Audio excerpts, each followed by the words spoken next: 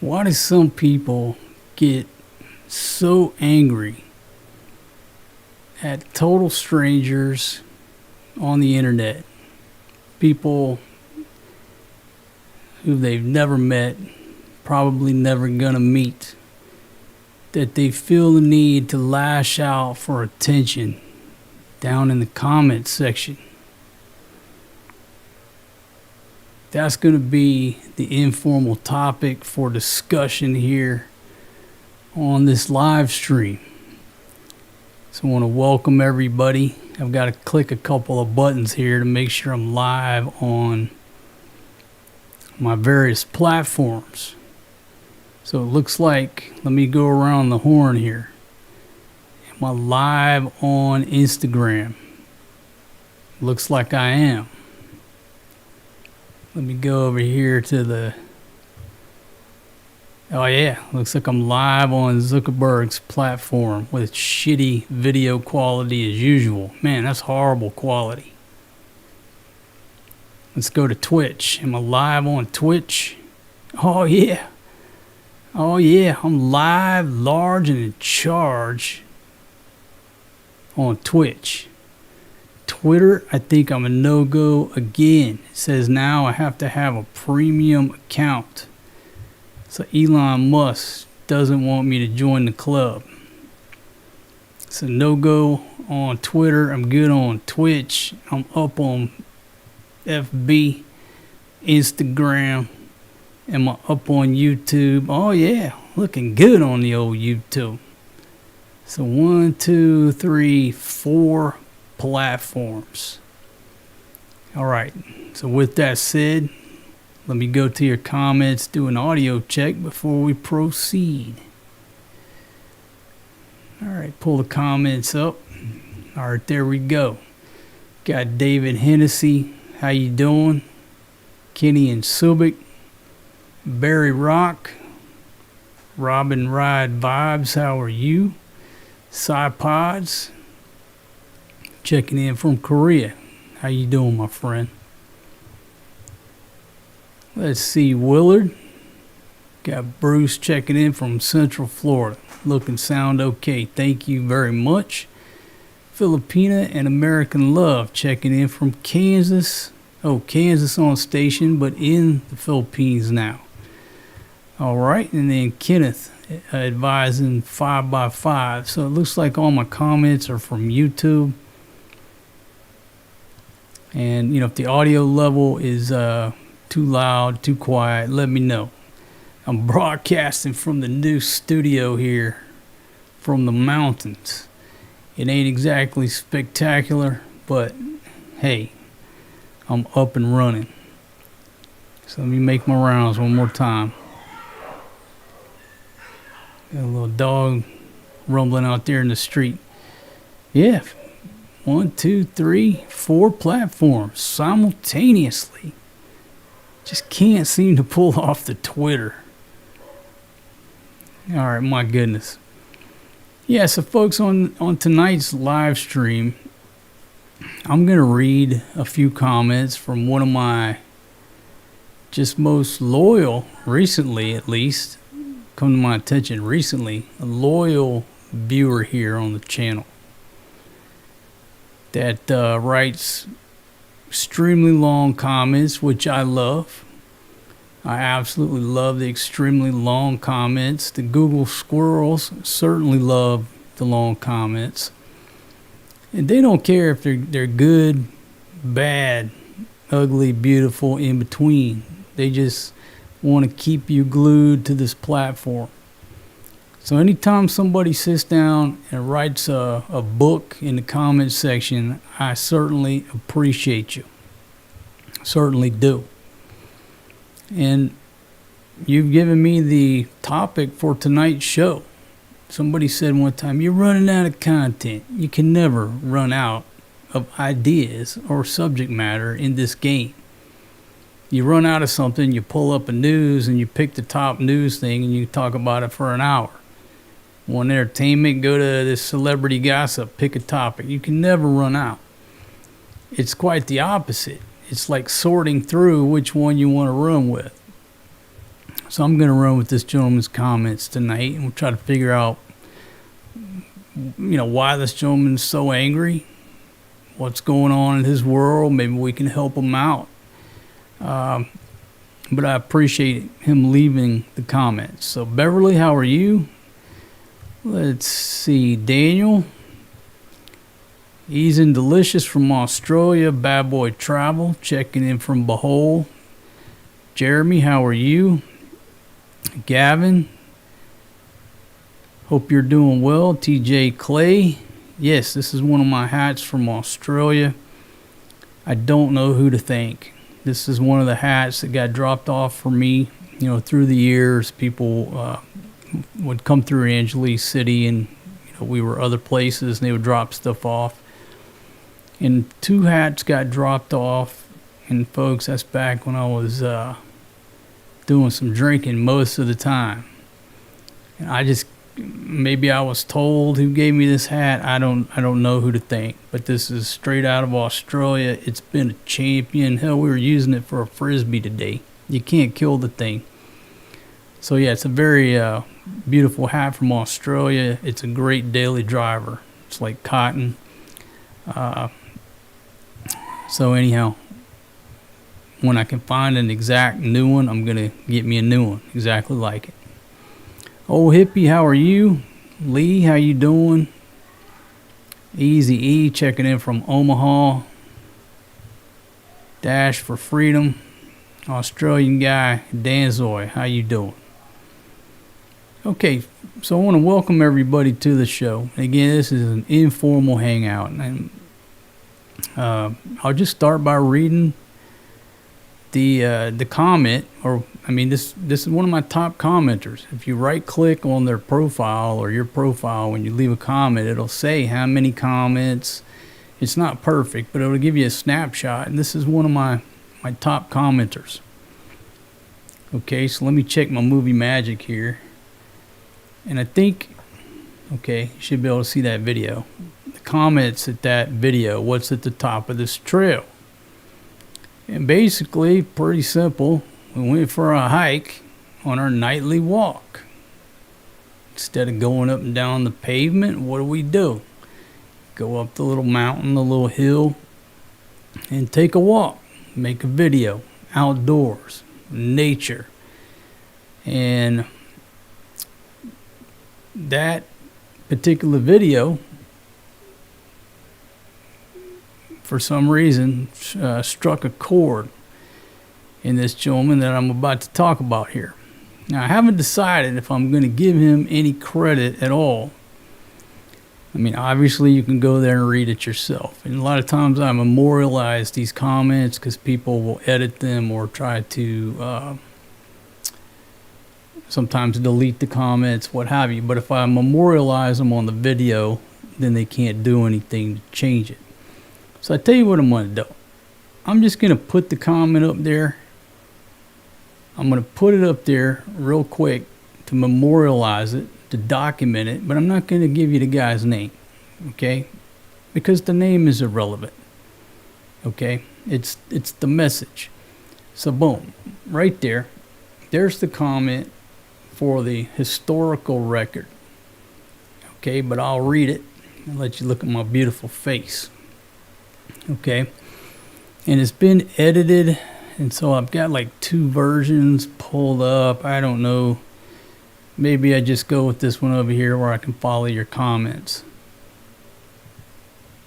Let me get your comments back up there, but here we go. Now again, we just took a nature walk. Took a nature walk in the woods, the hills, the mountains, near to the crib. But here we go. Another forced march up a ugly ass, dead, dried out, drought stricken, dirty ass hill for nothing but your ego. Talking about me. Because there's nothing else to do there where you moved to. And just to let y'all know, we live in the vicinity of the mountains in the vicinity of Subic Bay. Okay? Go on a map, you can look at Subic Bay. You got everything from Alongapo to Barrio Barreto, Subic Town. You got the bay. But according to this gentleman, there's nothing else to do there. Where you move to, plus no transportation either. Cheap ass, boring life for everyone. All for you, go yourself. Forcing a hike for Forest G up there is mean and boring bullshit to watch. Like most of your dictator documentaries of barbecues and dusty traffic, dodging dog shit alleyways, of oozing slimy trash-filled streets.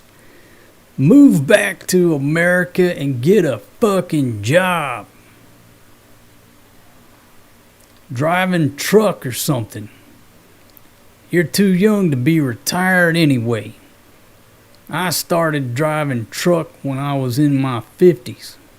Worked my ass off so her family could have a home in Iloilo with aircon, etc. Now I'm retired with a great Filipino wife still in nursing.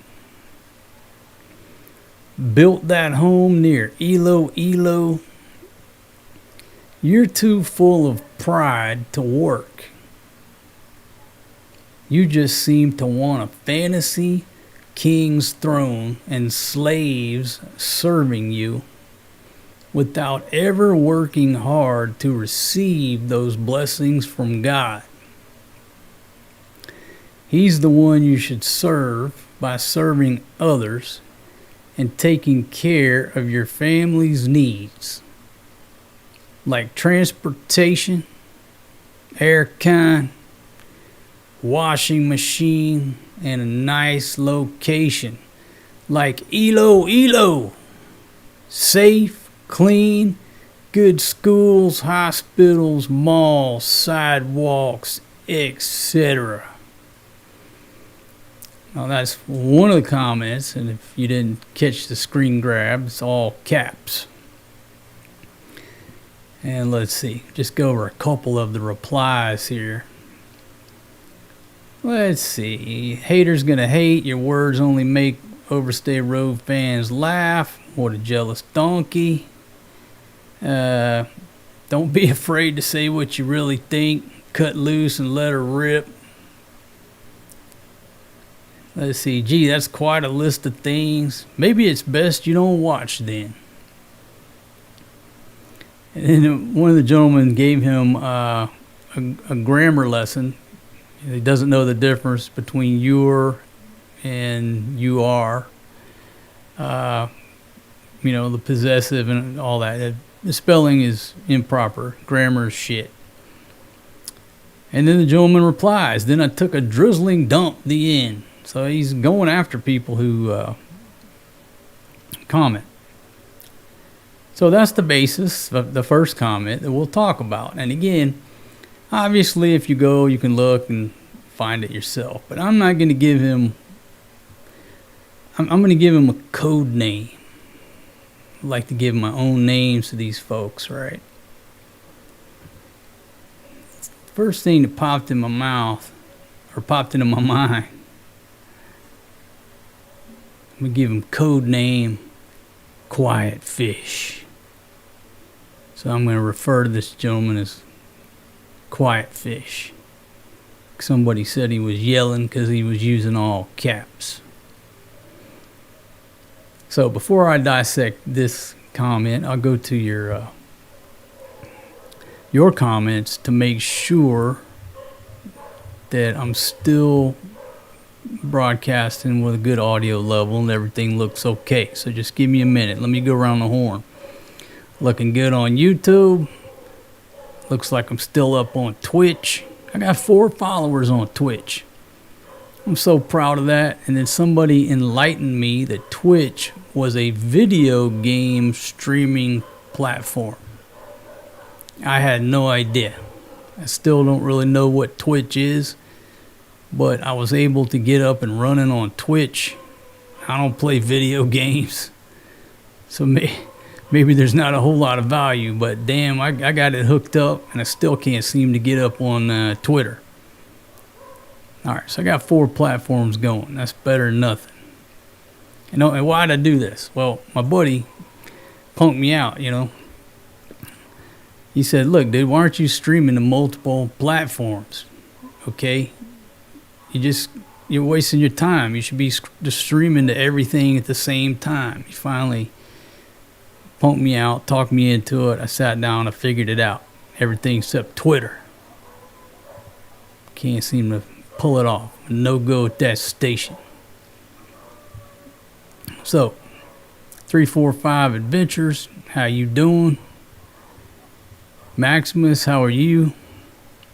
Expat Crap, Alabaster Smidge, how you doing? Osmoto, how you doing? See, you got Benny in the house, Radley, Jake. See, Alabaster Smidge is asking a question. No, I already covered that in the video. The answer is no. But people gonna believe what they want to believe. Cruise Missile, Dash for Freedom, William, how y'all doing? Thank y'all very much. Okay, so and there's Rich Buong too. How you doing? All right, so let's just break this comment down, right? Another forced march up an ugly ass, dead, dried out, drought stricken, dirty ass hill for nothing. Well, I don't think it was actually a forced march.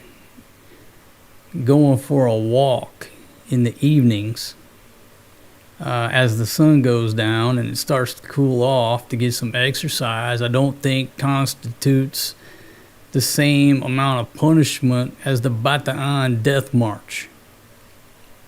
So, forced march. Ugly ass, dead, dried out. Well, you know what? Beauty's in the eye of the beholder. I happen to like mountains.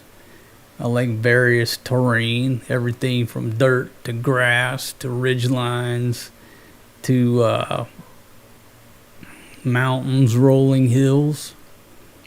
Alright, so you're entitled to your opinion. For nothing but my ego.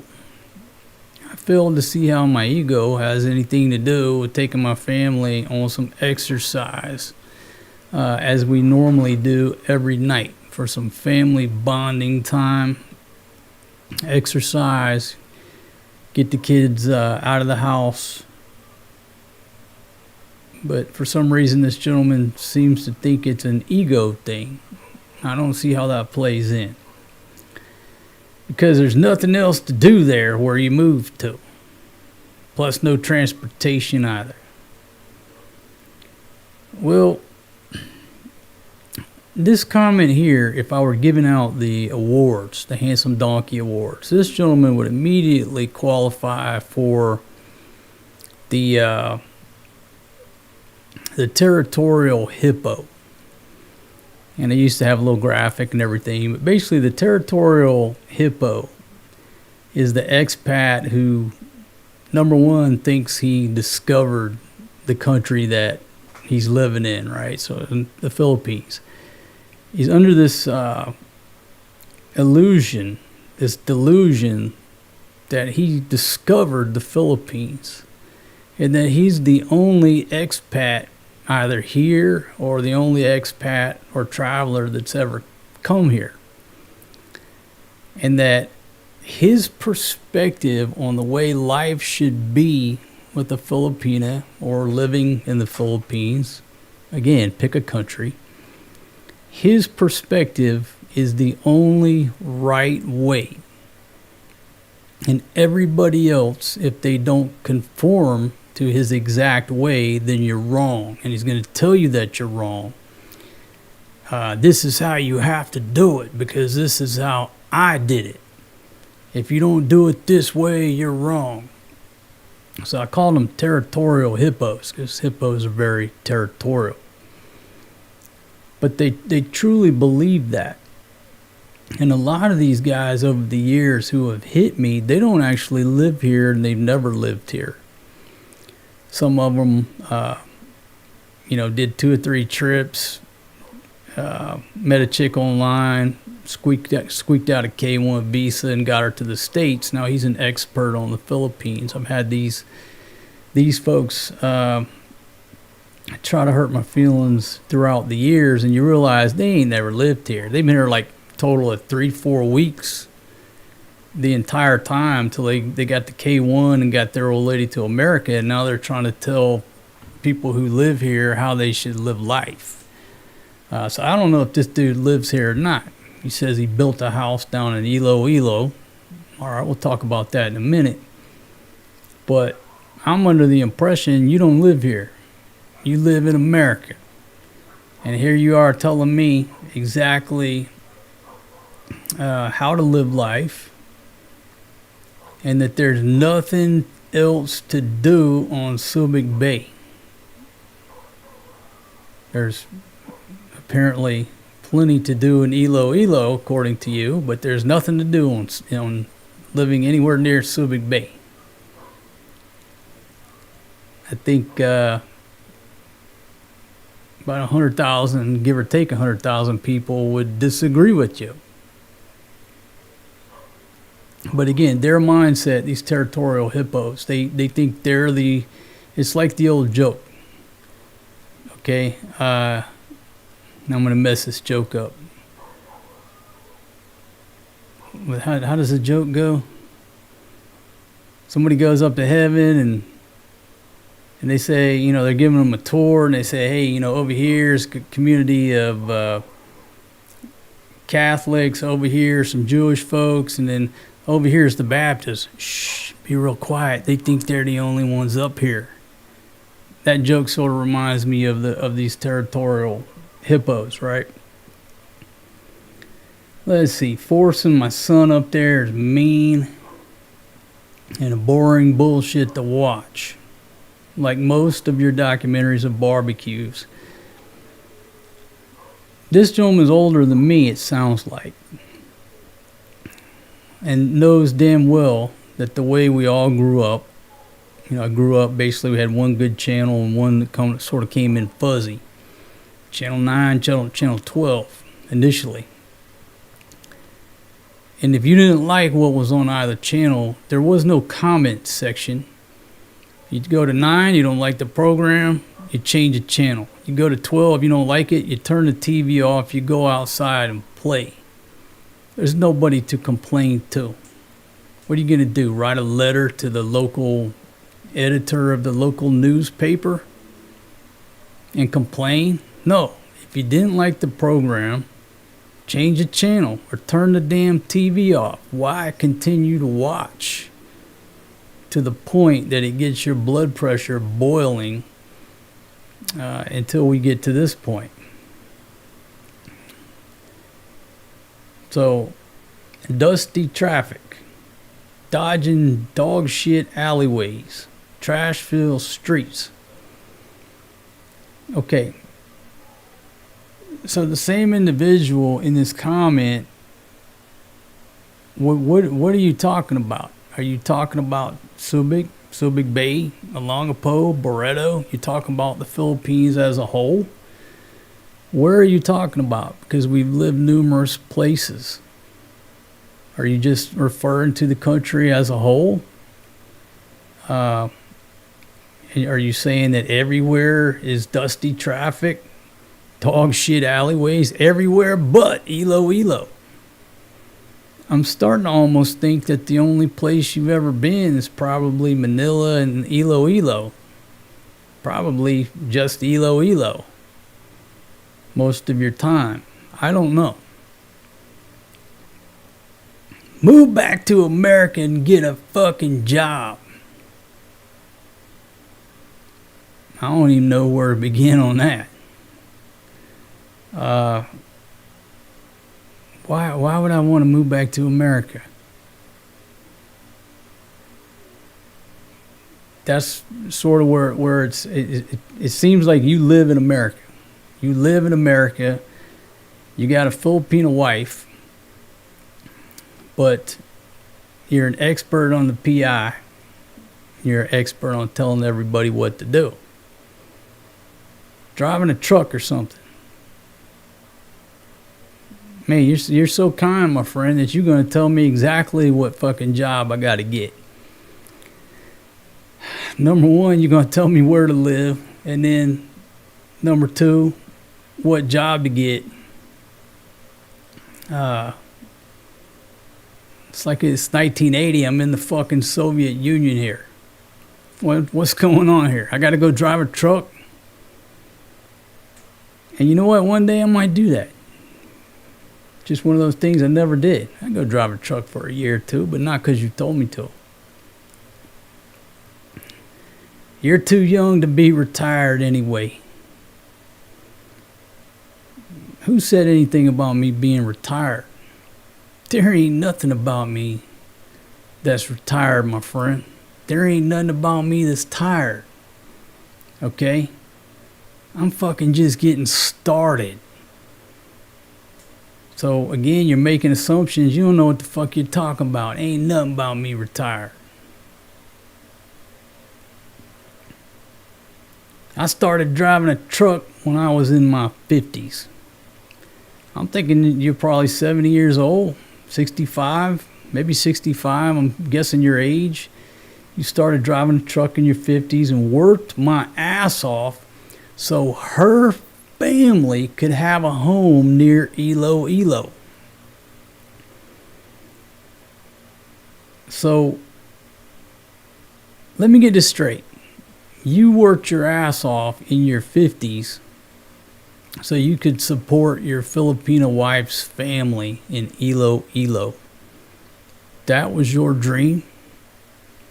That's your dream in life? If it is, it's not my place to tell you how to spend your money, but you're telling me where I gotta live. You're telling me for what fucking job I gotta do. But you worked your ass off. So why? So that was your dream, to build people on the other side of the globe a fucking house? Hey man, it's your dream. You're living your dream, but it seems like you're complaining about the fact that you had to work your ass off. But nobody forced you to fork out that money and build them a house. You did that on your own. So you're complaining about the fact that you had to build that house. You had to work your ass off in your 50s driving a truck so you could give that money away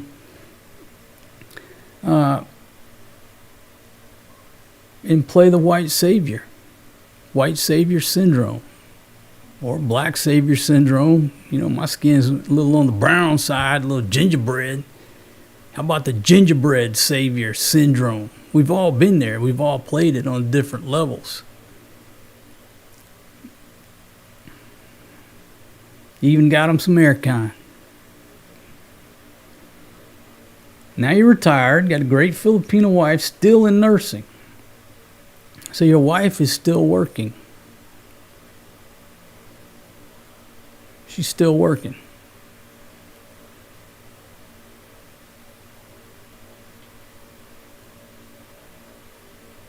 So blah, blah, blah, blah, blah. Need to take care of families' needs like transportation. And this is what leads me to believe that you've never lived here. You've never spent much time outside of America, because you think exactly like most Americans. And I'm not saying that's bad. I'm just saying, everybody in America, you got to have a car. I get it. I lived in America for 30-something years of my life. You got to have a car. My family don't understand how I can live life for 15 years without a damn car. They still don't understand it. I get that one. Americans don't understand it. Because in America, everybody's got to have a car. Well, let me educate you on something here. Quiet fish. Over here, I don't need a car. Thailand, I don't need a car. Cambodia, nowhere in Southeast Asia do I need a car. A car is a want, a luxury. It's a liability in so many ways. Not to mention the cost, the payment, the maintenance, which the maintenance is cheap here. Got to put fucking gas in the thing. But the main reason why I don't buy a car, well, one of the main reasons is if you hit somebody locally, there's about a 99.9% chance you're going to lose and you're going to fork out a ton of money. My buddy Don over in Thailand always said, and man, you I don't know if you're still among the living. I hope you are, brother, but he was getting pretty old last time I saw him. Don had lived in Southeast Asia for 30-something years, and he said, you never drive anything with a motor in Southeast Asia. That's the way that man lived for decades. Guess how much he had to pay out any locals in a traffic accident? Zero. Okay? I drove a car once in Thailand because I got pressured into it. It was one of those pride things. My old lady's sister's boyfriend brought a brand new car, wanted me to drive it. I'm like, man, I don't want to drive it. And he wanted me to drive it so bad, it got to the point of almost offending him if I didn't. I said, all right, man, I'll take it to the market and back. Got it to the market, nervous as shit, brand new car. Like, let's go. Just give this car back. Because I was violating my principle and Don's principles. I'm sitting at a red light. A car comes up, sideswipes me while I'm sitting still. Well, long story short, I ended up paying that guy 10,000 baht and thanking him. Why? Because that's the way shit's done. That's the one time I violated my own principle driving a car. It cost me 10K. I was sitting still. You don't need transportation here. It's a luxury. It's a want. Okay? Shout out to my friends. I met y'all tonight from the States. They're riding in one of them Bajaks. It's a Bajaj, but I say Bajak. One of them tuk-tuks, like you see in India. They're getting very popular here. Got my eye on one of those things. At some point, we might pick one up. Sort of violate my principle. But anyhow, they're too awesome.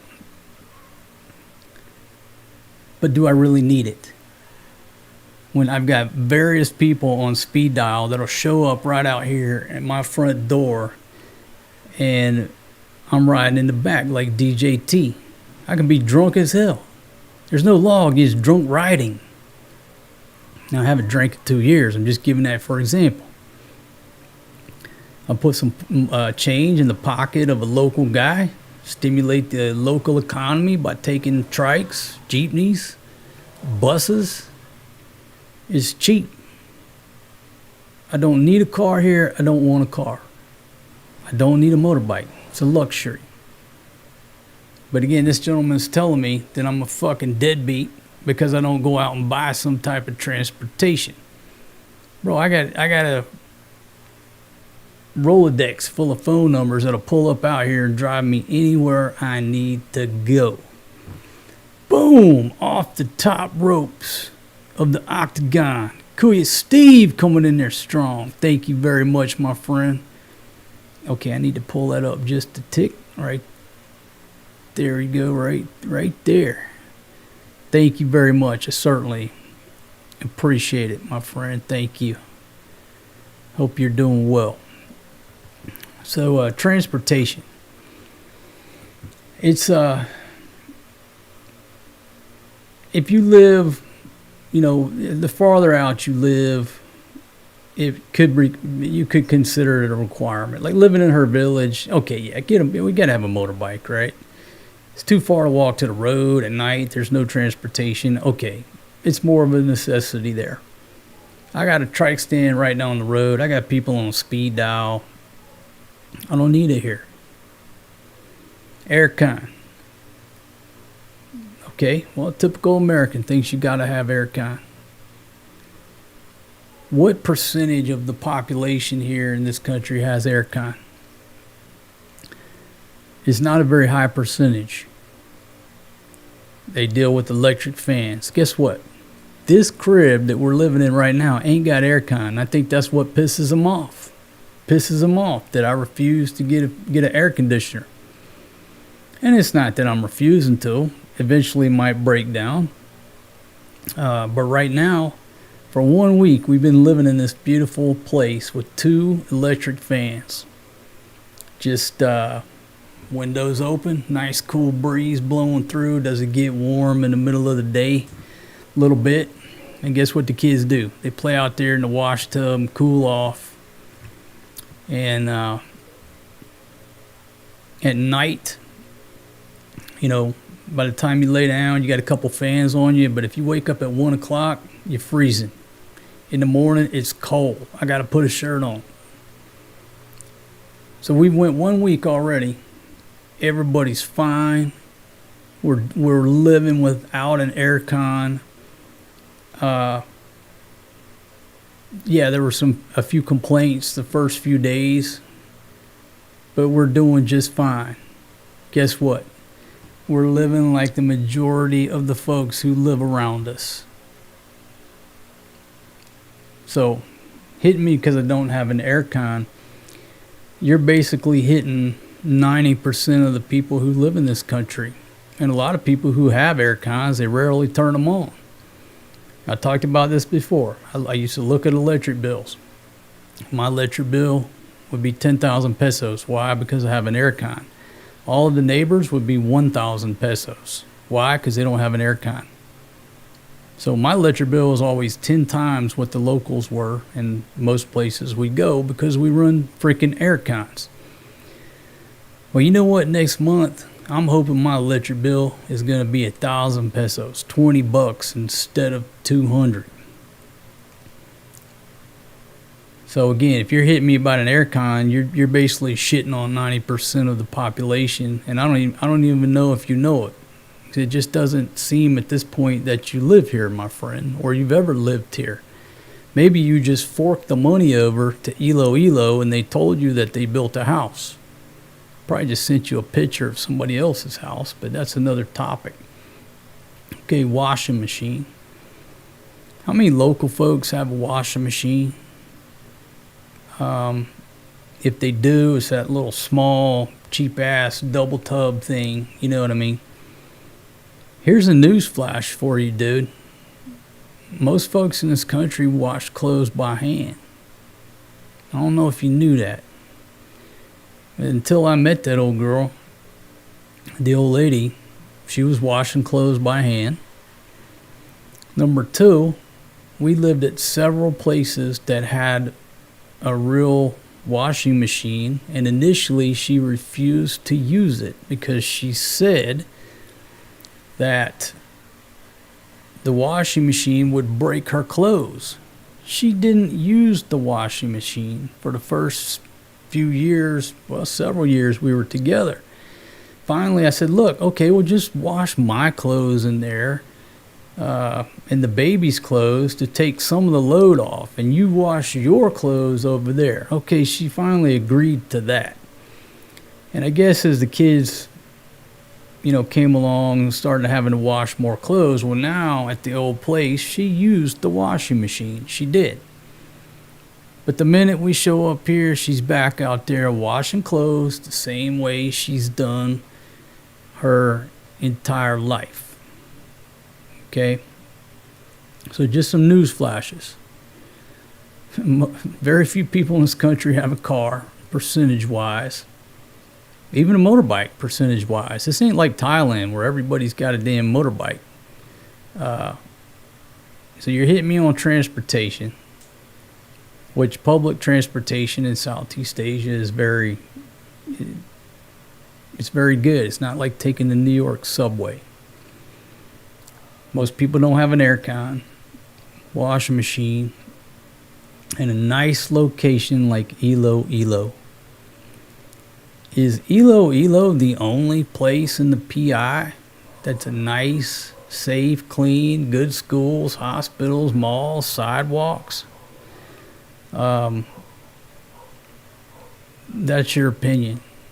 But then again, it just leads me to believe that you haven't traveled around the country much.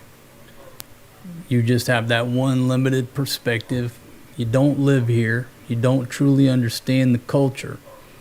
Yes, you're married to a Filipina, but just because you're married to a Filipina, you don't know anything about the culture.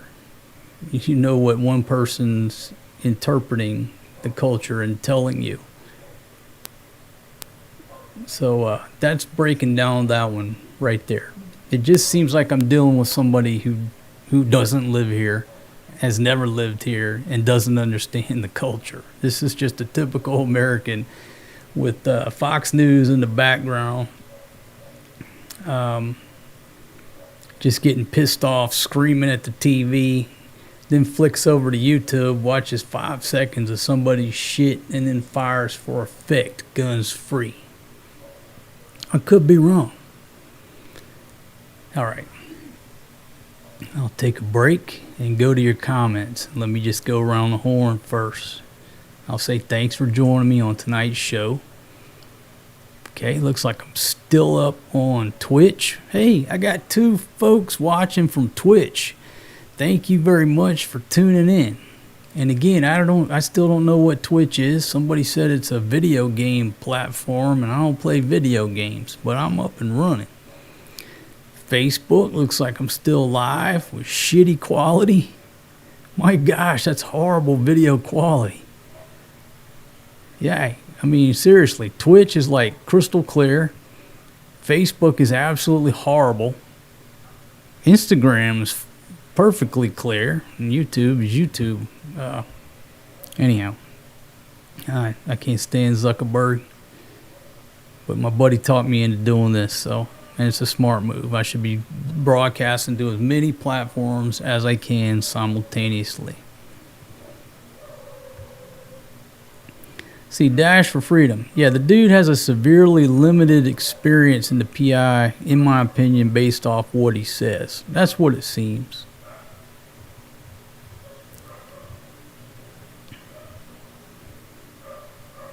Let's see, Pip Syndicate says, my wife won't use the washing machine half the time. She says she cleans it better. That's exactly what all of my past Filipino girlfriends and this one says as well. They clean it better by hand. It don't break their clothes. So yeah, initially, well, the ones in the past were never interested. I didn't stay with them long enough, I guess, to get them to try it out. This one's been with me long enough. She eventually tried it. And if she has a washer, she will use it. But she's out there going to work. No problem.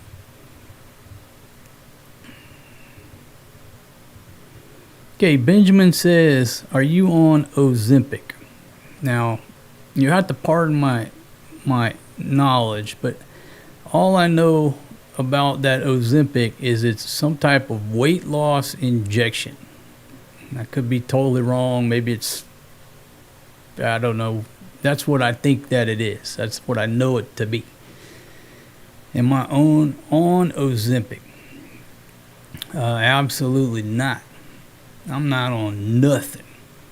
I don't take drugs. I don't take no prescription drugs, no vitamins, no supplements. No, nothing. So the answer is no, and I just barely know what that is.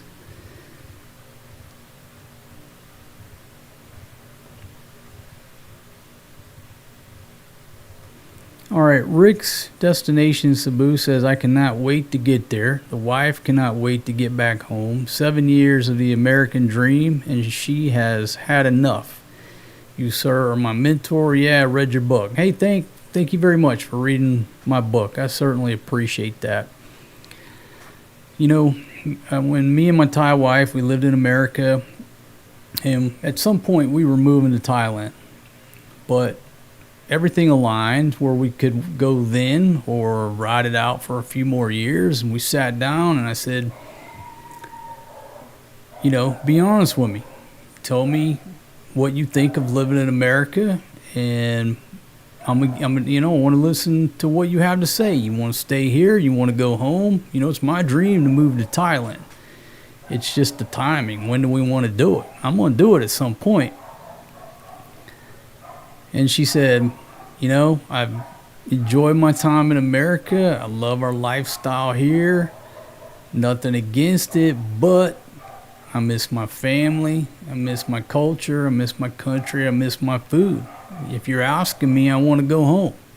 I said, done. Let's go. And that was sort of what I was waiting on.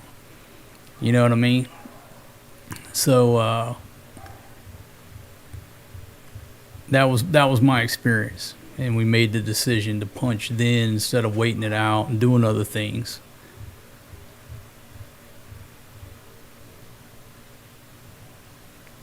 Let's see, Sandvin Explorer, how are you? Moving to an area closer to nature seems like a great idea, especially for kids who want to explore and do not love the big city life. So, yeah, what's wrong with that? What's wrong with being out in nature? We just lived a year in a, perfect little $1 million neighborhood. Nothing against it. Everything's wonderful. But what we figured out is that that's not us. That's not our lifestyle. We don't need a big house. They don't want a big house. It's too much to clean. It was just too structured. We're not suburb type people. And take it a step further, we're not city people. We're not suburb people. We're a little bit more of the beach type vibe. And that's not saying anything positive or negative. That's just our preference. So we're glad to be back to nature. Close proximity to the beach, the mountains, camping. Just more outdoor type things to do.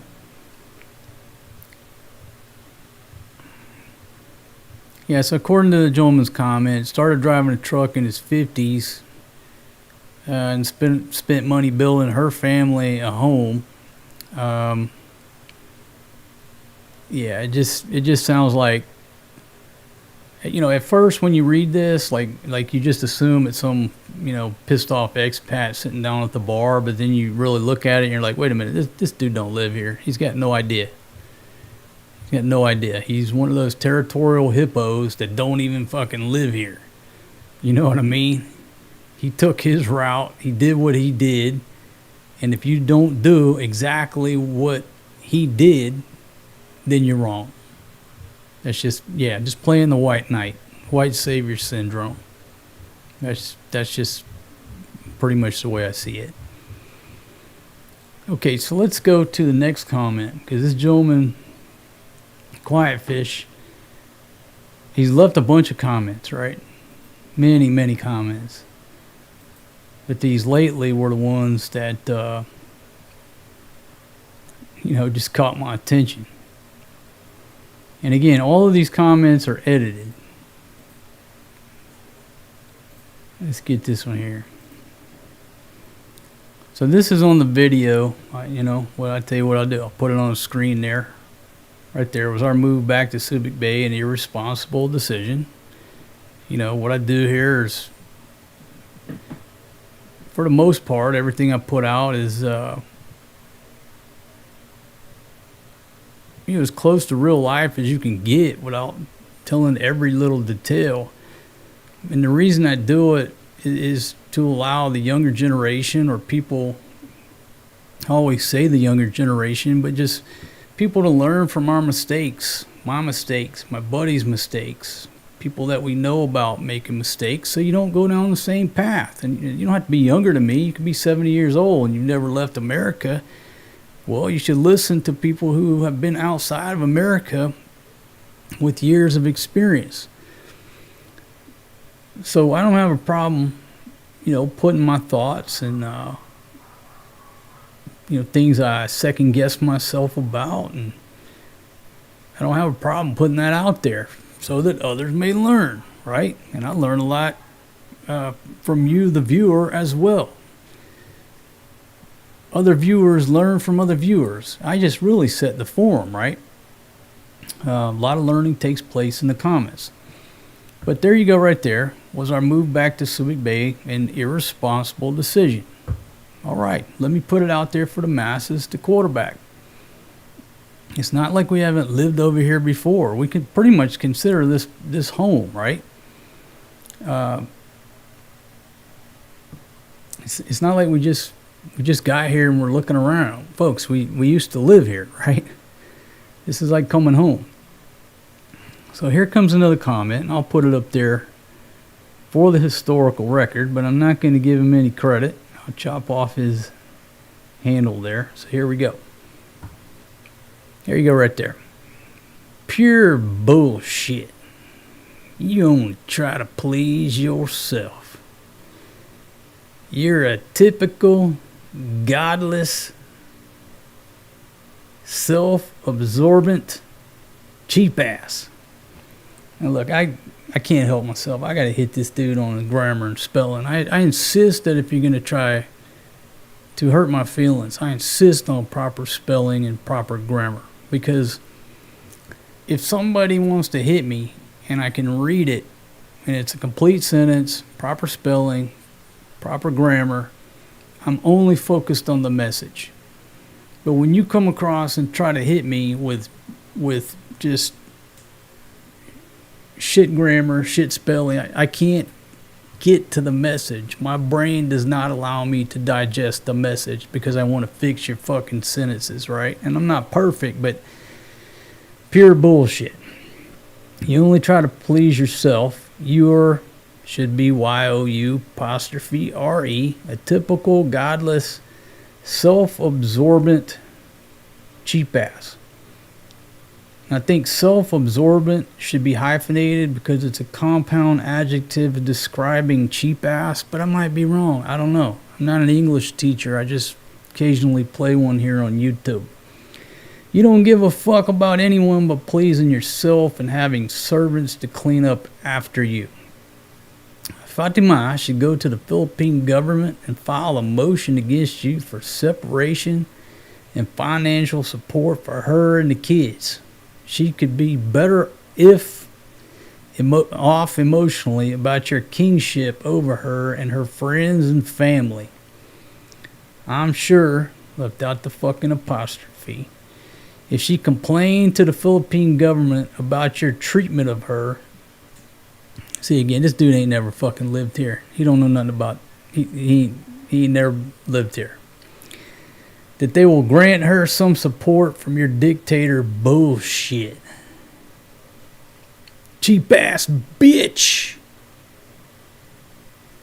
Cheap ass. Could it be one word? If not, it's definitely hyphenated because cheap ass is a compound adjective describing bitch, unless cheap ass is one word. This dude's angry. It goes back to the initial question of how do people get so angry at total strangers on the internet after they watch 5.2 seconds of their, look, I'm gonna use that word, content, their video, their show.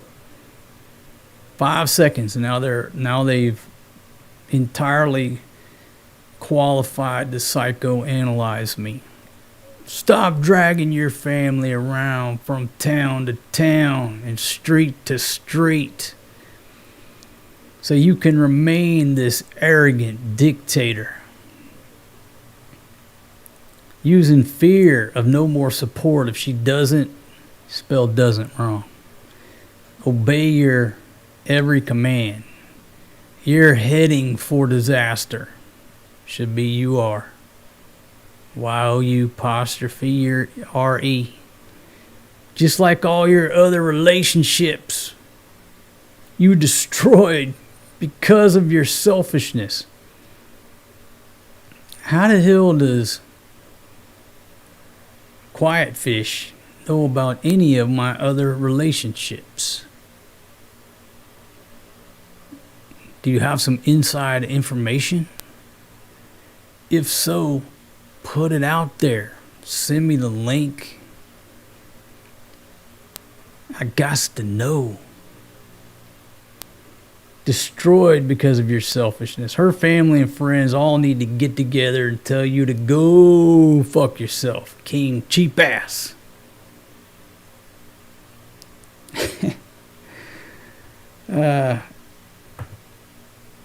So you want to start a YouTube channel. You want to start a YouTube channel. You want to get into the public realm of publishing, creating, and that can be anything. You want to write a book, you want to start a blog, you want to start a YouTube channel, you want to make a short film. This is part of the game. Now, you have to understand that this is part of the game. What am I supposed to do? Okay? I publish this show. I create these videos. I'm the man in the arena, not the marina. I'm the man in the arena, marred by dust. Everybody else is a spectator. Their job is to critique, to be critics. And you need everybody. You need everybody, from the people who love you, the people who tolerate you, people who don't care for you, and the people who despise you. This is the entertainment game, if you want to refer to it as a game. So the lesson here, just to pause for a second off topic, is if you're going to start a YouTube channel, which a lot of y'all have, you have to realize that this is part of it. This is a daily basis of something like this that you're going to have to deal with if you take the time to look at your comment section. It's just part of it. And how you deal with it, when it has an entertainment value, okay, I like to address it. If it has a learning point, I'll put it out there. I like to address it. If it's funny as hell, I'll put it out there. People love all that, the drama, right? But if you're the type that would read this and allow it to affect your blood pressure, or a tear starts coming down your cheek, well, maybe this isn't for you, because this is part of it. Just a side note there. Yeah, so the more I think about it, this dude, he knows nothing about this country. He's an American, angry at the world. And if he's doing this over here on my little slice of digital real estate,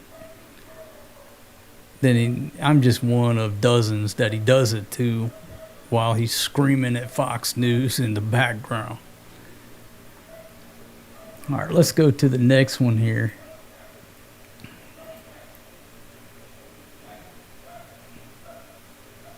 Let's see, I'll put this one up there too. And I'll cut off his screen name. He's still hung up on... Let me put it up there for the record. There we go, for the historical record. Such absolute Shangri-La moments of pure bliss. Bliss. Is that bliss? On the Deadweed Mountain, amongst the dried up foliage, skimmering up the steep, hot, sun-soaked trail. Sun-soaked should be hyphenated. Compound adjective describing the word trail, I think.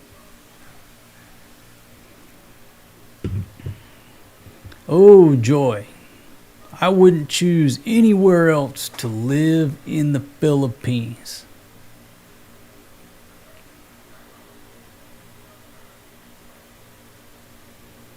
Again, busting me out because I'm living over here on Subic Bay. So if you're living anywhere near Subic Bay, this asshole or this gentleman is hitting you as well. Basically shitting on everybody that lives anywhere but fucking Ilo. You're wrong, because I fucking built a house for my wife's family in Iloilo. At least I sent the money over there, working in my 50s driving a damn truck. Who needs a white sandy beach or a nice shaded park and playgrounds? Nah, too easy. The beaches of Subic Bay ain't the Bahamas, okay? I concede to that. A short boat ride to some other places that I'm very familiar with, beautiful. Absolutely beautiful, and I'm the only sumbitch there. Okay? Nice shaded park. I got shade all around. There's a park right up here in town. Alright? Playgrounds, no problem. When you can take your family on another walk your way to the top, you can bake yourself on the sides of a dead weed mountain too. You can see just how much they love the dusty trail. I can't wait for the next adventure to Boracay. That will be a blast. I don't know. Bro, you ever been to Boracay? You know the word that everybody uses to describe Boracay? If you ask anybody in my realm that went down to Boracay, the word is overrated. Don't tell nobody that. Okay? It's highly overrated. I've had family and friends come into town. Hey man, go with us to Boracay. Nope, not interested. Y'all going down there. Have a great time. When you come back, you let me know how it went. You know what the fucking word to describe that place is? Overrated. So that tells me too, bro, you ain't never been here. You're reading fucking Condé Nast or whatever. Some magazine at your doctor's office. Top 10 places to retire. Number 1, Chiang Mai. Number 2, Boracay.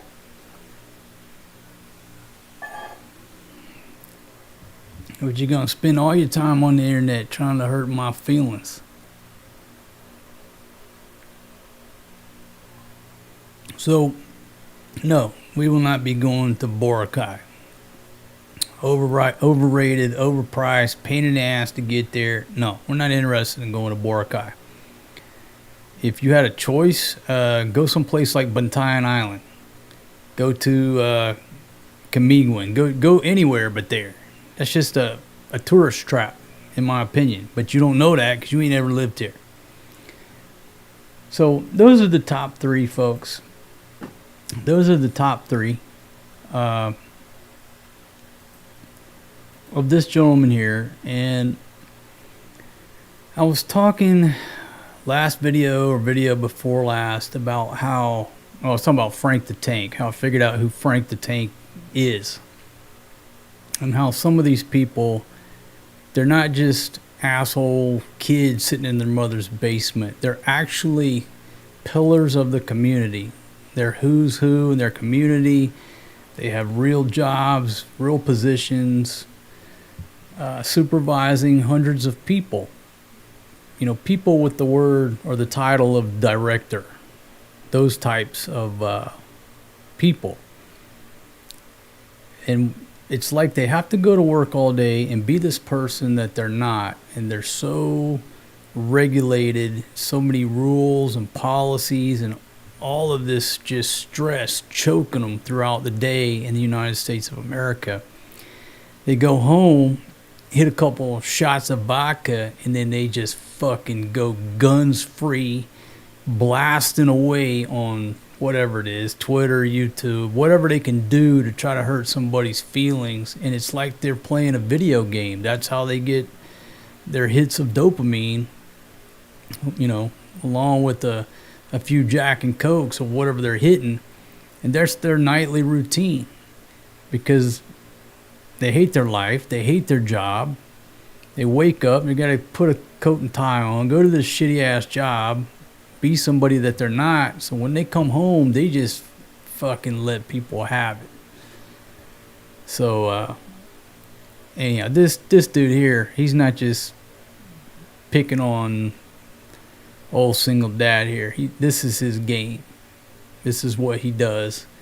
And if I had to psychoanalyze him, he's the type that's screaming at Fox News in the background while his poor wife comes in there and is just, shaking her head like,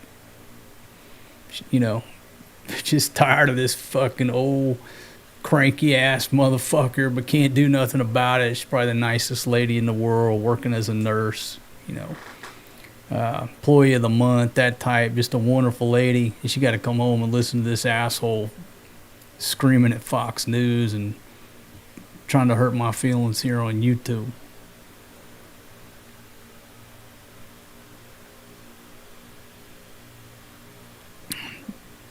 All right, so let me go to your comments and then I'll switch gears.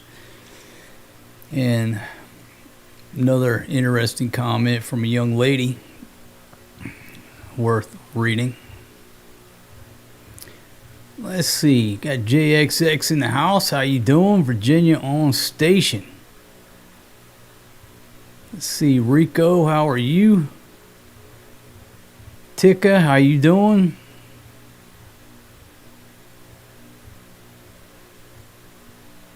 Yeah, if you want great beaches, just stay in the Bahamas.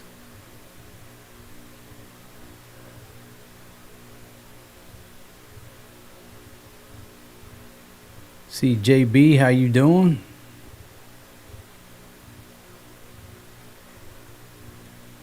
It sounds like you probably sent all that money, maybe never even seen the damn house. And they told them, a lot of guys send money and they tell you that they're building a house. Oh, look at our house. It's a picture of the neighbor's house. I'm not saying that's what happened. I don't know. Maybe the dude's been to the house. Doesn't sound like it.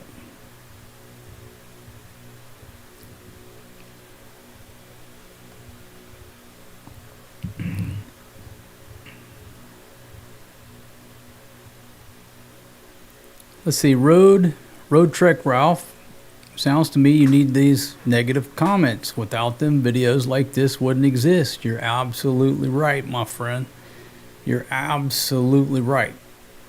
Again, at the beginning of the video, I got to thank this gentleman. I've got to thank this gentleman because he just gave me an hour or two of valid points to talk about, to discuss.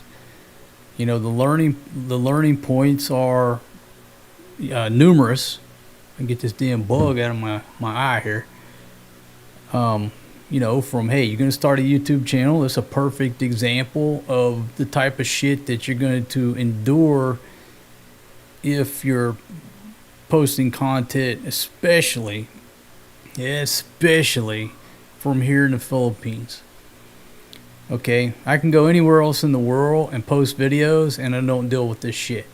Yes, there's trolls and stuff that pop up from time to time, but this is a magnet for folks like this. So if you can take it for what it's worth, but if you're going to get in this game, welcome to being in the public realm. And I've had people that I've met throughout the years that they started a YouTube channel, they started dealing with this, they didn't want to deal with the stress, they shut the channel down. I try to explain to them, hey, it's just part of the game. Don't fucking read it. If it really bothers you, block the motherfuckers. You don't got to see them again. I welcome this here. I welcome this. I eat this for breakfast. I don't know how long I've been live, but I've been talking about this one gentleman's work. This piece of work. It's an absolute masterpiece of a comment. And again, Quiet Fish, thank you very much for taking the time to try to hurt my feelings. Thank you very much. I certainly appreciate you. I mean, the only thing I can ask you to do is to double down on the emotion, the length of the comment. You fuck up the grammar even more, misspell every word, more cursing in there. You don't got to put the little pound and the money sign. Don't worry about that, bro. You're welcome here. If you're going to say you don't give a fuck, write the word fuck, F-U-C-K. All right? Even at the end, fuck yourself. Spell it properly. All right, I don't need to look at that pound sign and the money sign. You are welcome here. You have found a home. But the only thing I can ask you to do, my friend, is just double down. I got 2,400 videos on this channel. You can work 60, 70, 80 hours a week if you want and go back and hammer every video I got here. Because right now, you know, when I started doing these handsome donkey shows, most of the handsome donkeys headed for the hills. People are scared to hee-haw anymore because they know I'm doing the show. And if I memorialize it on a video, then you can't edit it and you can't delete it later on when you realize the error of your ways. So it scared people off, I think. Let's see, Abyss, how you doing? Mr. Pink, how are you? Tika, is the S magazine cover legit? You know, a lot of times in this game, we talk about Johnny Depp. I've talked about this before, but Johnny Depp said in the entertainment game, entertainment business, you never complain and you never explain. And it's just absolute genius. It's helped me navigate this game because there's no handbook for this. Based on what I had done in my life up until I started this little journey, everything's brand new to me. There's no handbook for this, right? Never complain and never explain. Now, those are words to live by, but I explain things if they have an entertainment value or a learning value, or if I want to. But the best policy is to go by what he said. Never complain, never explain. And then there was another one before I forget. It was recently, and I can't remember who said it. Was it? It was recently. They were talking about one actor gave them some advice, and the advice was some shit like, there's no crying on the yacht. And some of y'all may know who gave the advice. I can't remember who it was. It was somebody giving somebody advice. They were complaining or what have you, and he's like, hey, don't cry on the yacht. Anyhow. So the question, back to the question.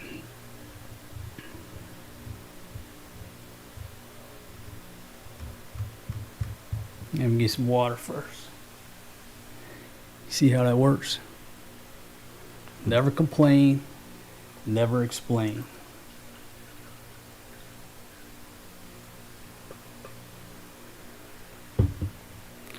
The other thing too, just talking about the entertainment game, it doesn't matter what you explain. People are going to believe what they want to believe. And if you were to explain something and it conflicts with what they've already said and put out there, they're not just going to apologize and roll over. They're just going to double down on their side of what they think the story is. And that's the entertainment business. So that's the answer to your question. That's right. There's no crying in baseball, and there's no crying on the yacht.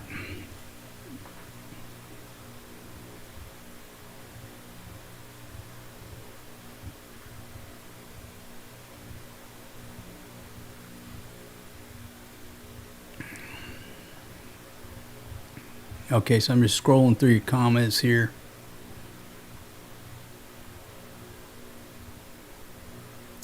Yeah, I'm very detached from the Western world. I don't care, but there's a lot of stuff that I just don't understand and don't know. a lot of times I'll say something and people says, I can't believe you said that. I'm like, what? What are you talking about? You can't say that no more. Why not? I've missed all that shit. I missed all those movements in America. I missed the past 15 years of movements and wokeness and bullshit. So I don't understand it. I wasn't there for that. So a lot of the stuff, I don't know what I can say, what I can't. I just fucking say I'm like a 15-year caveman. So what comes out of my mouth was acceptable 15 or 20 years ago. I guess a lot of shit these days ain't, but I don't know the difference.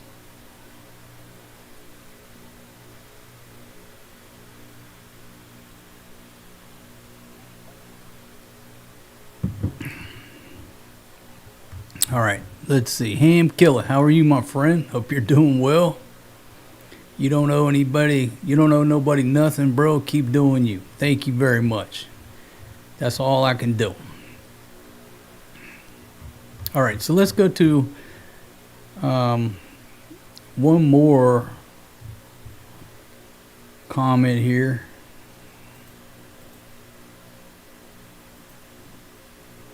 This is pretty funny here.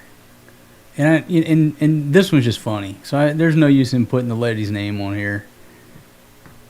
Make sure. All right. I'm just going to put it up there real quick for the record. Boom, there it is right there. I'm tired of watching your cheap ass video talking about the $1.50 per kilo of chicken wings. 2 pounds. 4 peoples will eat it. Imagine how you live in the U.S. with a smiley face emoji. There's a food stamp, you probably qualify. I can't stand cheap people. I can't stand cheap people. Now, I think she's a Filipina, but I'm not sure. Sounds like Filipina living in America. I can't stand cheap people. You know,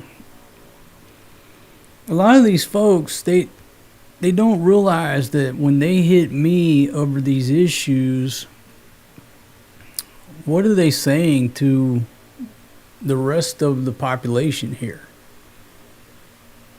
They don't even realize that they're sort of insulting the majority of the folks here when they hit us up on stuff, you know, calling us cheap. I can't stand cheap people. Why? Because we went to the market.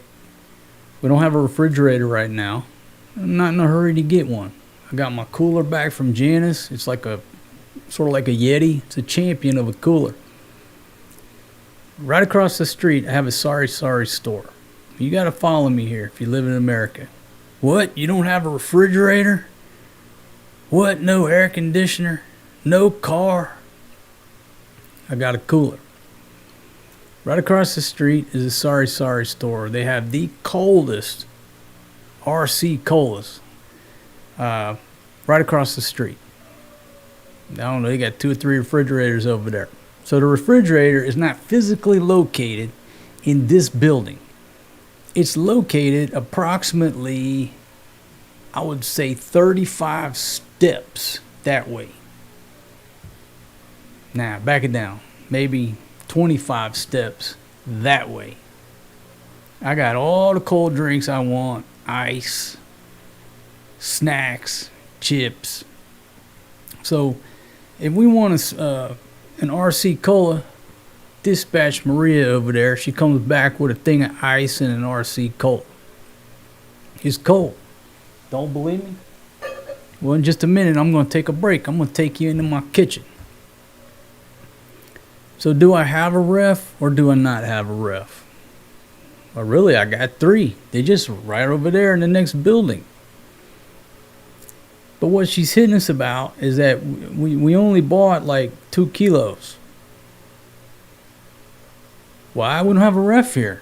We just bought enough. We come back, we put some stuff on the barbecue grill. We got enough for tomorrow. What's the big deal? Then it gives me an excuse to go back to the market. I can't stand cheap people, she says. And again, I think she's an older Filipina, it looks like. I'm just speculating like Ron Burgundy. And she doesn't realize that she's talking bad about the majority of the population. Most folks in Southeast Asia, not everybody, but a lot of people go to the market on a daily basis. They pick up what they need for that day. Why? They don't have a refrigerator. They don't have the money to go out and be doomsday preppers. It's a daily basis. So we went there and bought 2 kilos of chicken. And now she can't stand cheap people. And she doesn't even realize she's talking about the majority of the population. They don't get it. It's okay to hit me, but inadvertently, they're referring to everybody else as well. And that's pretty shitty. Boom! Kuya Steve coming down. Let's see. Gonna hate the great chicken feet eating competition. Yeah, we got to work on getting that plan. Got to set up the logistics. If you're just joining us, folks, we're going to have a chicken feet eating contest. So far, I've got 3 main contestants. In this corner, I got Big Pumpkin. In this corner, I got Janice. In this corner, I got my man John Paul. So I got 3 pretty good chicken feet competitors that are going to compete in the event. But I got to work it out. The logistics, how it's going to go down, the judging. We're going to do it by weight. There's some logistical issues to the chicken feet eating contest. I want to make it fair. I want to put some cash prizes on there. But anyhow, that's the other comment right there. Can't stand cheap people.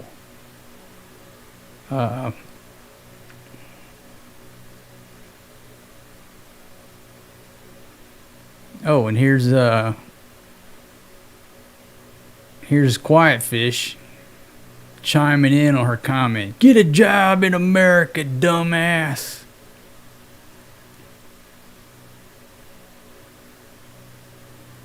Old Hippie says, how do you think he survived so many years in the PI by not getting scammed? Acting cheap will avoid scammers and moochers. So I want to thank her very much for her comment as well.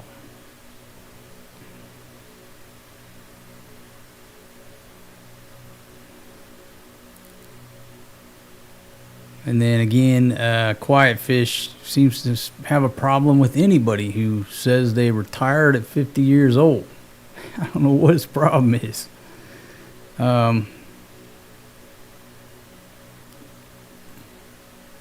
Anyhow. Okay. So let me go back to your comments.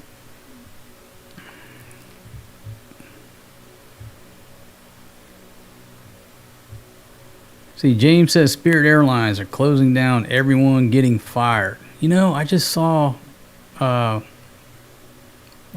title of an article about that. About a flight, the last flight or something. Well, it's air traffic. I like to listen to that air traffic on those channels.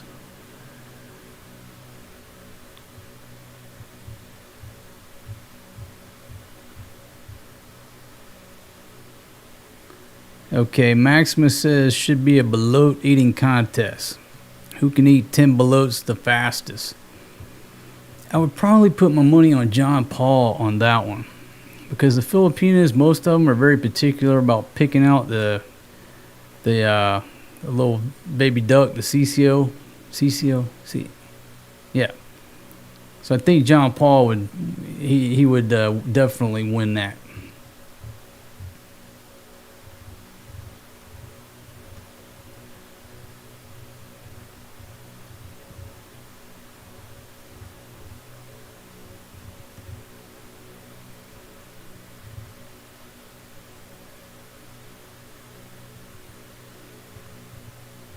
Okay, so it looks like y'all still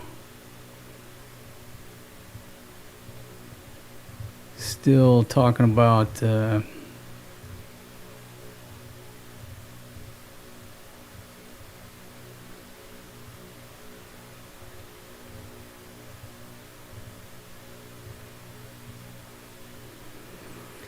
okay, so America has a lot of good free help for your son, which he needs now. Check it out if you care about your son. You are American, not a Filipino. Use your benefits of being American.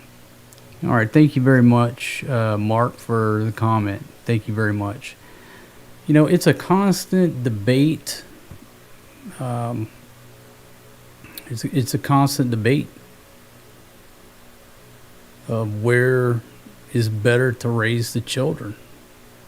Here versus America. I'm not the only one that has this struggle. I get messages all the time. We talk about this in live streams and comments, and it's like a divided, right? It used to be right down the middle, and now more people lean towards hell no, don't come back to America. But when I first started and opened that issue up for debate, not just on Forrest G's autism, but just where is a better place to raise the children, here versus the United States. And in the early days, it was split right down the middle. I thought it would be one-sided, but it wasn't. 50% of the people said it's better to raise them here. 50% said hell no, it's better to raise them in America. But as the years have progressed, it seems that more and more people are leaning on hell no, keep them there, don't bring them over here, it's too screwed up. But there is a lot of benefits over there. Okay, there is. But again, it's a constant battle. That's just one element of many. And even just moving here over to Subic, you got to weigh out all of the factors and all of the options and make the best decision. But is coming back to America really the best decision? Got to work 60, 80 hours a week? Just to what?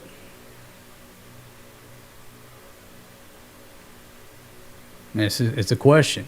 But like, you know, recently my buddy Edwin, shout out to you, man, it's in San Diego.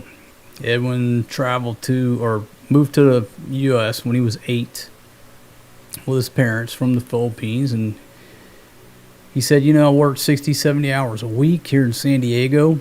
I cannot even afford a 1-bedroom apartment. I can never buy a house here. So what kind of life do I have here in San Diego? It's not the American dream.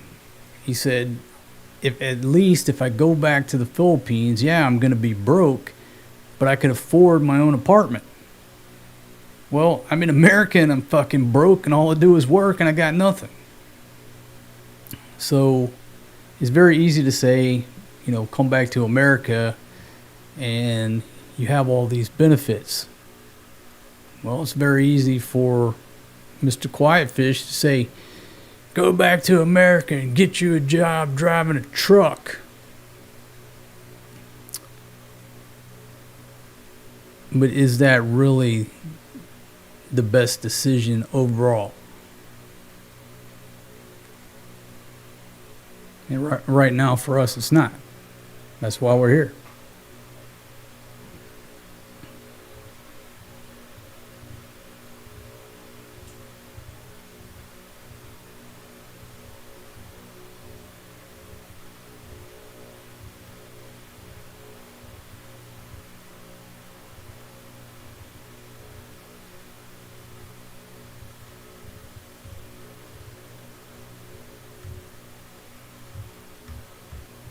Okay, back to your comments here. All right, Diana says you raising him is the best, no matter where on this globe you choose. Thank you very much. You know, living this lifestyle, I spend pretty much 24 hours a day with my kids unless they're in class. And just truly blessed to be able to do that. Versus what would life look like in the States? Pretty much be like Edwin. 60, 70 hours a week, 2-3 jobs, which I'm not scared of working. Don't scare me at all. I'm a redneck from the backwoods of Mississippi. All right. Poor people are used to hard work. But then how often do you see your kids? Pretty much never.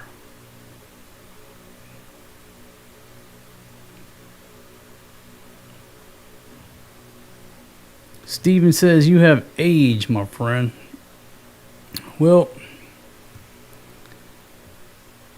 yeah, we're all aging.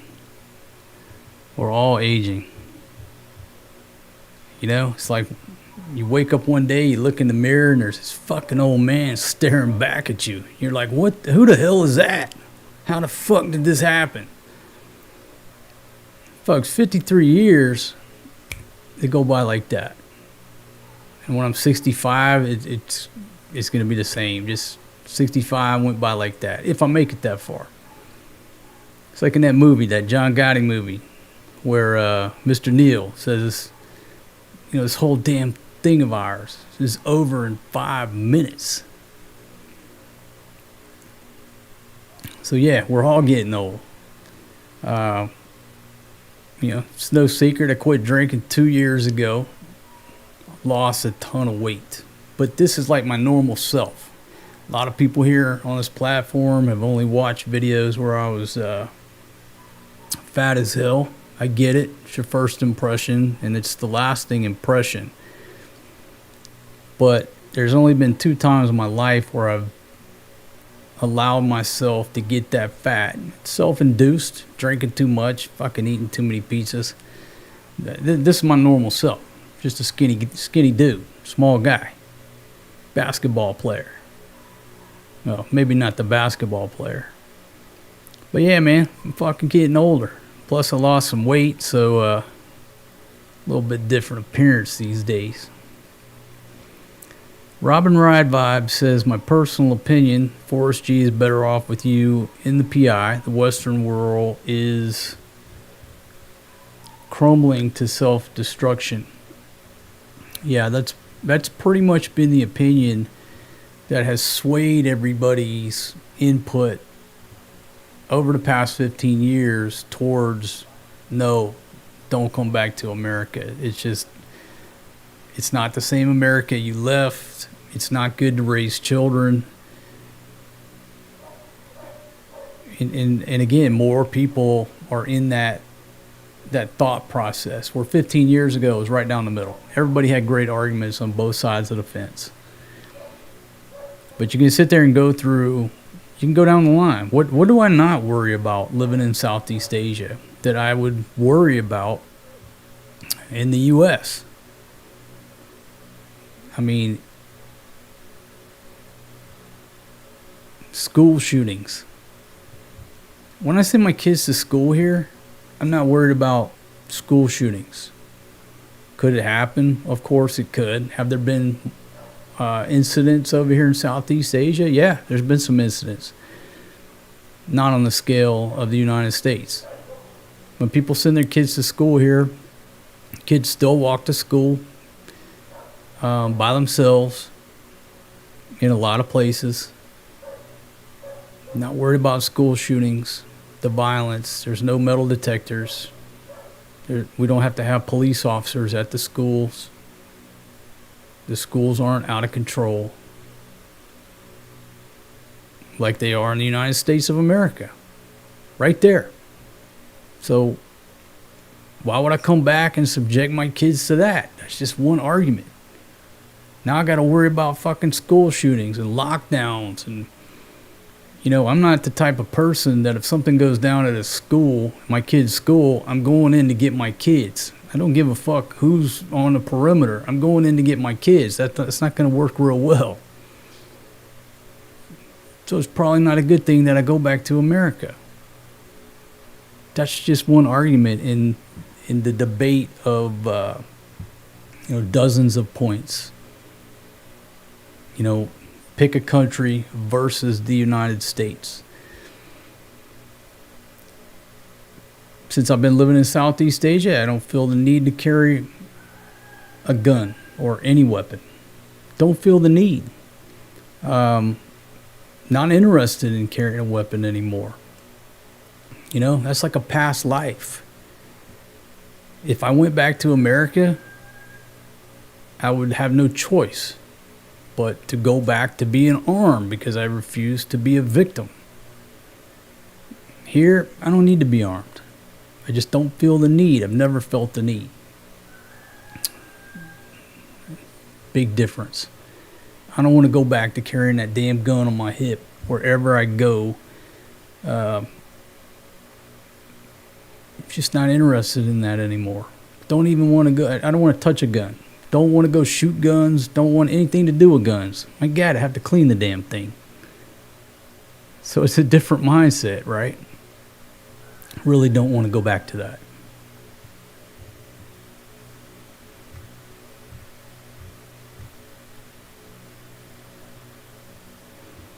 Let's see. KC still hooking and jabbing. Just keep it up, my friend.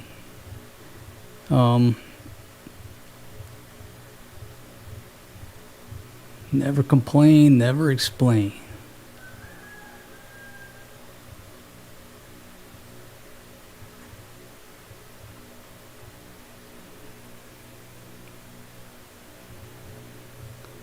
See, Tika says, so disappointing to find out the whole bio is a lie.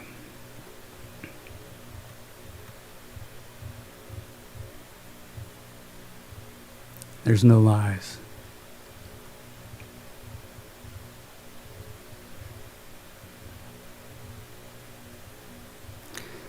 Okay, stateside, you have to be careful of your kids being indoctrinated by the school system.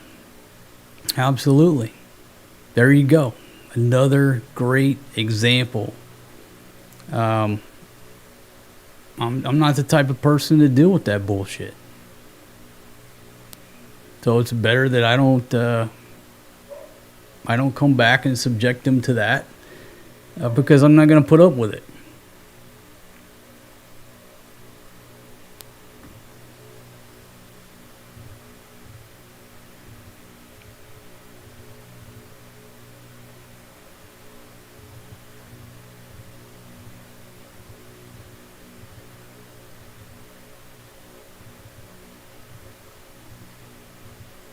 Let's see, y'all talking about the volcano that erupted.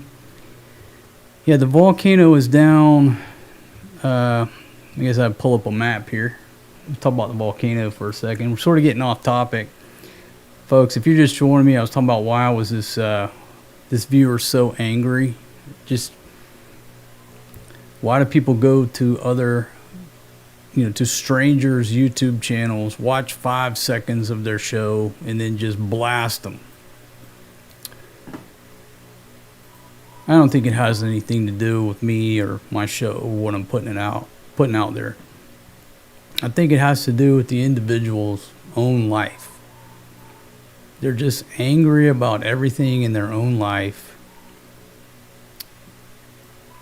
And I'm not the only one that they do this shit to. They do it to... It's their game. It's what they do. Instead of playing a video game, they just blast out hatred to whoever and anybody they can to try to get some type of emotional response. They're just crying out for attention, begging for attention. Okay, so let's see if I can pull up the Mayan volcano.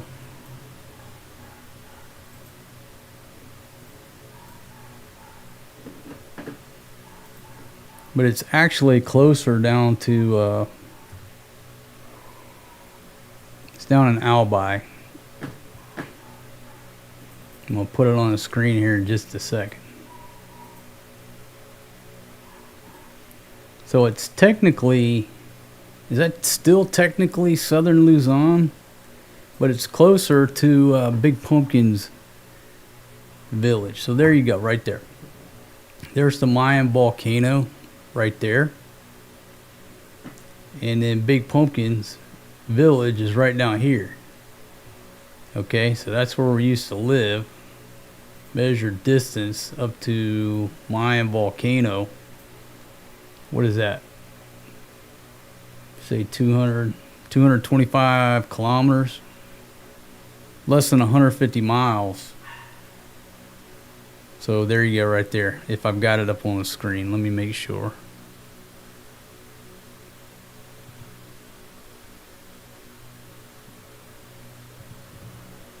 Yeah, looks like it's up on the screen. So yeah, so total distance about 225 clicks from her village. Less than 150 miles. And then where we're at, we are way up here on Subic Bay. So there you go right there. The volcano is actually closer to her village down in Cebu than it is to where we're at. So if y'all saw the videos of it cooking off here recently, now you know where it's at.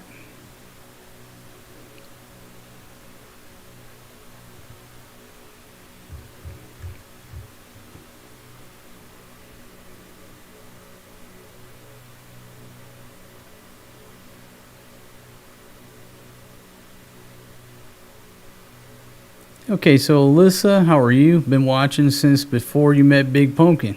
Thank you very much. The move to the mountains is great, but imagine if you had an acre or two of land, grow your own food. Imagine the daily content, the kids would love it. Yeah, we got a little flower garden out back. Man, it's probably like what was it, about 1 foot by maybe 6 feet. Big Pumpkin is supposed to plant some tomatoes in there. Well, I told her to plant some tomatoes, but the sun comes up in the morning, it just bakes that whole area. Beautiful soil. So we'll see if she takes any action. We'll see. But so far, I haven't seen a lot of farming enthusiasm out of Big Pumpkin. While we were down there, Grandma's working her farm and her cornfield and all that stuff down there. I didn't exactly see Big Pumpkin too energetic about getting engaged with the farming operation. She went down there long enough to participate in some type of eating operation, but not much on farming. For example, one video, she's over there in a peanut patch and everybody's picking peanuts, and she's over there by the sack eating the peanuts. So I don't think, I'm just not too sure that farming is her specialty. If you want me to be straight up about it.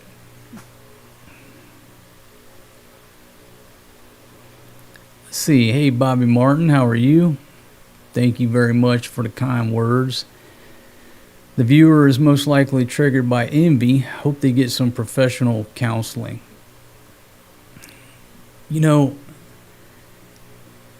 That's a good. It's a good point. This gentleman. I'm just one little slice of the internet that this gentleman does this stuff too, and I would imagine that when his wife comes in from a long shift as a nurse, I'm just speculating like Ron Burgundy, he's sitting there cussing at the Fox News in the background. And she's probably just the nicest lady and very passive about it, but secretly wishes that he would shut the up and not be so crazy. So I really feel sorry for her. If this is really who he is, or, maybe he's just joking. Maybe this is a bot. Who knows these days? But if this is a real person, just in the brief time we've had to psychoanalyze the gentleman, I feel sorry for his wife. She's working all day trying to help people on her feet all day, and then comes home and has to deal with this craziness. If this is real life, which is purely speculation. Ain't nothing real on the internet, comma, homie, period.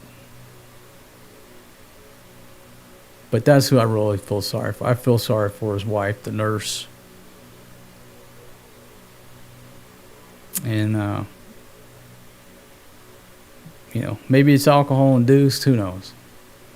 But in a lot of these cases, they hit you crazy about the same time, and then you start looking at the time, and you're like, this dude comes home from work, starts hitting the fucking juice, blasting out the hatred and the craziness and the misspelled words all about the same time.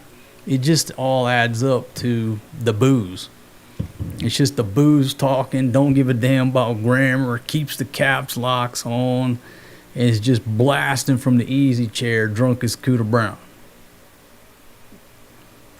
Don't know if it's in this case, but it seems that way in many cases. Boom! Robin Holt off the top ropes. Unless United cancels my flight, I'll touch down in Manila on May 12th. All right. Well, I hope you have a wonderful flight. Safe trip. Let's see. Today's the 3rd over here. Sunday night, the 3rd. And just sort of talk about what has what I've seen lately is, when the gas price was over 100 pesos, at least in Angeles City, things got very quiet on the streets. Nobody coming in the neighborhood during the day. The traffic was very light. And then when we went back out and they had dropped it below 100 pesos, still 90-something pesos, but it was like everybody was out. It was like that psychological barrier. Oh, man, it's below 100. Let me go out and fill up the tank and finish my business, get some business accomplished. It was like back to normal. And I was talking to my buddy tonight, and he said, man, there's nothing but traffic over here. Seems like normal. And then I read an article where it's supposed to tick up a couple pesos this week, something like that. Not too significant, but it is going up a little bit. But I think it's that 100 pesos, it's like a psychological barrier. As long as it stays below 100, people will go out. Over 100, people are, being extremely conservative. But knock on wood, everything over here now is good. Life is good at the moment. Subject to change at any moment, but right now everything's good to go.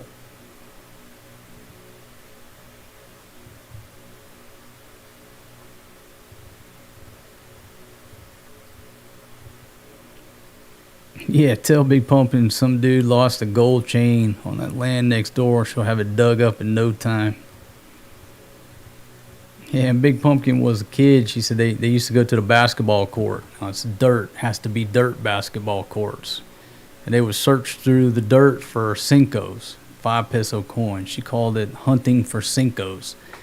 The Cougars are playing basketball. They got them loose or them basketball shorts on, and the coins fall out of their pockets. So after a game, she and her crew would go over there and comb through the dirt hunting for Cincos. And they would try to find coins. So it was so cute because Maria wanted her to teach her how to do it, but we were at the basketball court that was concrete. She's like, you can't do it on concrete. They'll see the coin and pick it up. You got to do it in the dirt where they can't find it. Anyhow. See, G-Man, how are you? Robert, get some sleep. Thanks for joining us. So let me go over here to Super Chats. All right. I think I put them all up on the screen there. 91 thumbs up, 2 thumbs down. Appreciate the 93. And folks, if you don't mind, if you can, give me the thumbs up, thumbs down. But either way, push one of them buttons because it helps out with the Google squirrels. I certainly appreciate you. Yeah, and Alyssa, talking about the acre or two of land. Okay, yeah, at some point somewhere we're going to settle down. At some point somewhere. Does it mean it's going to be in this country? I can't say that right now. If I'm 75 years old, well, there'd be probably a good chance, it'll be somewhere here. But,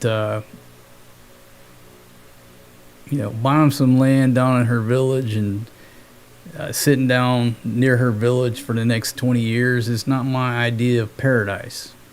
It's not my vision. It's like I told her today, if I was 70, it might be my vision, but right now it's not my vision.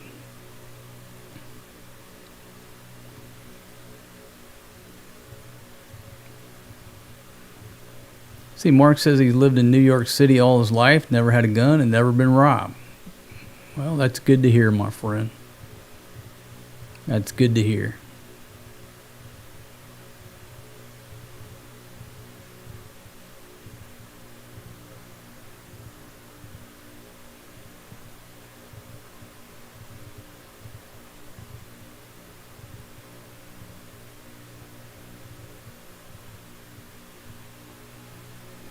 Big Pumpkin needs a chicken farm that she can manage.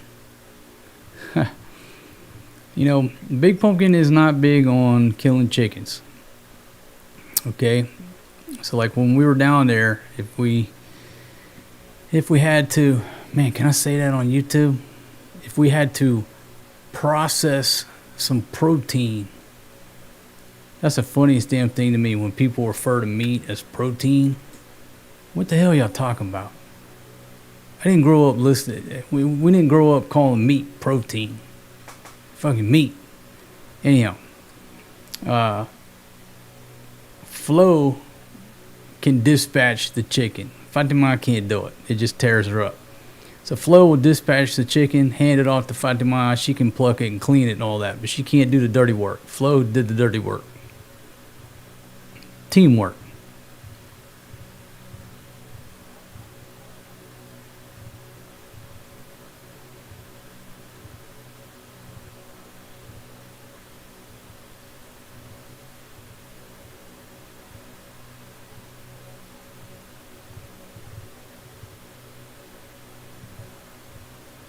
I see Peace for Humanity. Not all nurses in the U.S. make good money. Majority of them are still in debt in many ways.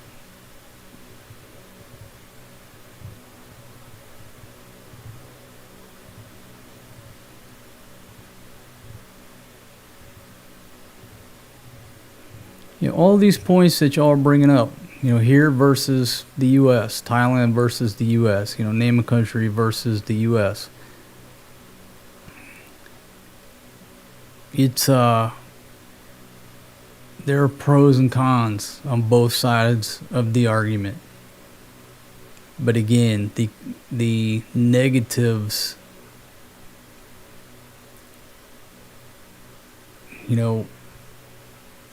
it's just getting harder and harder to say that America is the better option.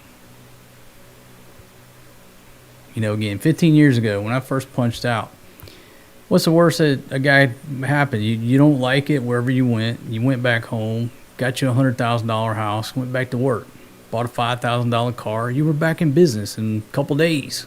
I'd say 30 days, It wasn't that big of a deal. Now it's a huge deal for anybody to go back to the U.S. How are you going to afford a house? How are you going to afford a car? My gosh, the price of those two items that you have to have pretty much to live in America. How can anybody... It's not easy like it used to be. So it's very easy for this gentleman in the comments to hit me and say, move back to America and drive a truck. Okay, that's pretty easy to say. And that actually is a good option. If I wanted to go back there, leave everybody here, drive a truck for a year, and put some cash in my pocket, well, that's a great idea. Okay, wonderful idea. Thank you very much, Quiet Fish, for that idea. Not that it was your idea, but that would make sense for anybody. You know, if you have the ability and can drive a damn truck, go over there and drive a truck for 6 months. A lot of dudes here are in contracting. They go sit in the desert for 6 months, and they come over here for 6 months. They got a 50-50 plan. You can do the same thing driving a truck. It's a whole lot different when you move your whole crew over there and you don't have a house to go back to. These days, it's not as easy.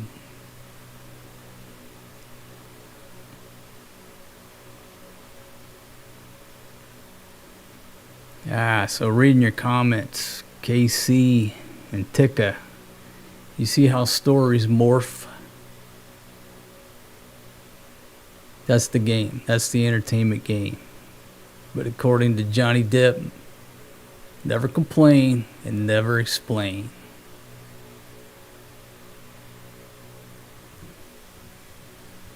Yep, I'm 5'4" on a good day. I wear the hat. Why am I wearing this hat? Well, main reason I'm wearing this hat, because I make this look good. Why am I not wearing a shirt? You sorry bastard. You didn't even put a shirt on for a 2-hour live stream. You should come back to America and get a job and drive a truck.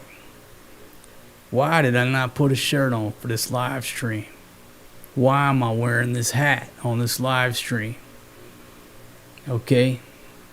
So before Quiet Fish hits me in the comments, I'm going to tell you. It's because I got a lot of female viewers now. Every day I'm getting more ladies watching my show, even with these old man glasses on. They want me to do the show without a shirt on. They want me to barbecue with no shirt on. They like the hat. So the reason that I chose this as my uniform of the day is because that's the request coming from my ladies out there watching the show. Because I make this look good. There you go.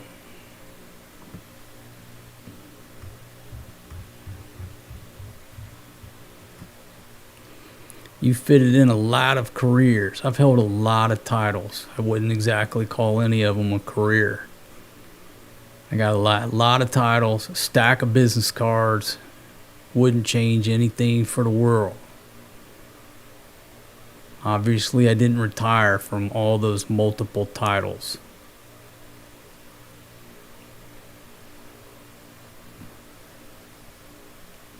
Thank you, Michael Landrum. Thank you very much.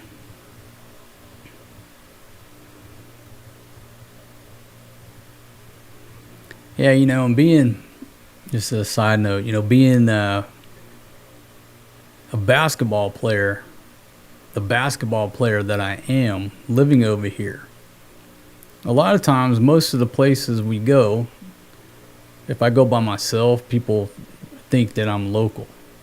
I was at the SM the other day, and this lady came up. She was with this older gentleman, and she started speaking Tagalog. And I knew what she was talking about. She was wanting to know basically when does the SM open, or why is it not opening? Because it was like 5 minutes till they opened the door. So she's like looking and nobody's going in. Okay, you don't got to be a rocket scientist to figure out what she's asking. So she asked me in Tagalog. I told her, I was like, no, they're about to open up in 5 minutes. Don't worry about it. They're opening up in 5 minutes. And then she thanked me in English and went on about her business. She never knew that I was a Kano. Because, you know, half the language is in Tagalog, some of it's in English. There's a mixture. But I thought it was pretty, you know, it was pretty funny. She had no idea I was a Kano, even with the conversation. And then the same day, somebody else, same deal. So most places I go, if I'm by myself, people think I'm a local guy. Again, because I'm a basketball player.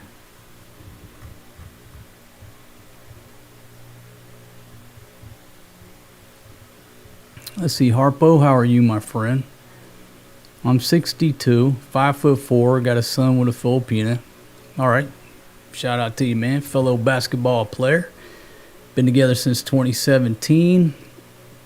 I would never bring my son back here in London for school for what they teach them now. Yeah, I mean, that's pretty much my opinion of the States. It's just not like it used to be. That's not my vision for what values I want instilled in them, and it's just better off for me not to go back to the United States. It's just not going to end well. So,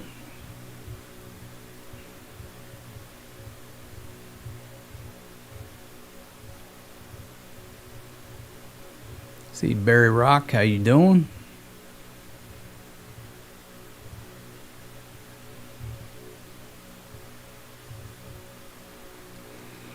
Let's see, Michael says, I don't know how you do it, getting all them bad comments without going off on somebody.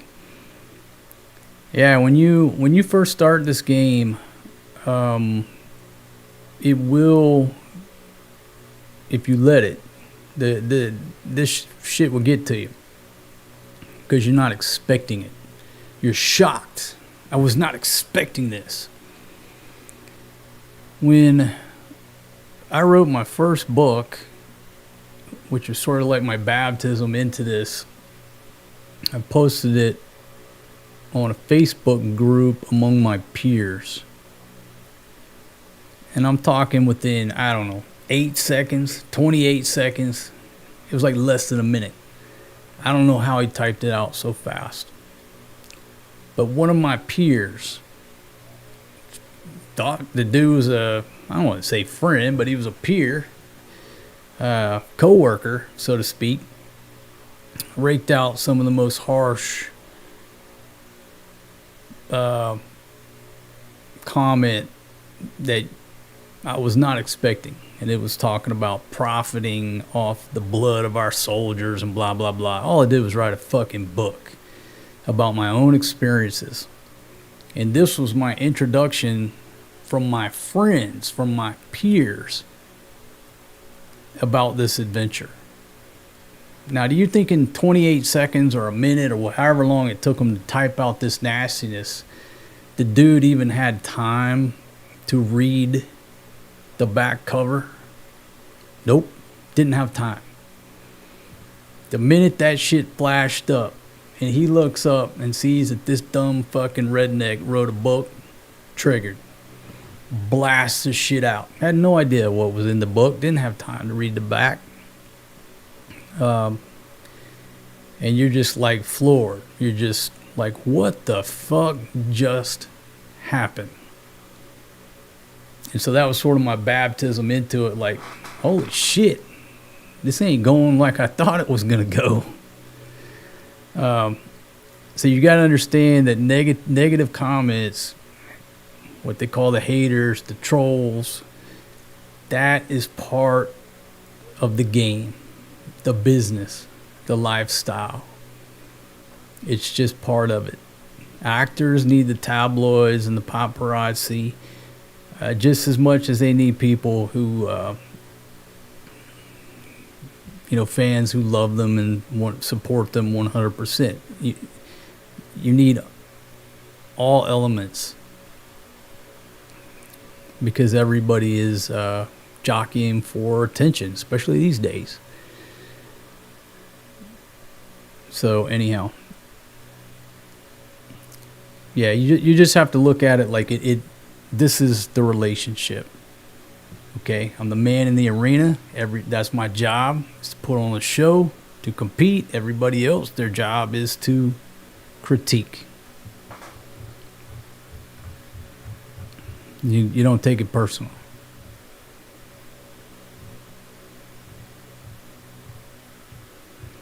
Yeah, in real life, none of these. That's the thing about it. In real life, none of these armchair warriors, these keyboard warriors, they're not going to say anything.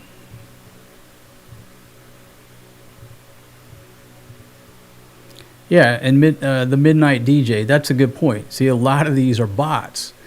So for all I know, this is a Chinese bot just messing with me, trying to hurt my feelings. And as time goes by, more and more, you have to assume it's a bot. You have to assume it's some type of AI, some type of bullshit. It's nothing real. But what's the difference in some type of computer program putting out bullshit versus 10 years ago somebody just making up lies? Ain't nothing real on the internet, homie, period.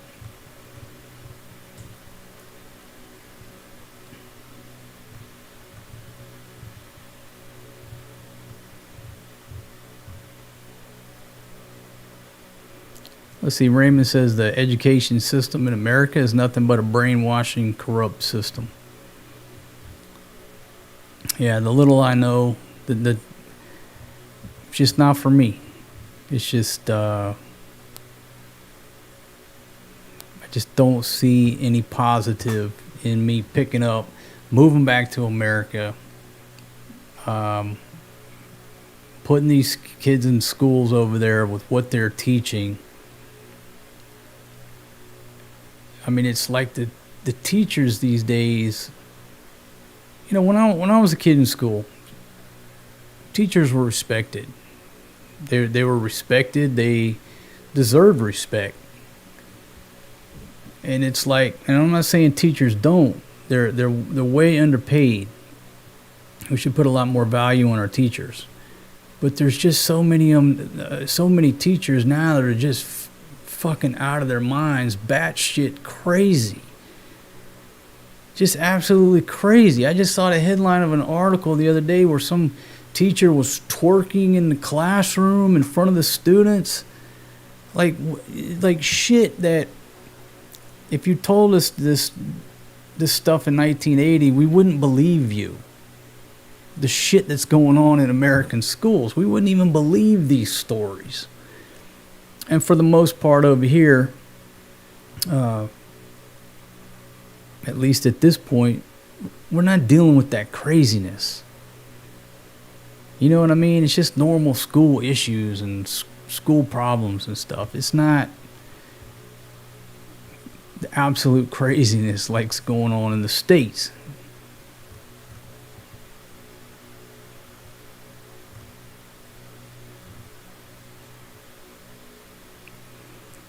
Let's see, Northern Nightmares says I drive a school bus and the kids here have no respect and the teachers are no help. You know, and it's just sad to hear that. It's sad to hear that, but you know, from my perspective, we've lost control of the streets, we've lost control of the schools. It wasn't like that in my generation, in our generation. Most of y'all are my age or older. It wasn't like that back then.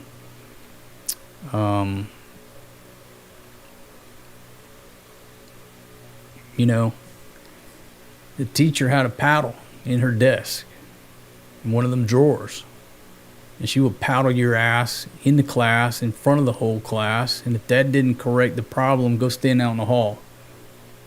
One of the assistant principals would scoop you up, and the one dude had a big ass belly. You did not want to get paddled by that guy.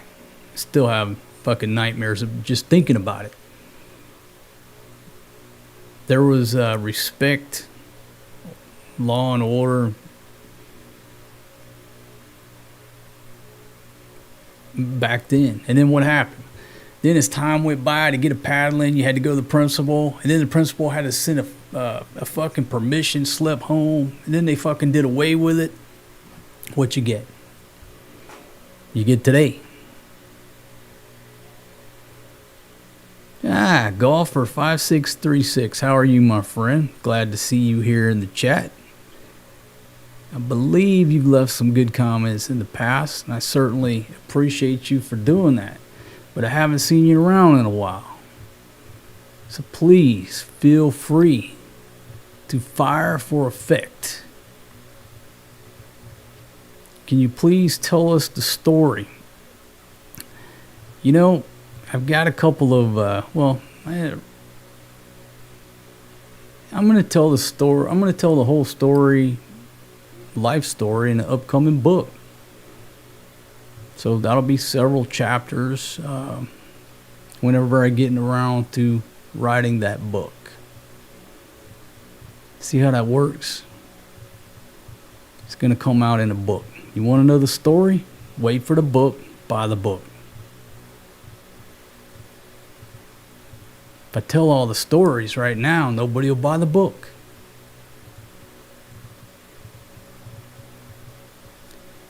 TCB Tiger checking in from Biloxi. How are you? Lots of parents in the U.S. send them to private schools. Christian schools are very popular now. See, I'd hate to even ask how much these schools cost. How does the average American, when I say average American, just a middle class America, right? How do they afford to send their children to private schools in the United States of America, pay a big-ass mortgage and 2 car payments? How do they afford that? Christian schools are very popular now. It's just a question. How does the average American afford that?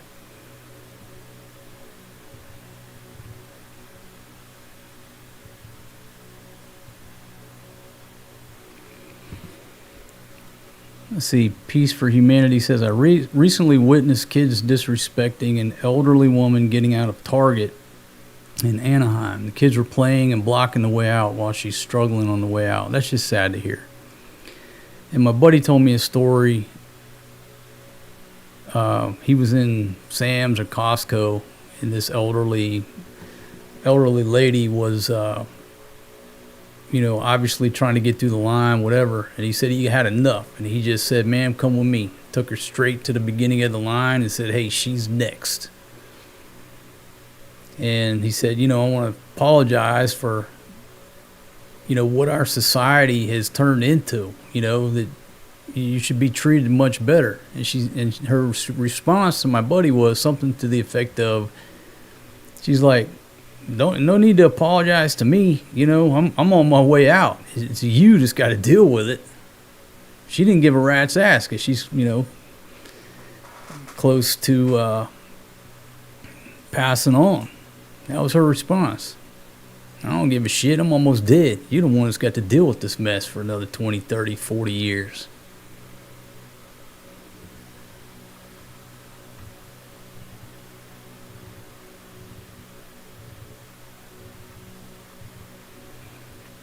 Yeah, JB. Yeah, back then, teachers had a paddle, handled business in the classroom. Wasn't effective, go stand out in the hall. I assure you that was going to be very effective. Different times.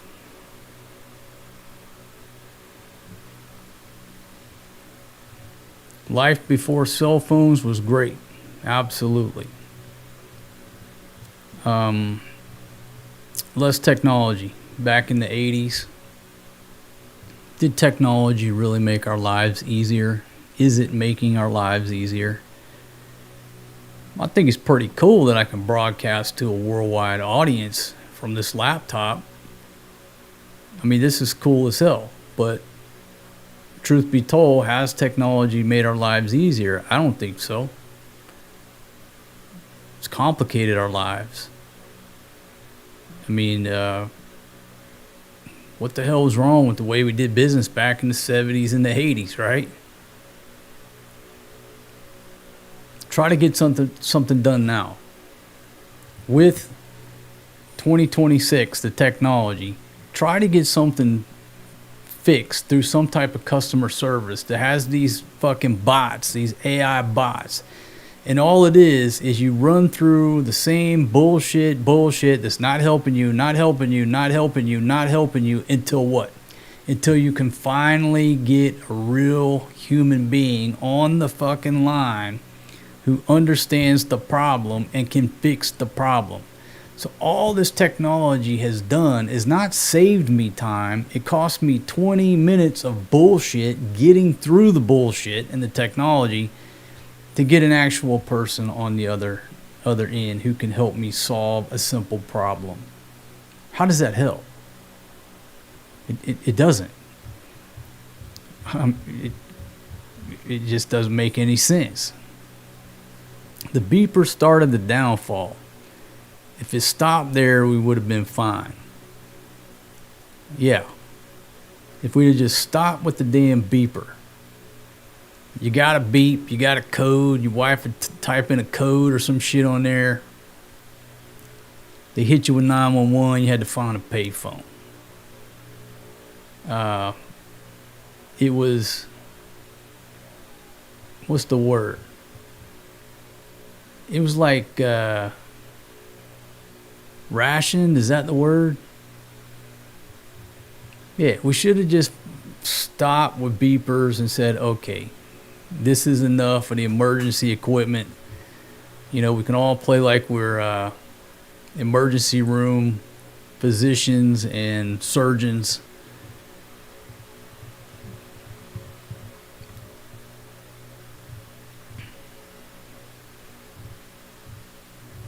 Yeah, just keep hitting 0. But first you got to press 1 for English. There we go, golfer 5636. Coming in there strong. I knew you couldn't resist, my friend. I'm so glad you're here. When this douche talks about his bestsellers he's written, they're all cheap-ass, self-published crap. Anyone can be an author today. Bring it down. Come on, man. Is that all you got? Keep going.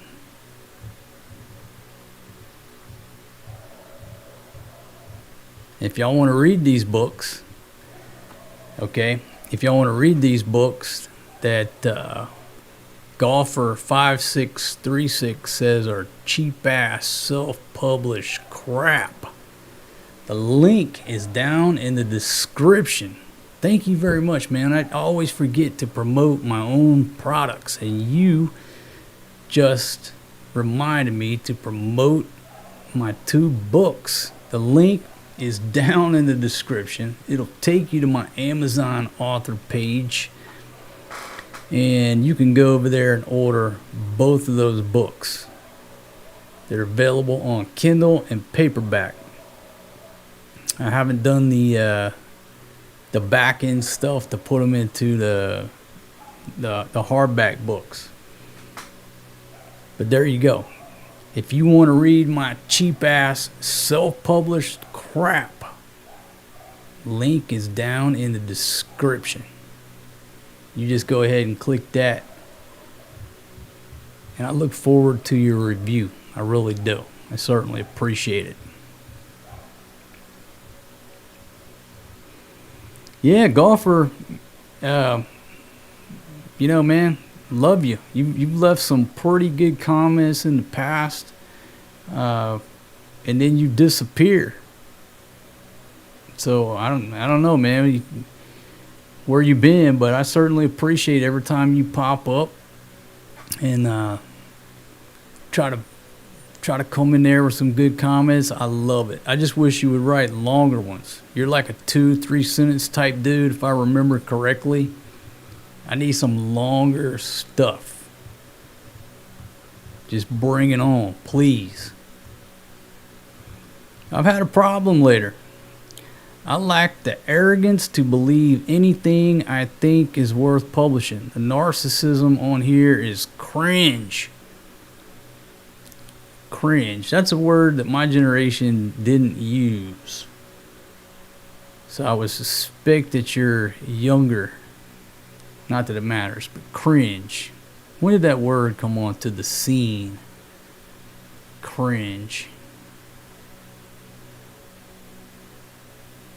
Anyhow, thanks for being here, man. Thank you very much. Just keep them coming.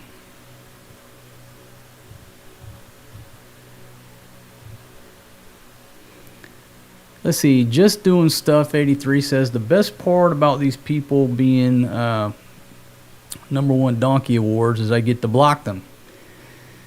Yeah, that's a very good point. You know, here on YouTube, if you don't know how it works, you can hit hide user on channel. It means Nobody can see their comments but them. They can still watch your videos. You can't block them from watching your videos, but you can block their comments from appearing. Most of the time, 99.99% of the time, I don't block anybody, because as long as you are here watching, let me get you. As long as Golfer 5636 is here watching and commenting,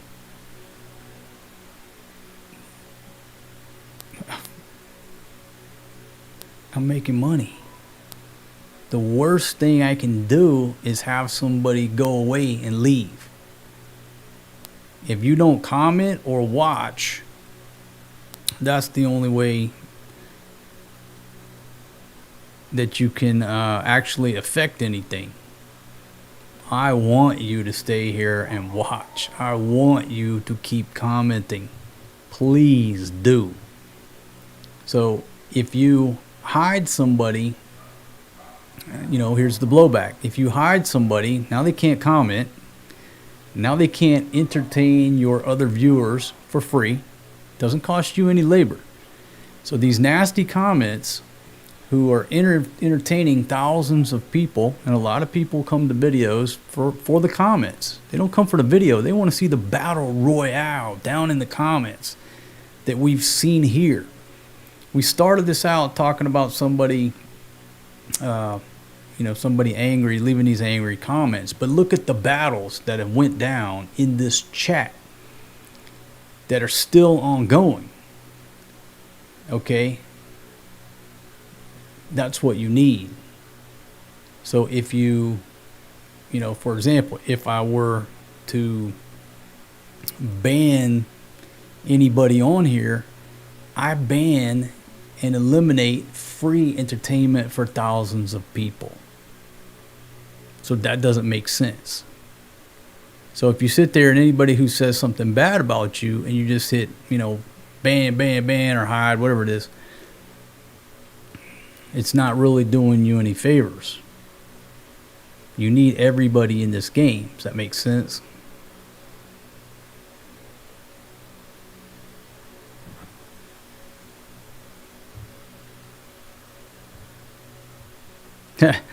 Okay, so I get the game, just not for me. I'm dropping the ban hammer all day.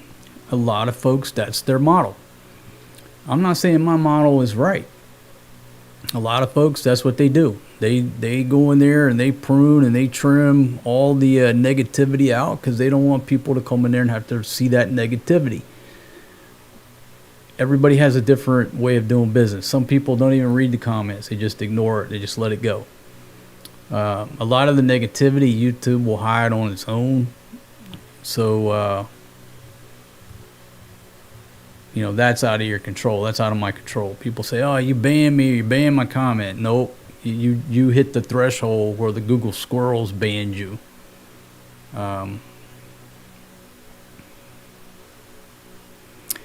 Let's see. Okay, Golfer, thank you. I'm a year older than you, Harpo, and it ain't a new word. This douche is a narcissist, and you're a ball washer like most incels on here. Man, you're using big words. The expat community is filled with damaged men, losers in love. All right. Give that about a... I'm not impressed with the word douche. Narcissist, you sound like a woman, so I'm not impressed there. I'm going to give you, a ball washer. Ball washer is pretty funny. Incels, that's a big word. I don't know what that means. Expat communities filled with damaged men, losers in love. You almost found maybe your wife. I'm thinking Golfer 5636 doesn't have good security, and his wife has got a hold of his cell phone and is blasting out these messages like it's the gentleman. I've had that happen many times. A lot of times you'll start reading this stuff and you realize that's not a dude. That's his wife that looked at his history, realized he's watching my videos and trying to learn about Filipino girls, and the wife will blast out the hatred from the Kuya's account. I don't know, man. I give you a 3 out of 10 on that one. I'm not impressed with that one. Think about it for a minute and see if you can come back with something a little bit more jagged. That's a 3, and I'm just trying to be nice to you, not hurt your feelings, all right?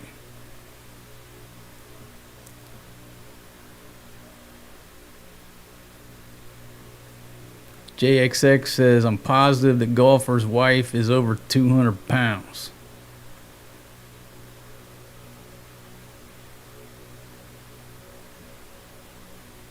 Let's see. Adeline, how are you? Checking in from Vegas. Let's see. Bingle says, I spoke to several UK guys in the PI. Most are extremely negative and full of themselves. You know, folks, a lot of things too, when we get older, like when you think of an old person, right? This old codger. Some people, as they get older, we just get meaner. You know what I mean? Like the natural progression. Some people just get fucking meaner. They just get less patience, zero patience, whatever. And you know, back in the day, you'd be just like, damn, man, that's a mean old codger over there. So a lot of the dudes over here are already old, but they're older dudes, right? Now look, I'm 53, so I can fucking talk. A lot of people consider me an old dude. But a lot of guys over here are mid-60s, 70, 75, 80. They got health problems. They're not feeling good all day long. They're drinking cheap-ass beer. I'm not saying that I'm making excuses for their behavior and for their bad attitudes and shit, but we're not dealing with 22-year-olds, straight out of college. These are old dudes. As we age, do we get better or do we get more ornery? You know what I mean? So yeah, you got to take that into consideration as well. There's a lot of mental illness among the expat community. A lot of drinking. But a lot of folks are they're old as dirt too. Put those combinations together, what do you get? You get some of the fucking comments like this. What this dude said. Let me pull his comment back up here. What'd he tell me to do? Move back to America and get a fucking job driving a truck or something. You're too young to be retired anyhow. I started driving a truck in my 50s. Worked my ass off so her family could have a home in Ilo with an air conditioner.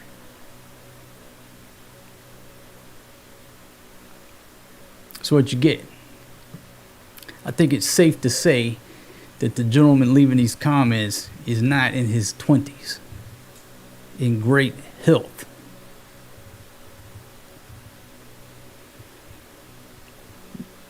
This JB says, old dude here at 70.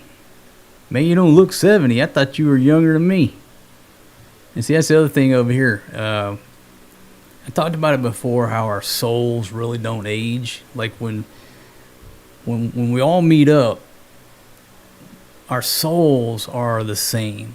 It's our bodies that have different number of years, trips around the sun. But after a certain age, I don't think our souls age.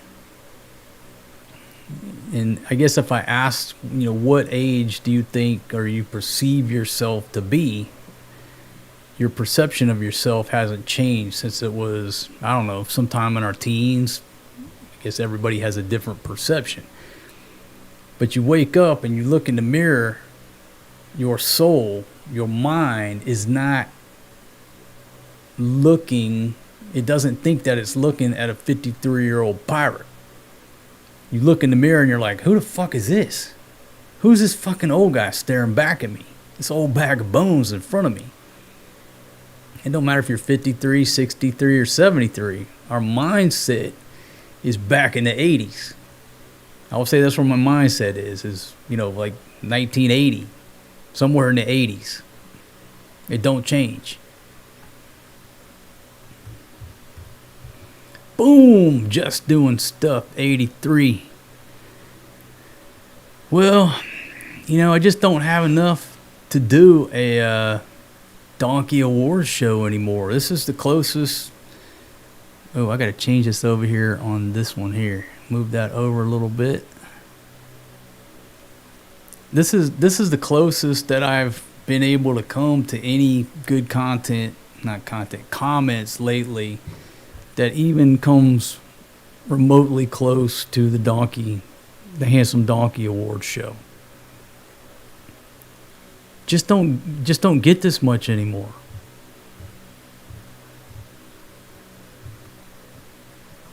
Let's see, Paul checking in from Sarasota. How are you, my friend? Hey, Jennifer, how are you?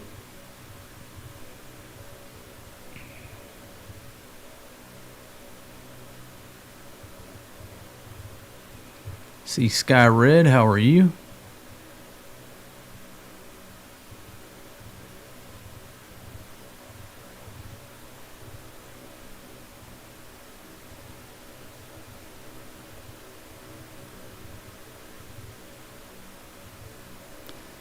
Let's see, Ronnie says with that hat and oversized glasses, you look that stand-up half Filipino actor, comedian Rob Schreider.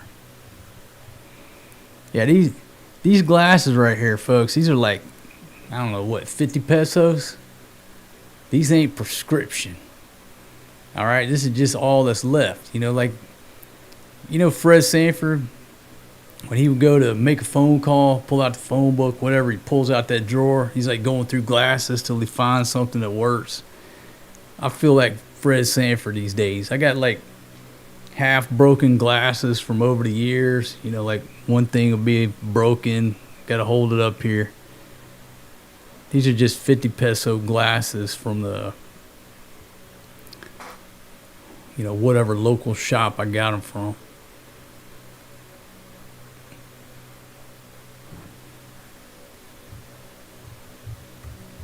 That's why I call them my old man glasses. Ain't much fashion in this right here. Let's see, RJ, how you doing? Raymond, how are you?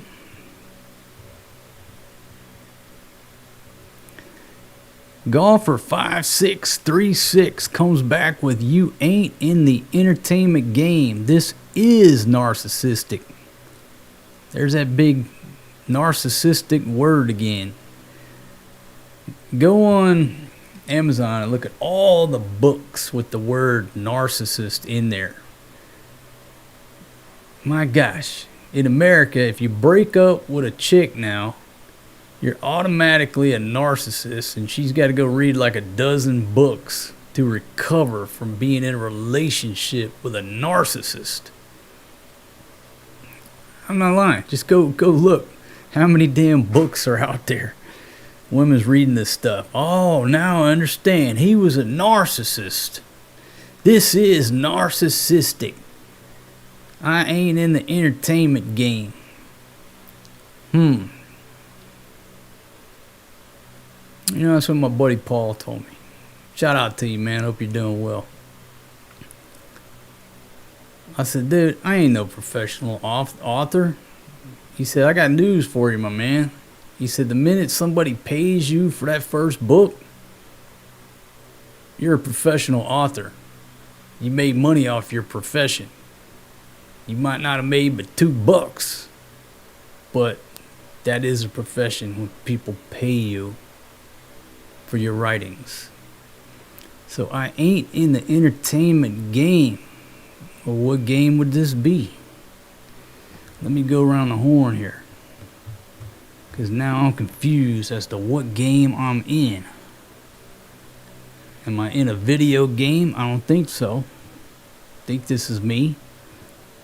Let's see, I'm on Twitch, which is a video game platform. I can see myself. Let's see, Defensive Habit, how are you? Over on Twitch, how many folks I got watching? I got 2 folks watching on Twitch. Thank you very much. Man, Twitch is a great platform. Good quality. They say it's a video game platform. I didn't know that. I don't play video games. But maybe the golfer is right. Maybe I'm in the video game business. I'm up on Facebook. I don't know how many people I got. I don't know how that works. I'm on Instagram. Looking good on Instagram. Got some folks over there. Exit 61. Let's see. Nanny Allen, The Legend of Alexander. Marcos. And let's see. Tim Kelly, how are you? So I got folks over on Instagram. I got 136 people watching here on YouTube. But I'm not in the entertainment game. That's narcissistic to say. What a difficult word. Why don't we just use the word asshole? That's what we used to use back in the day. You broke up with a girl, she automatically, all her friends, he's nothing but an asshole. It's easy to spell. It's 2 syllables. Everybody understands. Why'd you break up with him? He's an asshole. Pretty simple. He's nothing but a cheater. Everybody understands that, right? You got caught banging out a friend or whoever. He was a cheater. And he's an asshole. He's a drunk asshole. Descriptions that the masses understand. But we throw this big word out there called narcissist. Now nobody knows what the hell that means. Nobody knows what that means, just like the word insurgent. Nobody knows what the hell that means.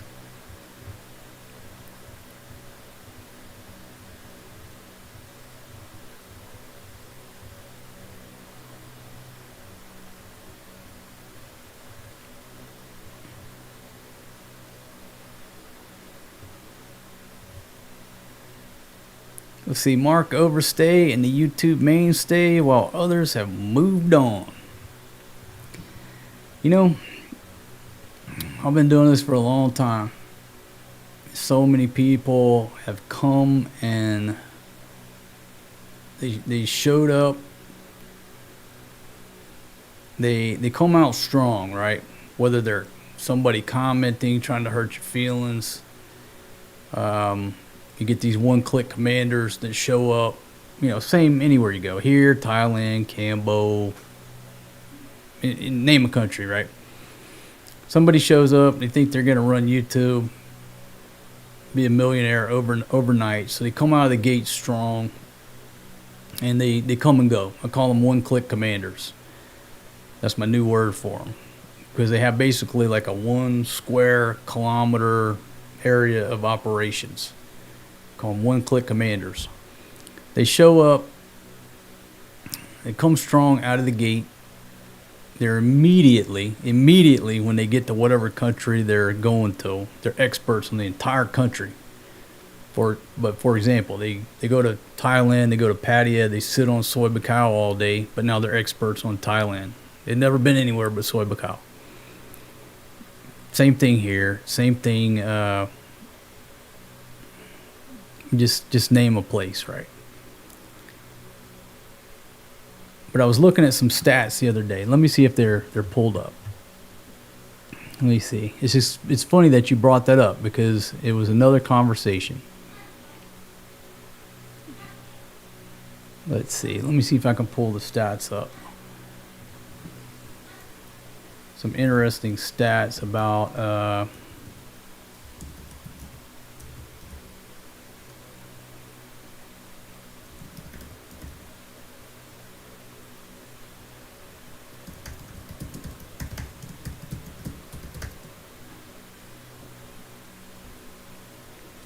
okay, here we go.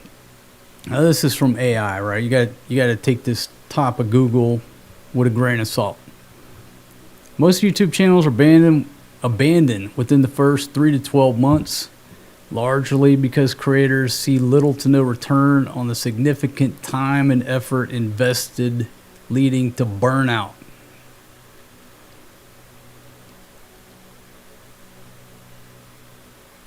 So,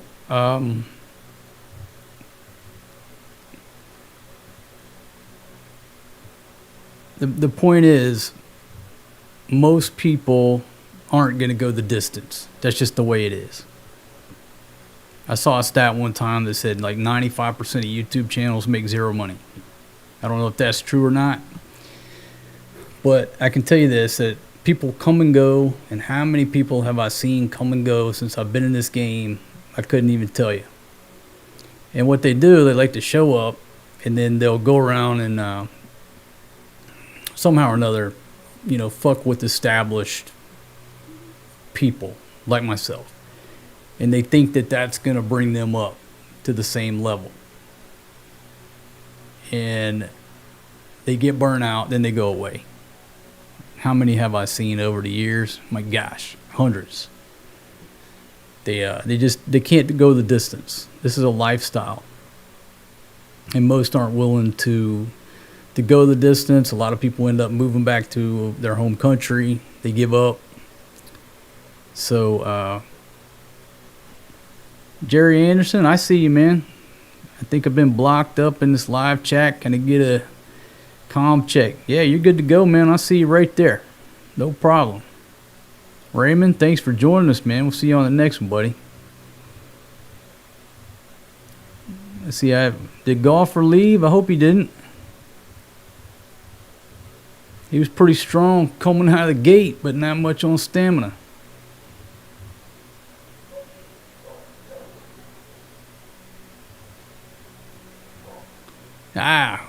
He hit one before he left. Or maybe you're still here. Golfer says he's in the Philippines on a disability claim as a laborer. Guarantee.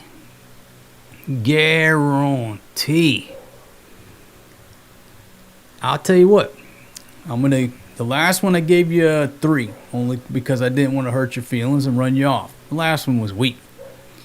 This is a good one. And I'm going to tell you why, Golfer. This creates mystery. This creates just that uneasy feeling of wanting to prove or disprove your allegations. So this one here, I still give you the Parrot Award because this shit right here is nothing new. I've heard this shit for, my God, 13, 14, 15 years. 15 years I've heard this shit. You get the Parrot Award, but for the new viewers who have never heard this, it puts doubt in their minds the same way somebody put doubt in Tika's mind earlier. Now there's a mystery. Now there's an itch that has to be scratched. So you're 15 years late to the party, so you get the Parrot Award. This is just old fucking news. But since not everybody has seen this claim, I'll give you a legitimate 4.5. I give you a 4.5 on the scale of 1 to 10 of everything from trying to hurt my feelings to the entertainment value. You get the 4.5 because you created mystery in some of the newer viewers.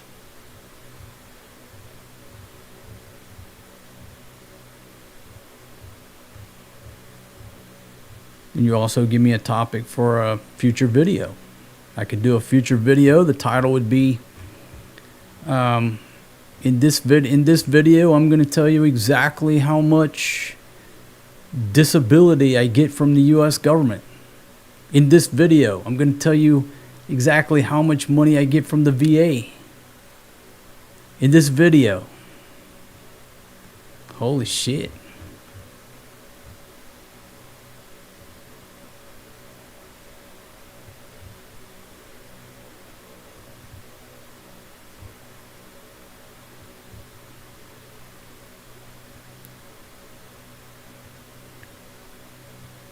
Brian says, please ask your wife, how come the only words in English your wife pronounces in the Queen's English is when she calls you cheap bastard? That's a good question. She's pretty good at that one. Yeah, so anyhow, back to, just back to talking, folks, I've been doing this a long time. I've had subscribers come and go. I've had subscribers come and pass away. Several subscribers on here found out they had cancer. They didn't know they had cancer when they first started watching my show. You listen to their stories, and they're no longer with us. You have people show up, again, want to try to take a swing at you to use your platform to elevate their platform. They burn out, they go away, they come and they go. It's like whack-a-mole. But as it's just part of the entertainment game, the entertainment business, that the golfer says is narcissistic to think like that. And again, I don't even know what the fuck that word means. I really don't. I think what it means is when you break up with a chick and she wants some attention and she cries out for attention, she's going to just call you a narcissist because now she's got all this attention. Oh, I'm the victim. No, just broke up with your ass. But he's a narcissist. That's what it is. Okay, so narcissist is someone who puts themselves at the center of the world. All right, now does that... Okay, let's go with that definition. Thank you very much, JB. Okay, well, let me take a look at my own video here. Let me just take a look. Yep, I'm at the center of the YouTube video. Yep, looks like I'm in the center of the Twitch video. Dead center on that FB. Dead center on the Instagram. Okay, so maybe golfer had a good point. Maybe he was just saying, hey man, you're in the center of the video.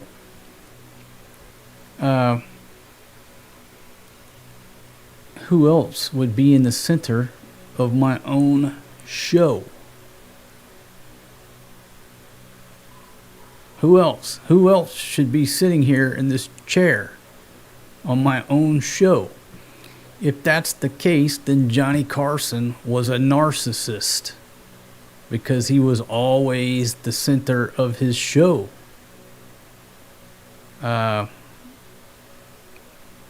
Should I just keep going on and on? Bob Barker was a narcissist. Why? He was always at the center of The Price is Right.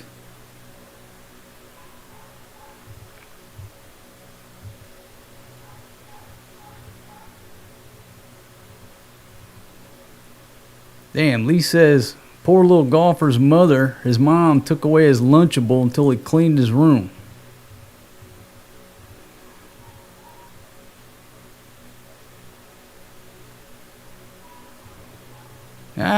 Okay. Quiet Fish, thank you very much for joining us. And again, thank you very much for the comments and for all the time that it took you to put those comments in that made this show possible. Those comments, like I said, up until you left those comments, I haven't really had anything interesting enough to do a video of this nature. So I certainly appreciate you.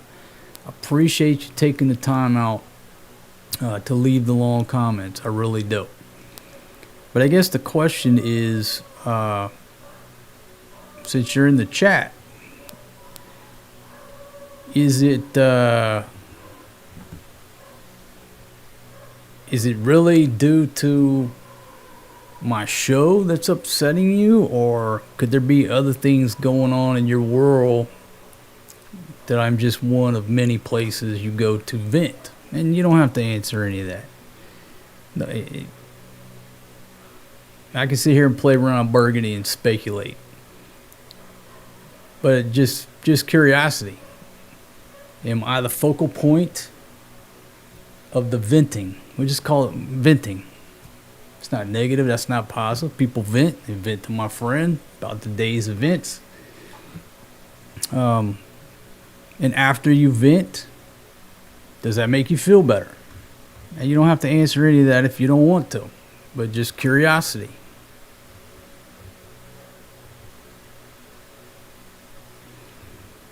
All right, so the golfer comes back. Thank you very much for not going away. Let's see what we got now. Then how'd you retire if you worked and were broke 24/7? You were on disability, but too much of a coward to admit, as he paints you a very, very weak man and one who exaggerated and lied about past deeds. I would say this one, I would say still in the 4.5 category, because you're still creating mystery and doubt in the minds of other people. So I got to give you a 4.5, a legitimate 4.5, because you came out and you make the accusations, exaggerations, lies, past deeds, all of that stuff creates mystery, intrigue, interest. I got to get to the bottom of this. I got to go back and read that guy's website and see exactly what he wrote. And holy shit, now I got to buy the damn book to see exactly what he wrote to get to the bottom of this. People are going to play online Sherlock Holmes sleuths to get to the bottom of what you just said. And I have to say thank you, because it will result in book sales. Legitimate 4.5. Probably sold a dozen books. Thank you very much. Keep them coming.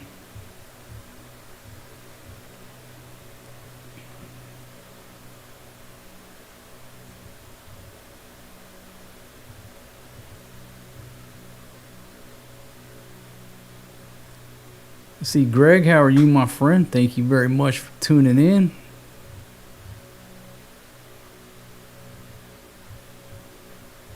Yeah, I'm a pretty good basketball player.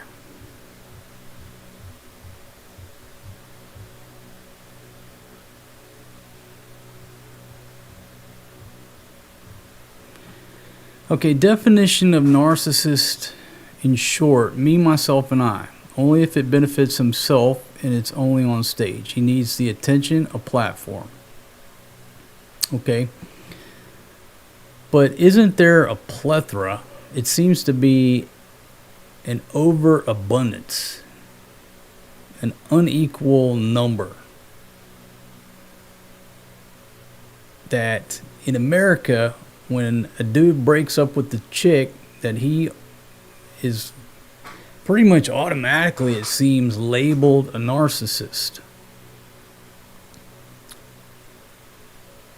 And there's all these books to support that, all these self-help books.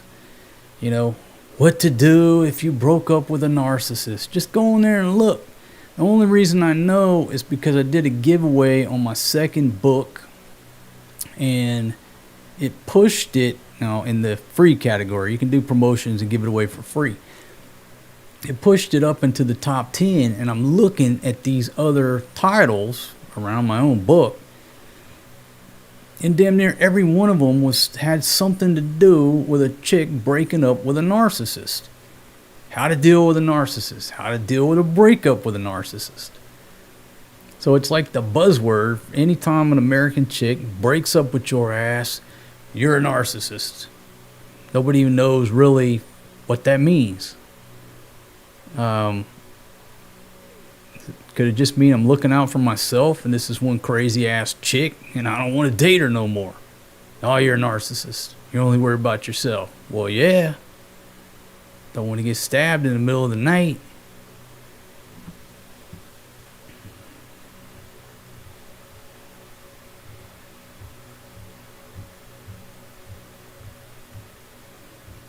AG man, no, I never made it over there, man.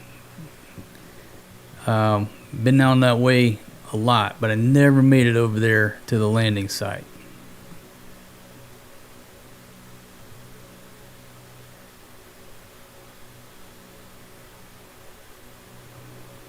Used to have a girlfriend from Oromok City and one from Northern Samar. So I used to hang out down there.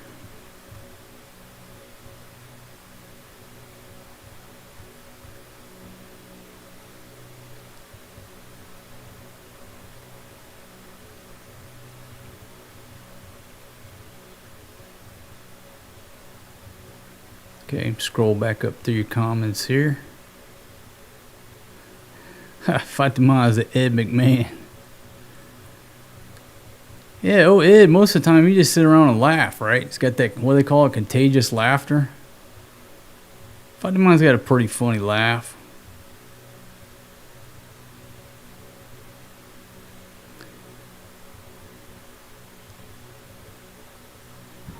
All right, Lee, thanks for joining us, man. We'll see you on the next one.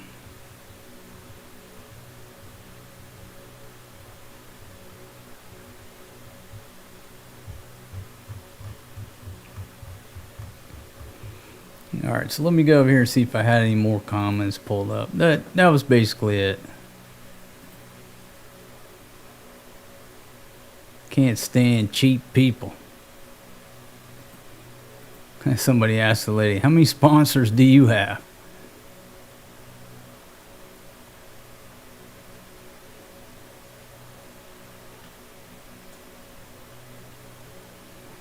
Well, yeah, so if you're just joining us, folks, I just talked about a few comments there. And we got the gentleman here in the chat. Not sure if he's going to weigh in on any of the comments, but you're welcome to, my friend.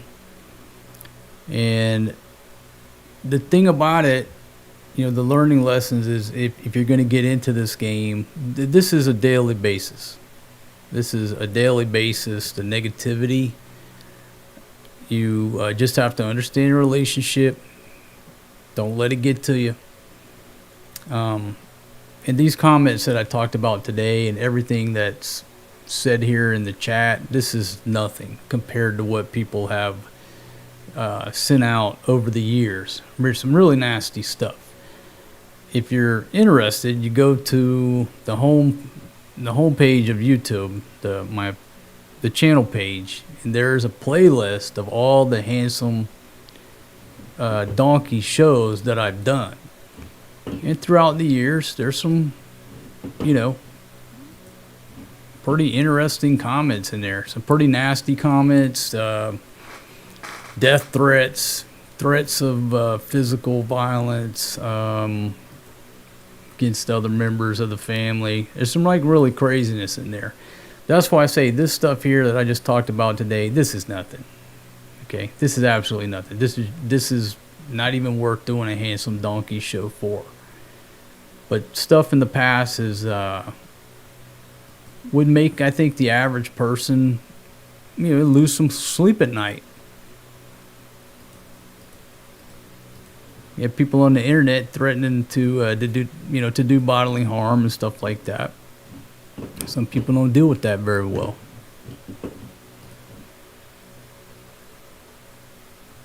You know, and then talking about Big Pumpkin, when we first started this game, she would read some comments, break down and cry.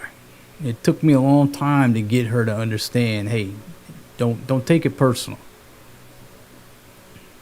Every now and then somebody will get to her, but most of the time she gets it now. She just laughs at it. Let me see if I can find the Handsome Donkey Award playlist. Here we go. Let's see, view full playlist. Copy link address. I'm going to put it here. You can bookmark it. How many videos I got here? I got 1, 2, 3, 4, 5, 6, 7, 8. Well, there's about 15 videos in there. Most of them are the Handsome Donkey Award show. Some of them are not. But I'm going to try to put the link in here. Yeah, the chicken feed eating contest. We got to plan that. It's got to have. It's a logistical nightmare. Let's see. Look at that. Boom, right there. Now, why did the first one come out square and that one come out circle? I don't know.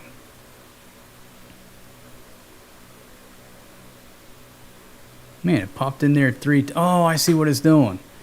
Man, you gotta learn something new every day. So I post that link, and what it does is blasts it out to each platform. So it went out to, looks like it went out to Twitch, YouTube, FB. Doesn't look like it went out to Instagram. Okay, all right, now I get it. I see. I'm a little slow. So there you go. If you're on Instagram, you didn't get it. But if you're on YouTube, you got it. Twitch, you got it. So if you want to hear some more handsome donkey stuff. And see, I don't know how to work this Twitch. So I go over to Twitch. I don't even see my own post. Send a message. Let me see if I can get this in the Twitch. There you go, right there. So now it's in the Twitch. Got 2 folks on Twitch. Thank y'all very much for joining me on Twitch. Did it show up on the Zuckerberg platform here? So if you're just joining me, I'm simultaneously broadcasting to 4 platforms.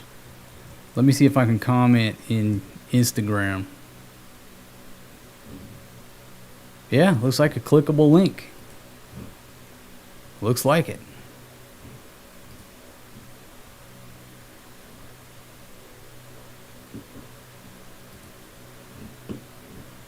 And this Facebook stuff. Right comment. Nope, it's already there. So it was already in the Facebook. Instagram, I didn't see it, but I put it in there. And Twitch.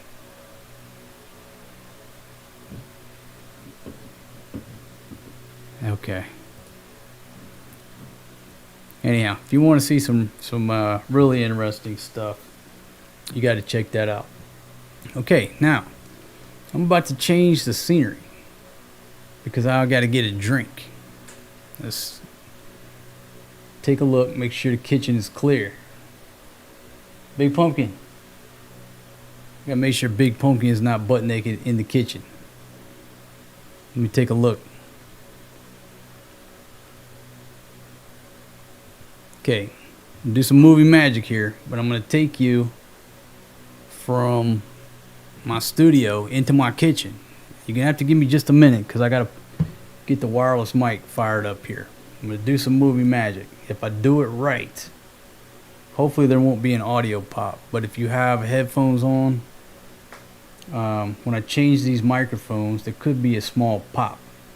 But first of all, what I'm gonna do is take you to my kitchen. Are y'all ready? Here we go. Boom! Look at that. Look at that. Welcome to my kitchen. Now, you got to give me a minute to get the microphone working. Let's see. And I don't need myself there. There we go. Everybody see my kitchen? Welcome to my kitchen. I got to go get a drink. Okay, so hold on. First thing I got to do.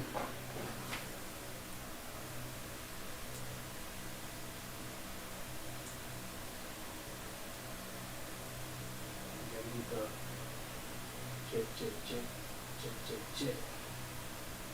Okay, so I'm gonna come over here.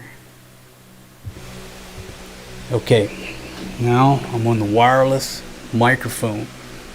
So what I need to do is come back. I need to ask you all a question, okay? See, the microphone is there. Okay, so I'm on this little microphone. How is the audio? Can you hear me on the audio? So before I go in there, I'm going to make sure the audio is good. How's the audio? I need a kitchen with a maid too.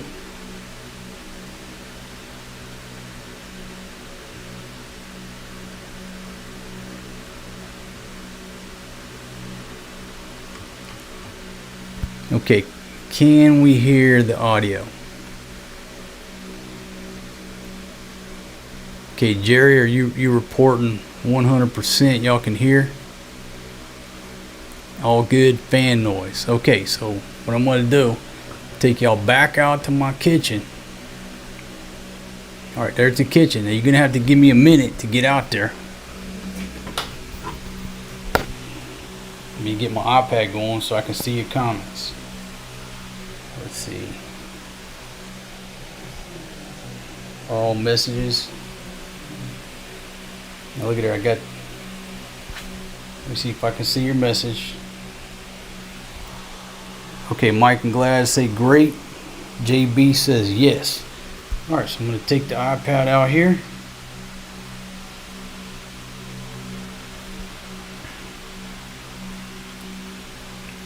If I stand right in the center, I should be good on the old FB. Okay. Alright, now look, I got my shirt off, so all you ladies out there,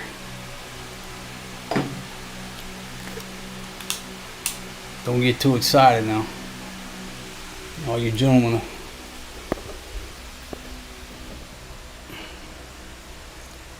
don't worry about it. Okay, look at that. OSD. Now come out here and get me something to drink. Take a little break. And all I gotta do is turn this screen around. I'll be able to see y'all. Yeah, folks, so welcome to my kitchen at the new crib. Man, that's why I like the necklace, so I can hang the wireless audio around my neck, but it's all right. I think I got a plan here. I'll put this over here for now. Everybody's hit me about not having a refrigerator, right? I don't need no refrigerator. Why I need a refrigerator? Got plenty of ice right there. See that? Big Pokey's in there sleeping away. See they're sleeping away. I don't gotta ask nobody to run to the store. I got plenty of ice right there. Okay, and then what I'm gonna do is clip this guy right here. As long as it don't fall off there. You know what? I don't need to. I just set it right there. I set that bad boy right there. And let me come over here. Oh yeah, I see myself. Get some glasses on.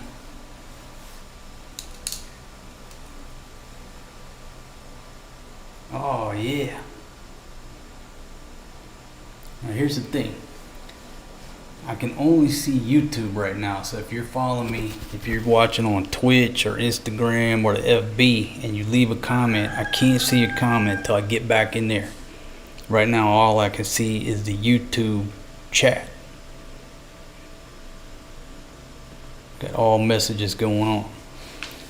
Alright, hey California Swede up in the house. Got OC on station. Hope you're doing well. Midnight Alchemist. Ants or cockroaches? Nope. Got no flies. Maybe one mosquito. But really no bugs here at all. It's a brand new house. In the area, it's just not many mosquitoes or flies. Got a nice cool breeze all the time, so bugs aren't a big deal here. Luckily. Kel says the American Empire is going down the toilet right now. I'd stay in the Philippines 100%. Asia is the future. America is the burning Rome. Let's see, only a retarded boomer would be stupid enough to advise people to go to America. Yeah, that rooster just fired up. But they're not like too noisy like the ones down in Cebu. The ones down in Cebu, they just crow all the time. These up here, they pretty much go to sleep at night. They're not too noisy at all. Okay, Harpo says bring the mic closer. Fill my glass with Red Horse. Okay. Well, I gotta give me something to drink. That's something I've been waiting on. I wonder if I put this on my hat. Hold on a sec. Maybe I'll put that on my hat. Looks like a good grip. How's the audio now? Might look a little silly, but I need to go hands-free for a second. Somebody tell me how's the audio. Because I tell you what, y'all know, 2 years. 2 years. Haven't been drinking anything. But I got some celebration.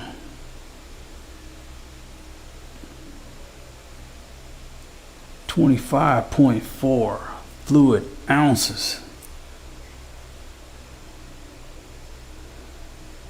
That looks a little funny on my hat, but I think y'all can hear me okay.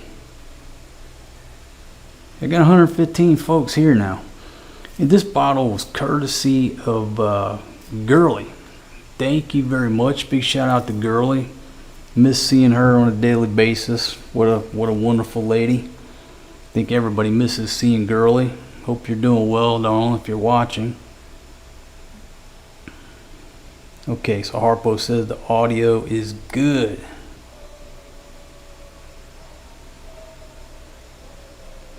Roosters, dogs, or the trikes? Not much trike noise here. It's quiet all night. It's quiet all night. I got no complaints here. No complaints.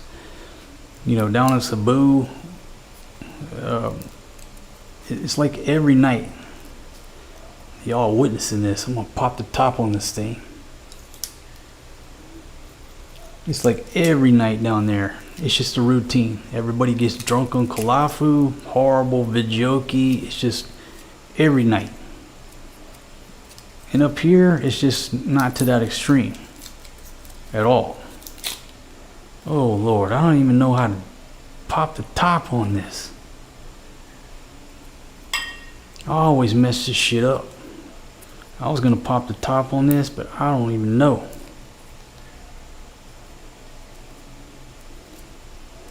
Man, somebody give me some instructions. Most of the wine that I got, you know, it's got the twist off cap or it comes in a box. I think you're supposed to loosen this thing up. Whoa, that shit's about to pop on its own. I ain't doing nothing. Here it goes. It's gonna wake up.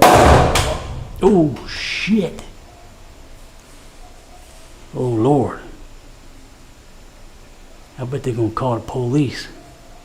I was not expecting that. I was not expecting that, folks. Damn, it's a good thing it didn't hit that light. Man, that thing was under lots of pressure. Oh my goodness. I was not expecting that. Man, oh man. Oh Lord.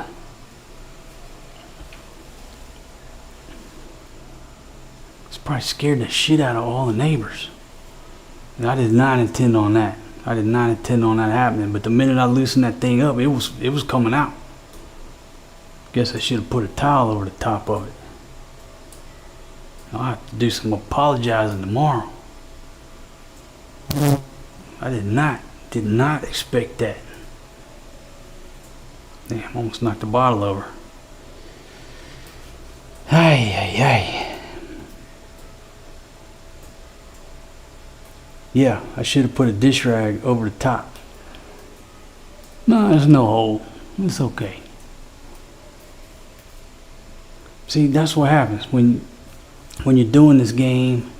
You're looking at so much stuff and technology. Your mind's thinking. You're trying to talk. I'm not reading from a script here. Okay. Now there's no cork mark. Luckily. I'm not reading from a script here, folks. Everything just comes out of this head, and sometimes it's a brain overload. It's brain overload. So I'm sitting there watching that thing. I should have grabbed a towel. I mean, I could have took this thing and put over the top. Probably would have blew a hole in it. I was not expecting that. But just to show you, did Big Pumpkin wake up? Nope. Sound like a damn 38 just went off in the kitchen, and Big Pumpkin is still sleeping. Look at that. Oh yeah. Get a little ASMR next to the microphone. Hear that? A little bubbly. Make sure the damn SWAT team don't come in here. Well, folks. 2 years and no booze. I just about blew a damn hole in the ceiling. And I didn't do that on purpose. Trust me. When I started loosening it up, it was too late. It was too damn late. That thing was it was coming. I should have had the towel ready. I did not think that was gonna happen.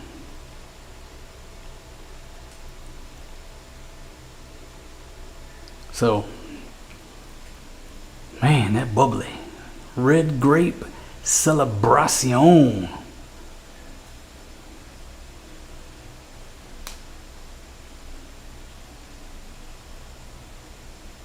Man, that stuff looks delicious.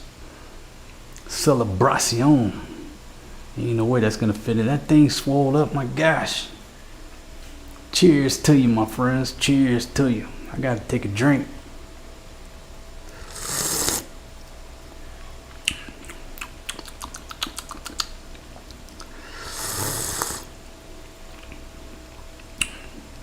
Oh yeah, that's delicious. That's absolutely delicious.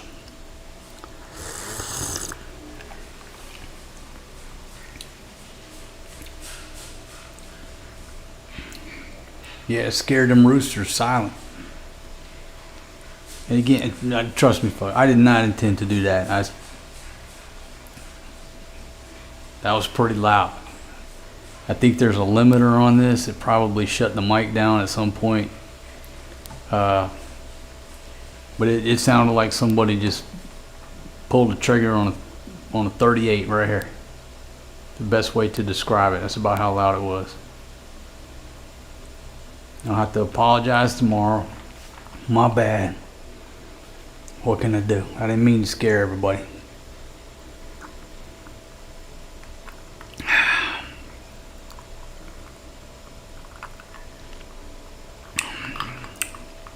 That is absolutely delicious. I think before the night's out, I'm gonna drink this whole bottle.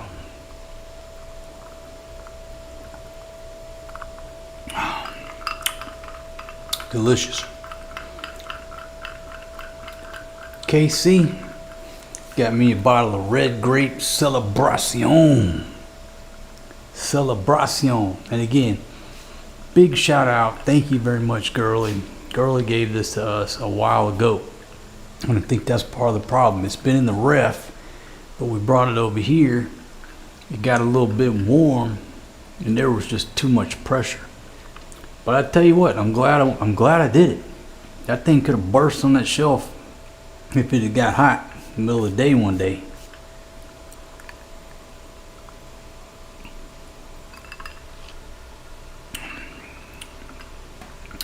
Yeah, trust me, it was loud.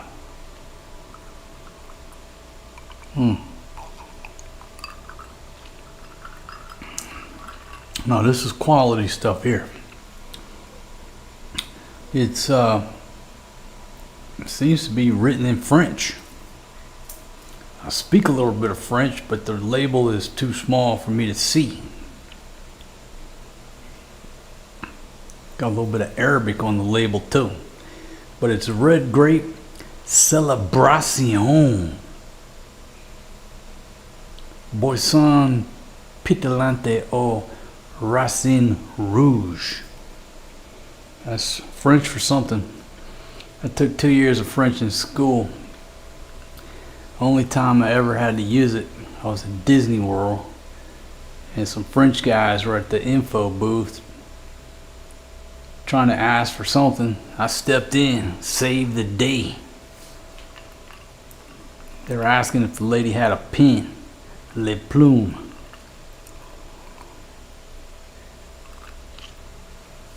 That was a huge blunder, because at that stage of life, I was in Texas. Everybody took Spanish. Why? Because you could speak Spanish every day. I took French because there was mostly girls in the class. So it took 2 years of French. And wonderful time, great teacher. Pretty good at French after 2 years, but then you had no occasion to speak it. It did help you with Spanish and other languages, but took French and just didn't have any occasion to use it other than that one time in Disney World. Should have took Spanish because I would be absolutely fluent at this point. I was pretty good in Spanish until I came over here on this side of the world. Now my Spanish is very rusty.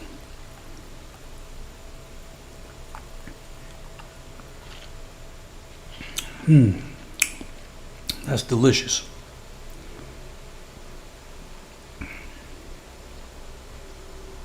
Yeah, Rico, Happy New Year to you, my friend.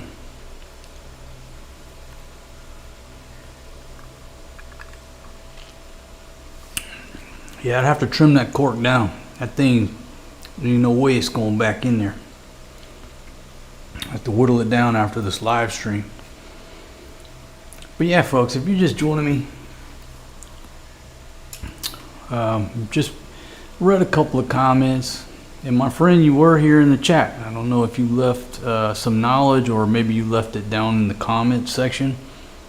I'll have to refresh the screen when I get back to my desk. But basically I was asking the question, it's like a general question. Why do people these days go to, other folks' slice of digital real estate, whether it's a YouTube channel, whatever you're doing, right? And people just bash you. Total stranger, bashing a total stranger, and it's taking time out of their day. I guess this is what I don't understand. I don't have enough time in the day to go to somebody else's YouTube channel, watch their video, decide that I don't like it, and then spend 30 minutes crafting a big long message to express my displeasure. I'm just, back when I was a kid, if you didn't like the program, you changed the channel. You went on about your day. If you didn't like the program, why would you sit there and watch the full 30 minutes? You just went on about your business. And people spend a lot of time crafting these big long comments. And my question is, if you don't like the show, wouldn't it just be better to click on something else that you do enjoy, that's not going to get your blood pressure up to the point that you're about to have a heart attack? Isn't it better just to find something that you enjoy and just go on about your day? But that's not the state of the internet. But that's what I don't understand.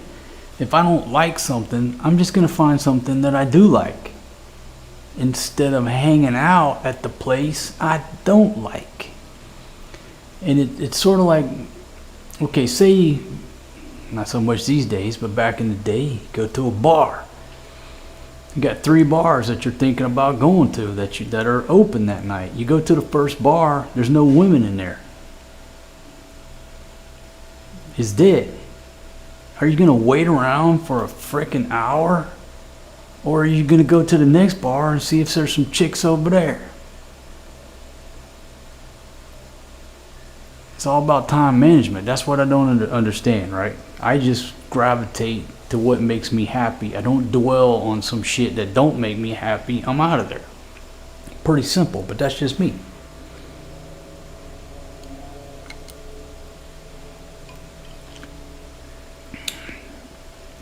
Freeway Freddy, how you doing? Benito Ruiz checking in from Texas. And Timmy.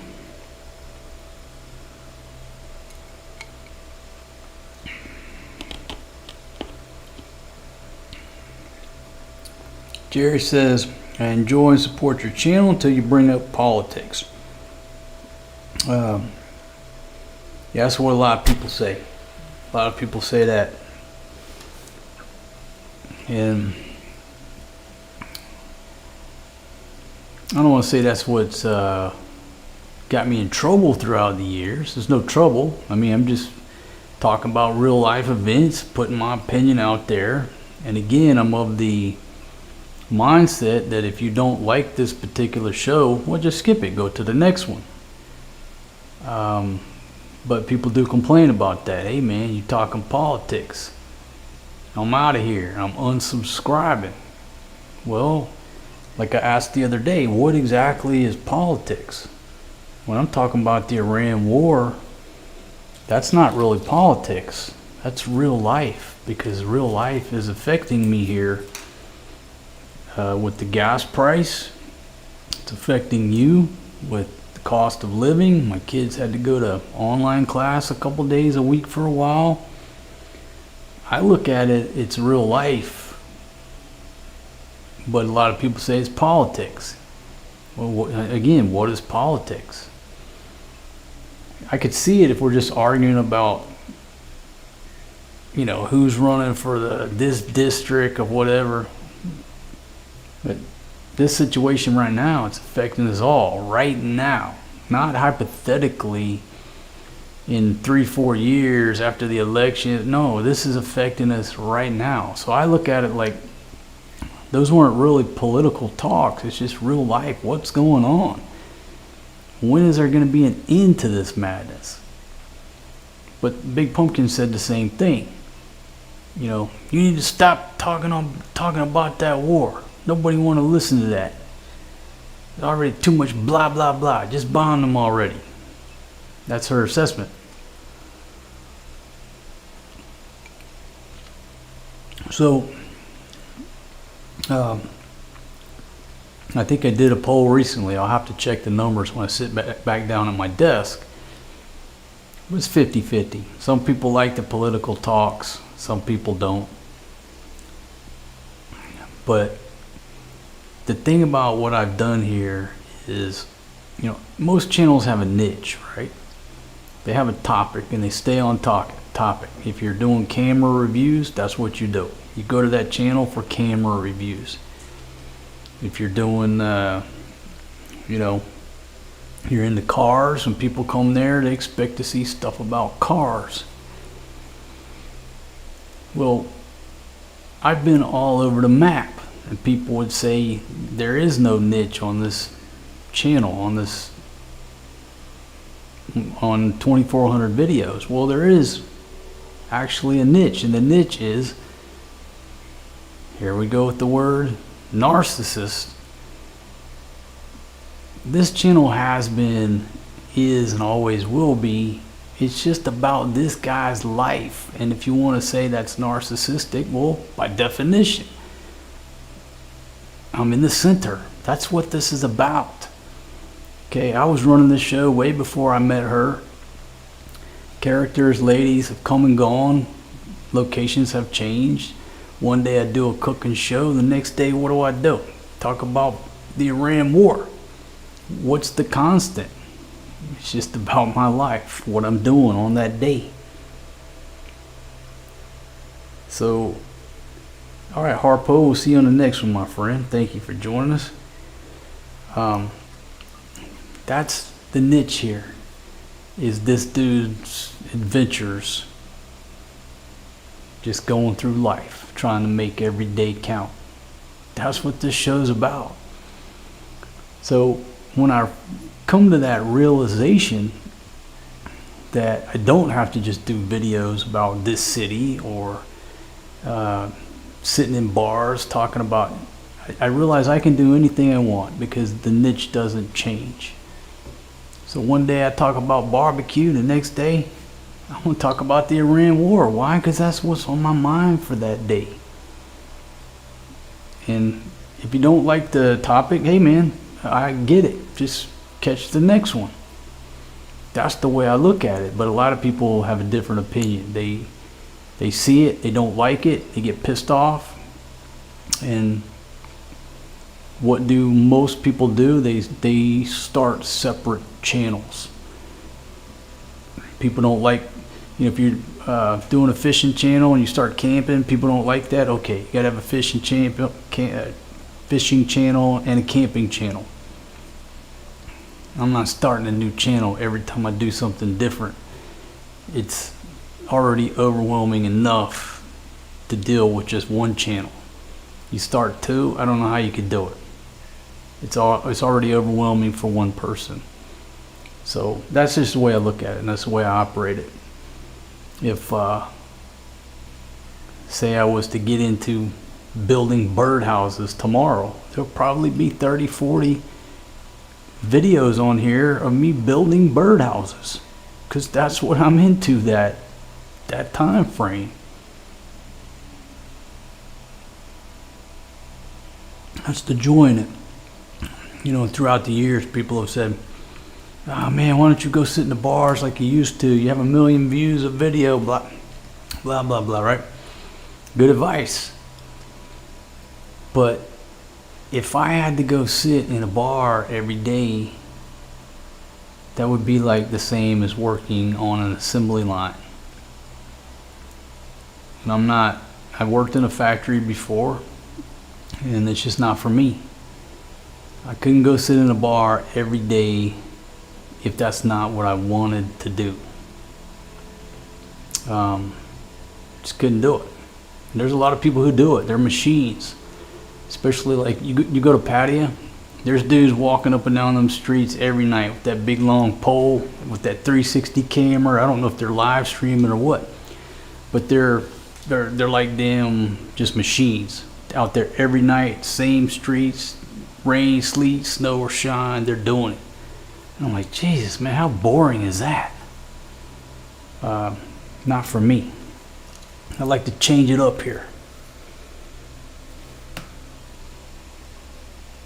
Damn. Oh man, that was loud.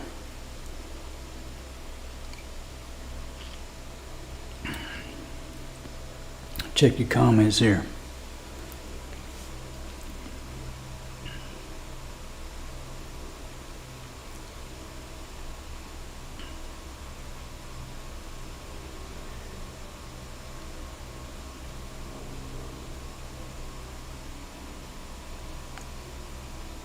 Let's see, Kim, how are you?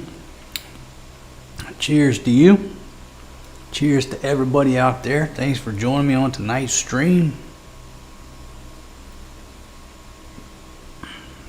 See, JB says bars are a waste of time and money. Well, partying costs a lot of money. Man, I agree with you. Drinking costs a lot of money.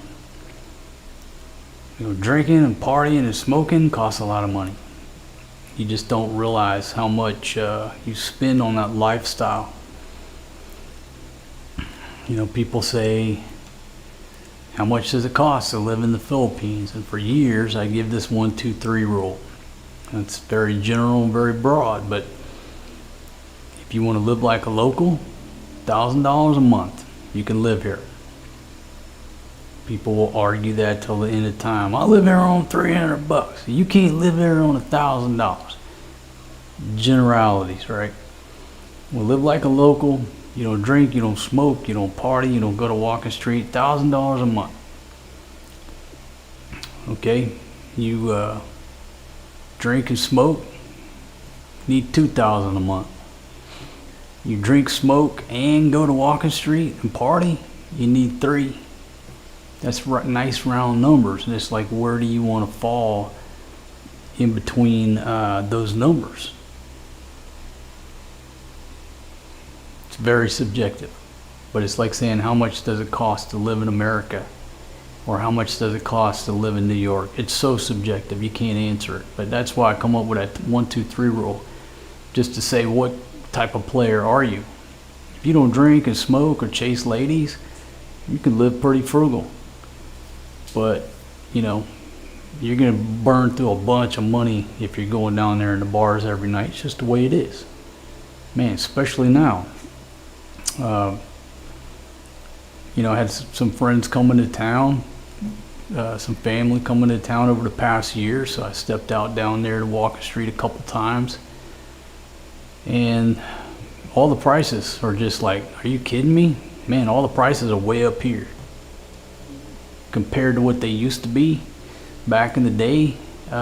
It's, you know, it's a good thing I quit partying. That's just too much money to go party now. You know, unless you're coming here for a week or 2 weeks or whatever. But if you're living here, you can't go down there every night. It's just too expensive.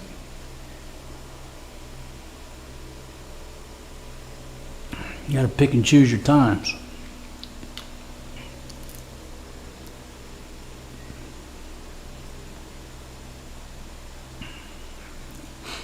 Let's see, KC says, I'm one of your longest running viewers and supporters, regardless of our opposing political views, but labeling me a troll is unfair just because I don't conform to everything that you say. Okay, I don't think I labeled anybody a troll.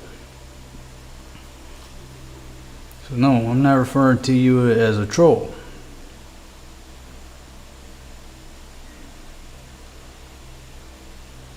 I certainly appreciate you being here from all these years, from way back in the day. I appreciate it.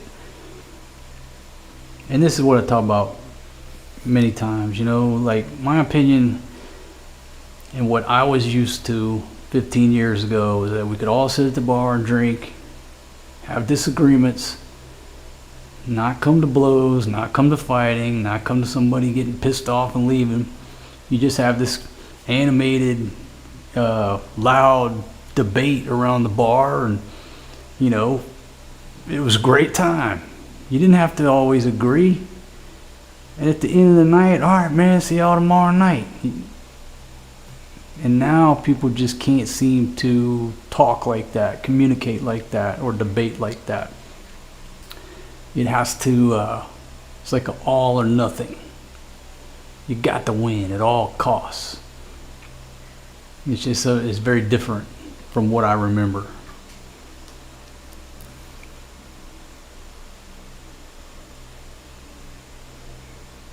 Yeah, sitting in a bar all day or night is depressing as hell.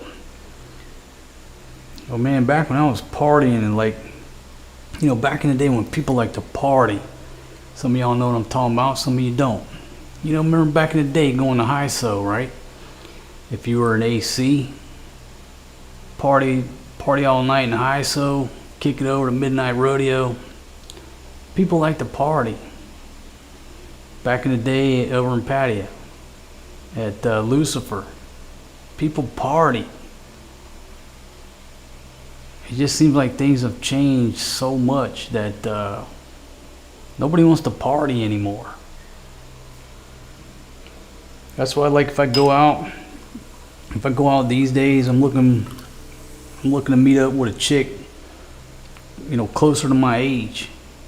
Why? Because they're the same mindset from the same era back that we used to party. You know, anybody young in the younger generation, they don't know about partying. They don't go out. They don't know about going out and dancing all night long to the wee hours of the morning. You know, and pulling these all-nighters. They're too busy glued to their damn cell phones. But you get chicks our era that, you know, grew up without cell phones. Well, okay, now you can go back to partying.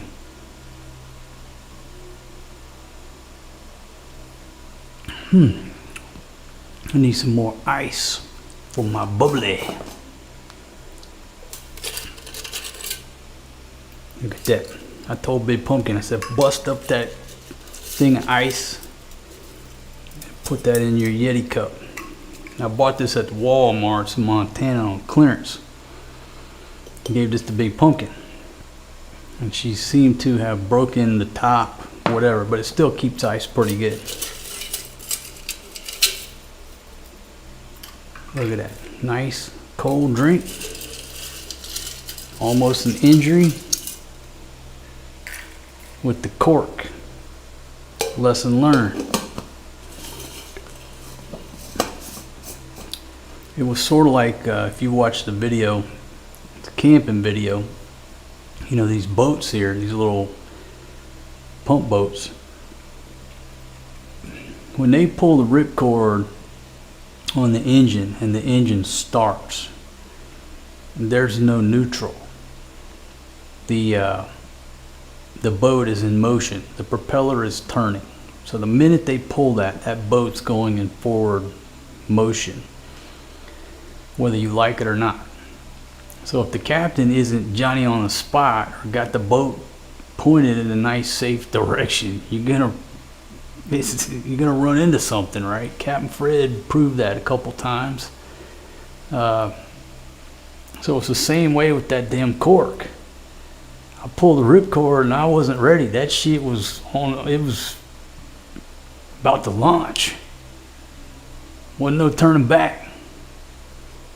And gosh, I'm really glad I decided to drink this tonight, because there was just too much pressure in that bottle. And again, if you're just joining me, I'm enjoying a bottle of,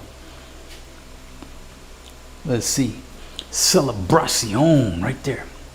Celebration. Celebrate good times. Come on.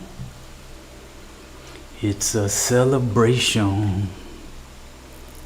Take a few more comments and I'll head back in there, because I know I'm not seeing the comments from all my friends on the other platforms. I'm only seeing the comments right now on the YouTubes.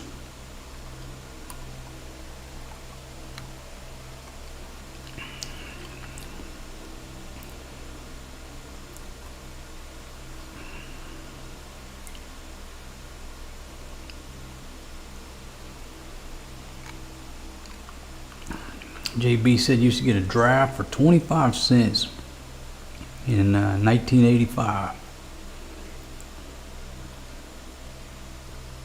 You know, I think the cheapest beer, like used to, and some of y'all might be in CM Reap right now, but you know, I'm sure it's the same way now. You get a hell of a deal on draft beer over there at CM Reap. Your draft beer, we're talking dirt cheap prices over there. I don't know what it's up to now, but every time we went to see him Reap, you're like, oh yeah, get them cheap beers over there.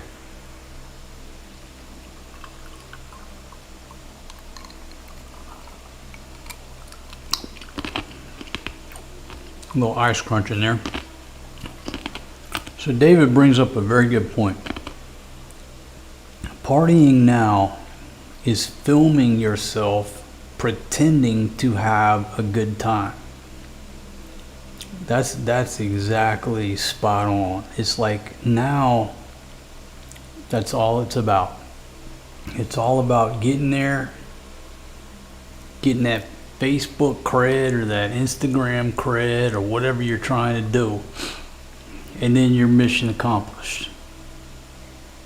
That's pretty much right on the money. I agree. Nobody's interested in partying anymore. They just got to get that perfect shot. It's the same way with Big Pumpkin. Anywhere I take her to a military historic site. They want to get out there, get that perfect pick, and then they're ready to go get something to eat. Don't care nothing about the history, don't know nothing about the battles, don't want to read anything, listen to anything. They just want that to prove I was there. Like, hey, we just got here. Don't y'all want to learn something, read something, learn about the history so you know it? Nope. Just need the photo.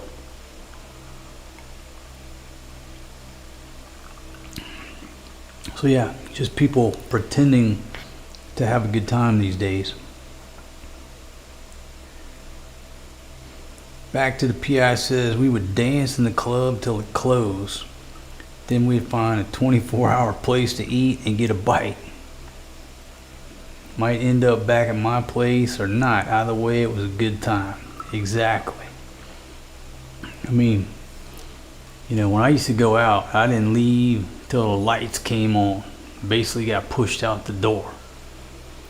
And if you struck out that night, you just went over to the Waffle House with the rest of the drunks. Big crowd over there.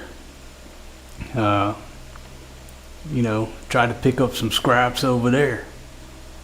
You know, I don't know, you know, the lockdown, things just haven't been the same in the world since 2020. It's like that era just broke everybody from wanting to party anymore. And so many people have stopped drinking, including myself. And what's coincidental about it, I was watching this documentary on the decline of craft beers, microbreweries. And there was a young guy on there. He was talking about he had to close up the doors, close up shop, going out of business. And he was talking about how, you know, most of his friends and his peers, including himself, as the owner of the brewery, had quit drinking. And he said, hey, I understand it. I quit drinking myself. And therefore, you know, businesses like mine are going out of business. People just aren't partying anymore. I mean, what does that mean for the population? I mean, how many people, what's the percentage of people around the world that are conceived with the assistance of some type of alcoholic beverage to either break the ice or to, at the end of a night of partying? You take away alcohol, you're talking about population collapse.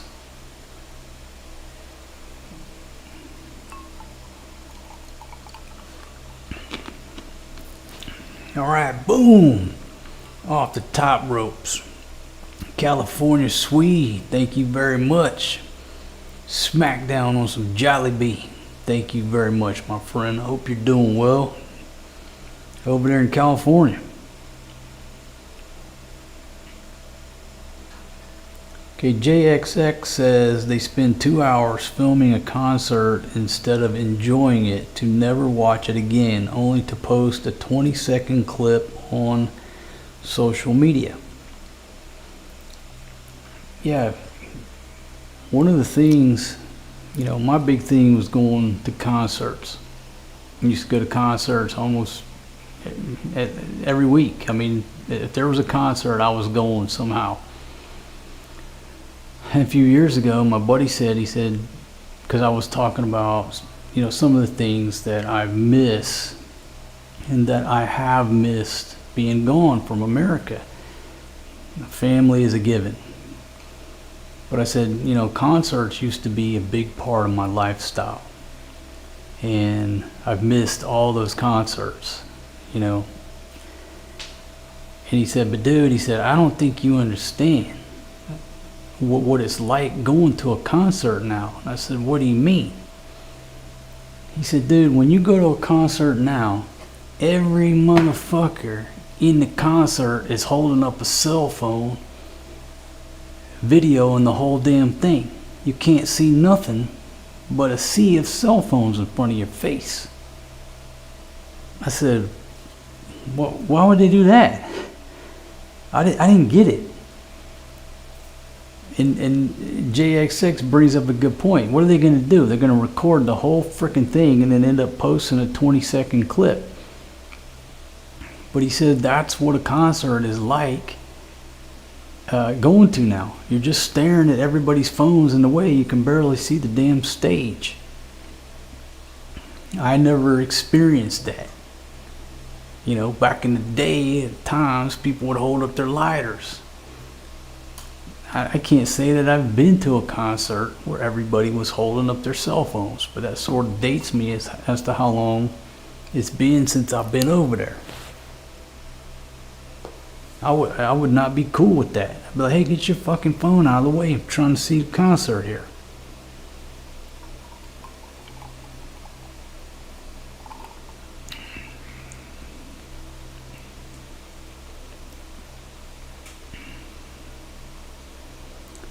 Let's see, so Alyssa says concerts are not what they once were. You're not missing anything because there is nothing to miss. Yeah, that's what that's the feeling I get. You know, like I said, you can never go home again. You're trying to recreate an era, which you can't do. You're trying to recreate yourself at that age in that era. You can't do that. It's just one of those. It was a lot of fun while it lasted.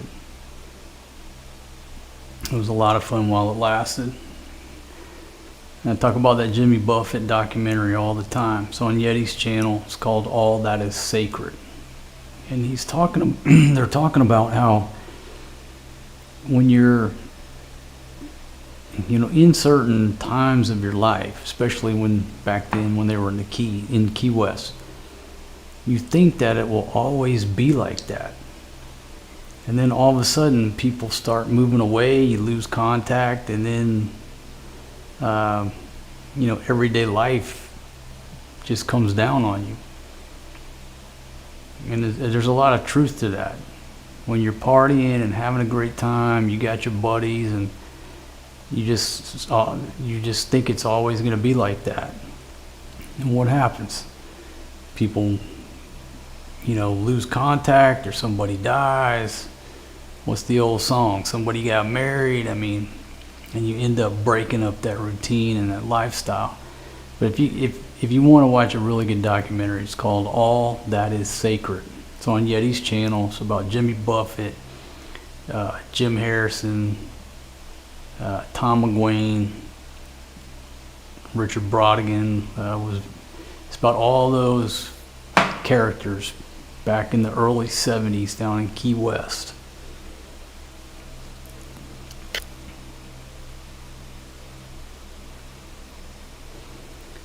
Okay, so I went to a Dave Chappelle show and everyone's phones were locked in a bag before the show. Great idea. Yeah, see, I'm just too much of a caveman. Why can't you just say, hey, no phones allowed? You pull your phone out, the bouncer throws you out. That's what used to happen when they said no cameras, right? Back in the day, no cameras. Somebody pulls out a camera, there's a flash, they throw you out. Just no phones. But I think it's the same way to say no phones allowed in schools. There's no phones allowed. Catch you with your phone, you get the phone taken away from you.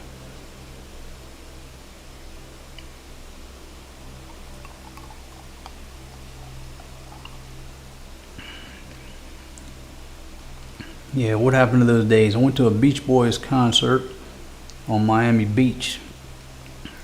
Towel in the sand, wall-to-wall people. Yeah, the concerts of old, everyone was passing the J and drinking from the flask they snuck in. Exactly. Hell, me and my buddy snuck some booze into, well, no, it was at the Grand Ole Opry. Grand Ole Opry wasn't selling liquor, so we brought our own.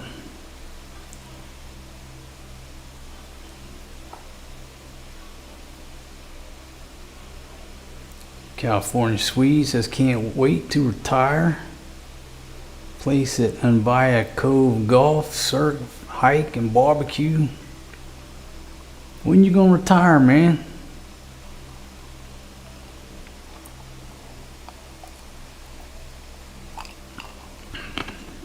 And folks, we started out this just talking about a interesting comment. And the gentleman popped into the chat, but I don't see where he left any real input. Maybe I missed it. Did somebody see any comments come across?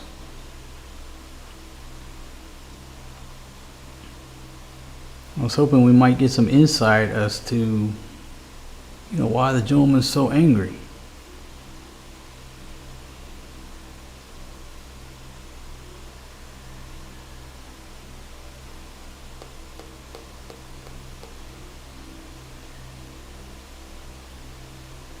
See, Rico Canosa spent the entire 80s with the Grateful Dead.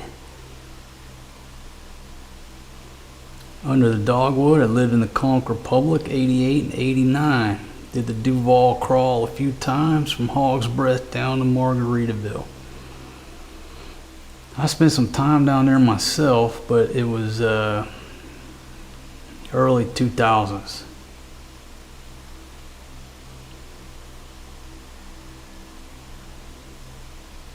And I don't think, maybe everybody does, but the story behind the Conch Republic, I guess maybe on a video I can pull it up and try to make a short story.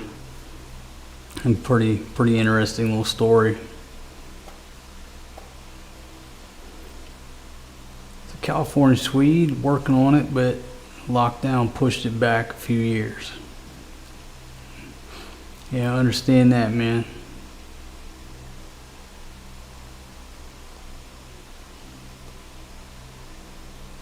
I think it set humanity back.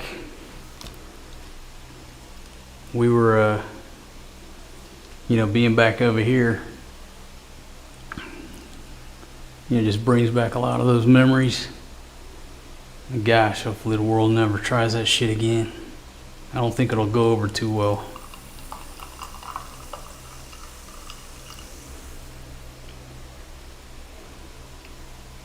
And folks, if you don't realize, you still had to wear that shit on your face until a year ago? It was after the new president took over, like 6 months after he took over, and then they finally got rid of that last rule.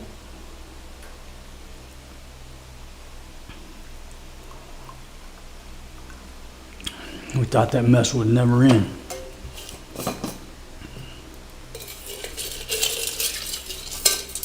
A lot different here than the States or anywhere else for that matter.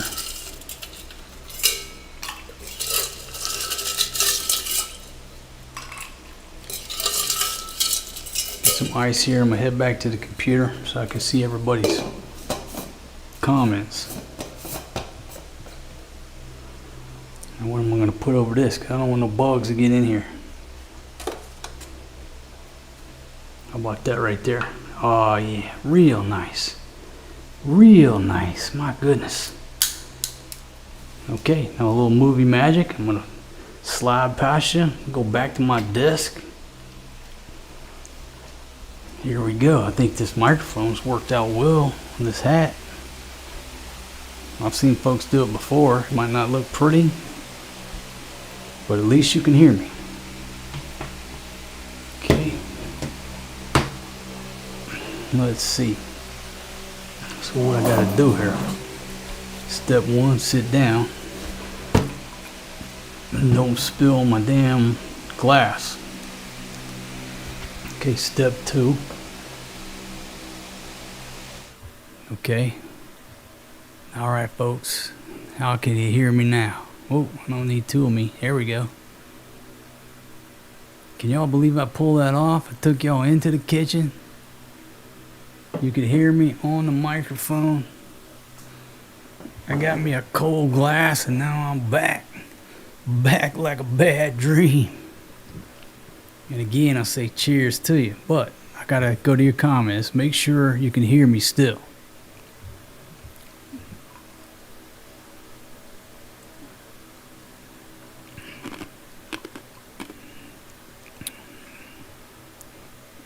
Keep swinging that 9-iron. I'm taking you golfing. Let's do it, man. I tell you, I'm deadly with that 9-iron.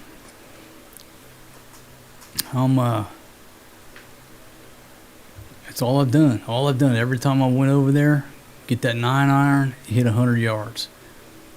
I can't hit the sign every time, but out of 5 shots, they'll all be around that little sign, about like that big. But I'd say 1 out of 6, I can hit that sign. 100 yards with a 9-iron. It's just all about muscle memory and consistency. And I was all over the place. Too many clubs. There was just too many damn options. But just try it if you're a golfer. Every time you go to the driving range, pick one club, one distance. One club, one distance. I picked a 9-iron, 100 yards. I am like a damn sniper hitting that little sign. I mean, I can't tell you how many buckets of balls I've hit to get to that point, but it's just simple muscle memory.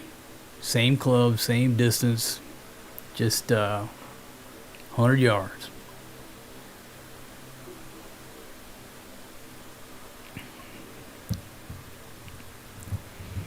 See, Matthew says, I'd be in the Philippines already, but my wife wants U.S. citizenship first. Okay, so streaming stop the maximum. Okay, so one of my streams just dropped at the 4-hour mark. So just give me a second to go around the horn here. Looks like I'm still up on Twitch. Got 2 folks watching. Thank y'all very much. Looks like the FB is still rocking. It looks like Instagram is still rocking. So which one went down? I don't know. 1, 2, 3. They're all up and running, but it says one of them went down. A 4-hour limit. Maybe somebody knows. Does that Facebook crap have a 4-minute or 4-hour limit? I don't know. Twitch is good.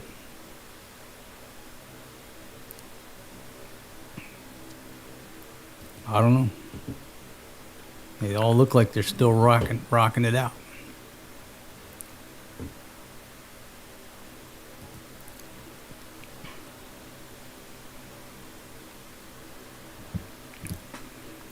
Yeah, I tell you, I mean, I was all over the place. Just horrible golfer, which I still am.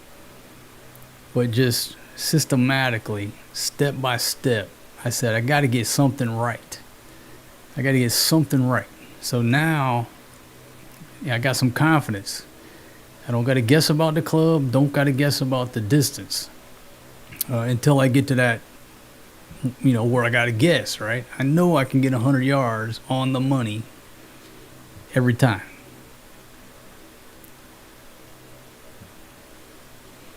Yeah, I'm on Rumble. Well, I post some videos on Rumble, not all of them. It's got like a 15 gigabyte limit. But I can't live stream because it's got to send out a verification code, and the damn system won't send out a code. And then you try to email customer service and nothing. So if I had that code, then I'd be live on Rumble too. But I just can't pull it off. Another no-go. No-go there and Twitter.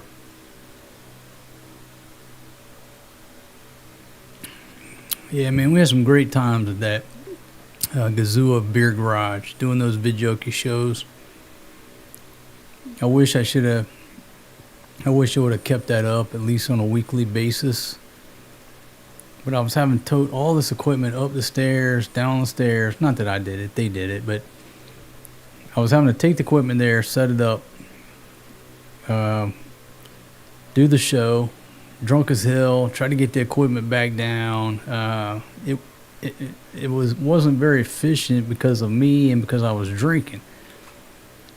Like a lot of times, it's funny because we would have the prizes that we were going to give out, and everybody would get so drunk by the end of the show, we didn't know who won. I mean, everybody's having a great time and drinking. And at the end, we're like, what the hell's going on? Who won? I mean, it was just a great time, but I wish I would have kept doing that at least on a weekly basis, once a week. What a great time. And we were packing the house. It's a small bar, but that place was packed out. Some just some funny stuff. Yeah, it was a great time. I should have figured out how to be more efficient about it, or leave the equipment in place or something. I wasn't very proficient with the equipment like I am now. It takes a while to learn how to set all this crap up. Back then, I had no idea what I was doing. Yeah, the winners got sardines. We give her away from sardines to I think we had an electric fan, rice cooker. And it's so funny because, people hit us so hard on that. You disrespecting people, giving them a can of sardines. You should be ashamed. They don't realize that they love sardines. Big Pumpkin's got like 3 cans of sardines that she went today and bought herself because everybody wanted sardines for lunch. Different tastes, different strokes for different folks. But yeah, we got hit so hard because we were giving away sardines. You should be ashamed of yourself. We're like, y'all don't have any idea. Okay? Folks here love those cans of sardines. They love Spam, the generic Spam. They love all that stuff. But it was a good time.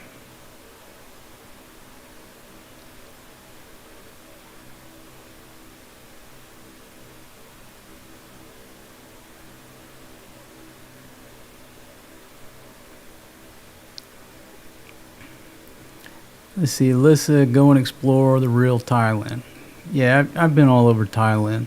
Pattaya is my home. It's a long story, but Pattaya is my home. I've been all over Thailand.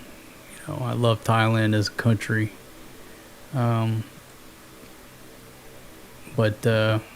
Pattaya, see, I have a different opinion of Pattaya. Pattaya is paradise. But it's all about what you make it. If you go to the bars every night, well, okay, that's your perspective, getting drunk and spending a lot of money. If you never go to the bars, Pattaya is a wonderful city. You can't beat the food scene, the weather, the prices, the transportation, plenty, shopping, the mall. It's a wonderful place. If you just elect not to engage in the bar scene every night. But I love the place. But yeah, I've traveled all over Thailand. Thailand is my home. Yeah, I always had to have a co-host from those vidjoki contests. Always had a beautiful lady sitting next to me. It was a great time.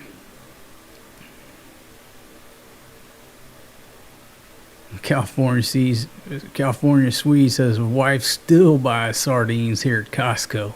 Yeah, they love sardines, folks. No apologies. They love them.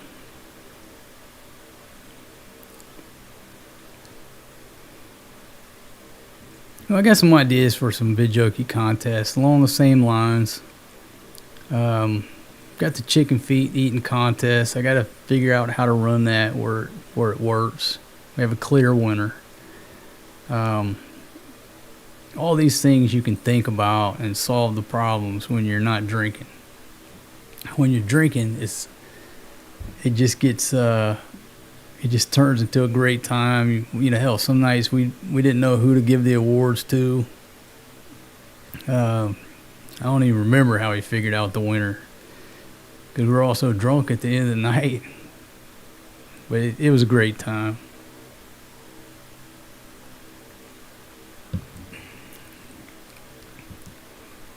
Yeah, they love that corned beef too. They love it.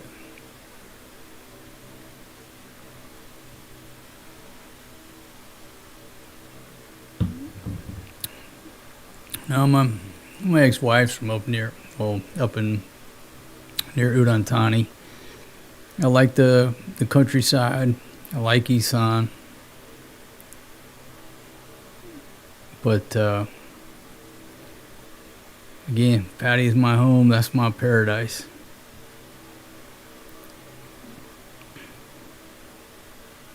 But when I'm there, I don't. It's kind of strange. I mean, the bars, the nightlife. That's what initially attracted me to that place years ago, and now I have nothing to do with it. But it's still home.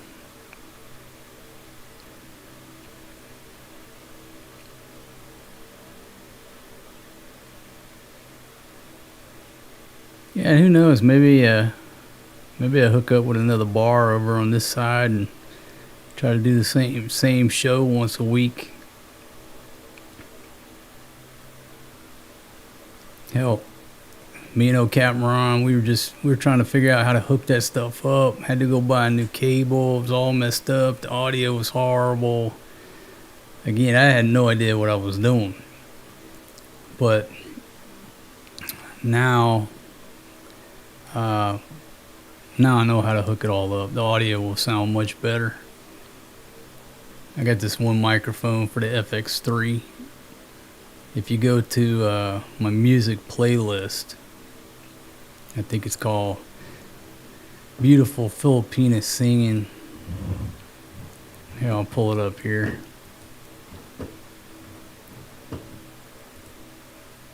But you know, it's always a challenge to record inside bars because of the noise level. If I pull this one video up, the audio sounds perfect. This one particular mic that I use with the FX3. Find the music. Here's the music playlist. Let me find it here. Something about Beautiful Filipina Singing. Yeah, the Hard 8 Saloon.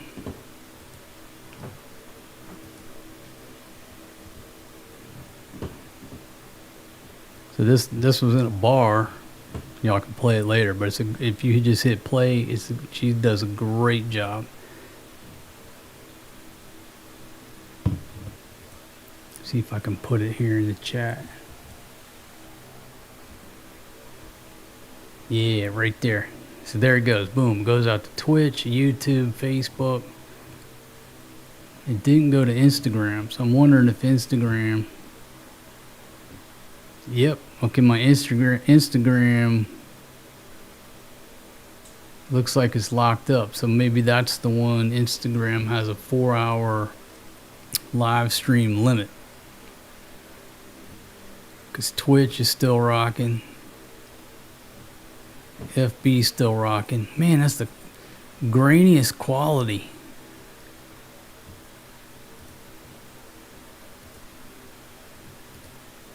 Okay, so Instagram is down.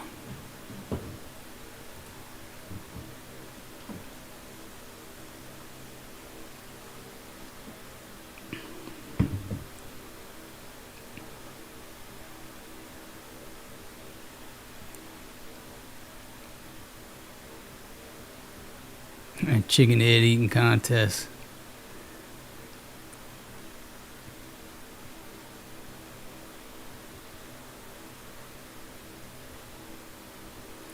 Well, the thing about the chicken feet eating contest, hey, your boy Norm, how you doing, my friend? You know, the chicken feet eating contest, one of y'all said, hey, do it by weight. Because, you know, what constitutes a chicken foot being 100% devoured, right? I mean, it's all very subjective. It's mostly, tendon and gristle. And so some of y'all said, hey, just weigh it out. Just weigh them out. Boom! California Swede coming off the top ropes of the octagon. Tie-O for the babies. Thank you very much. Maria loves that tie-O. She used to get that every morning when the guy come by the house. And here, so far, we don't have a tie-O guy, but we have a dude that comes by with ice cream, and then another dude comes by with not the sprinkle, not the crumble. What's it called? Scramble. It's like sort of like an icy. I don't know how to describe it. They call it scramble. So the scramble guy will come by, and the ice cream guy will follow him. But we need a tie-O guy to start coming by. It's coming up on 1 a.m. Monday, May 4th, here in the Philippines. I want to thank y'all very much for joining us.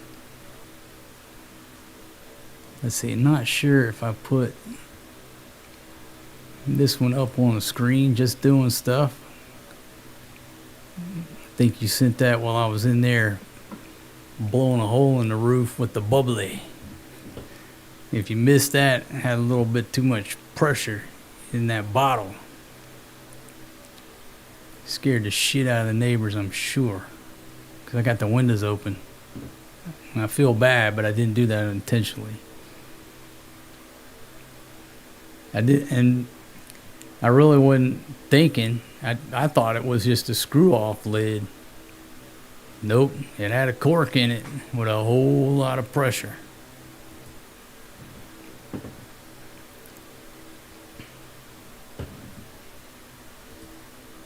Put that one up there too. I think that's got them all up there. Thank you very much, my friend.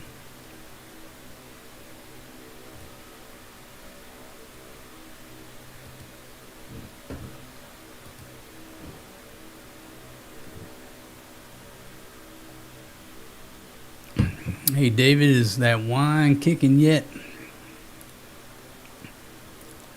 Not yet. And I got a confession to make. I'll make a confession in just a second. Yeah, 1 p.m. in Georgia. Yeah, so we're still exactly 12 hours. Just changed the AM to PM from the East Coast right now. Hey, Daniel. It's like checking in from Seattle. How you doing?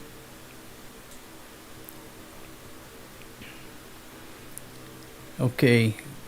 So Kuripot Buong is putting the money on Janice to win the chicken feet eating contest. I don't know. I would have said her, but when John Paul got in on the action, he's put on a few kilos too since we were here back a few years ago. So I don't know. I'm not a betting man. I'm not good at gambling, but there would be some tight competition. But yeah, what we're thinking about, what somebody says is, hey, weigh it out. Kilo chicken feet, a kilo. And then after it's over, you weigh it. And then who ate the most weight, that's who wins. And that makes sense because, one person might nibble it and say it's done, and everybody else is like, no, that's not done. You still got, I can't sit there and argue over 200 different chicken feet, right? But I think the weighing system, just weigh it out, exact kilos on each plate. After it's over, re-weigh it. But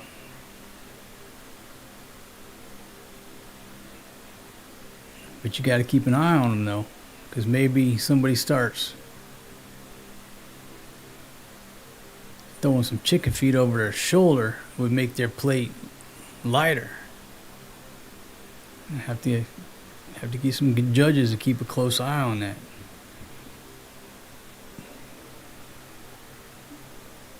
Yeah, I want to fire up a chicken feet eating contest. Janice, Fatima, and John Paul. Hey, Sierra Sky. Yeah, I'll make a confession. This is not real wine.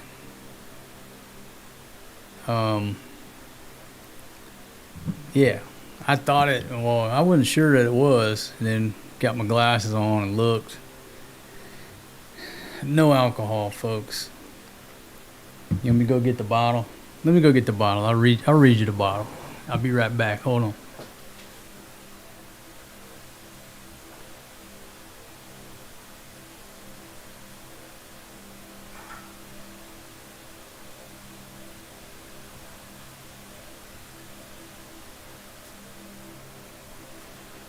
So this is again, shout out to Girly. Thank you very much for giving us this bottle.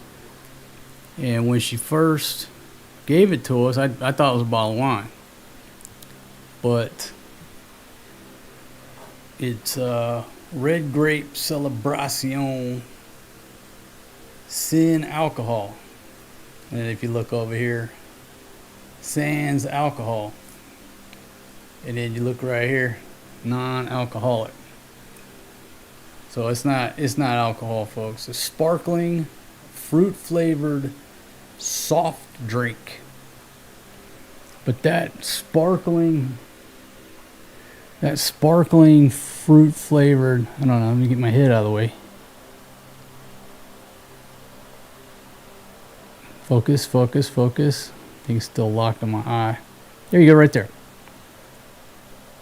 That thing has so much pressure behind it. It's a wonder that the damn bottle didn't explode sitting on the shelf. My goodness.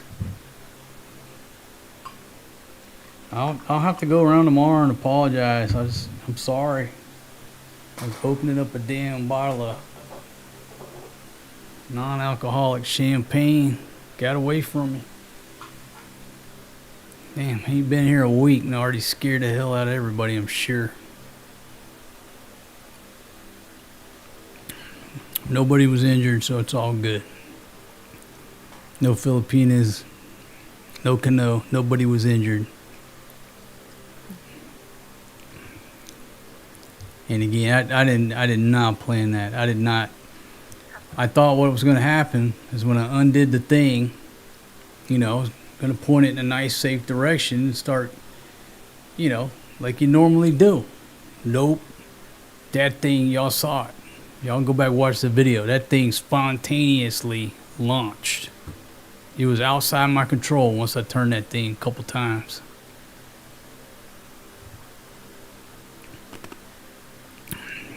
Hey John, man, how you doing?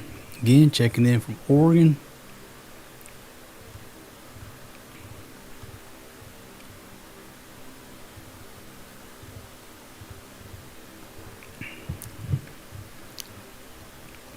Let's see. Hey Sierra Sky. They're all the handles are at Overstay Road. And folks, you know, I've said throughout the years, I'm not on any social media, which I guess it's how you want to interpret it. I had those handles from, trying to lock this in. I've had those handles for a long time, just not using the accounts. But again, shout out to my buddy. He said, look, dude, why aren't you streaming to all these platforms? I said, I don't like Facebook. I don't like Mark Zuckerberg. He's like, shut the hell up. Start streaming to all the platforms. So I finally took his advice, and that's what I'm doing. But it's a one-way street, okay? I'm just putting stuff there to promote my YouTube channel, okay? That's the only reason I'm doing it. He taught me into it, and he was right. It's just free advertisement for the YouTube channel.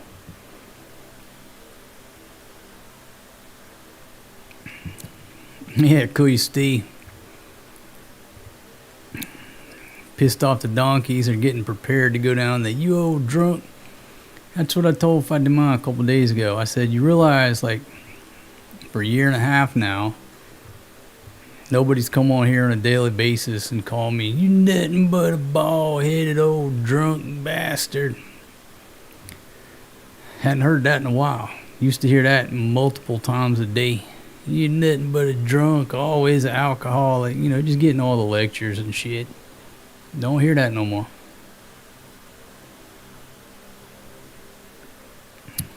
See, hey Dave, how are you?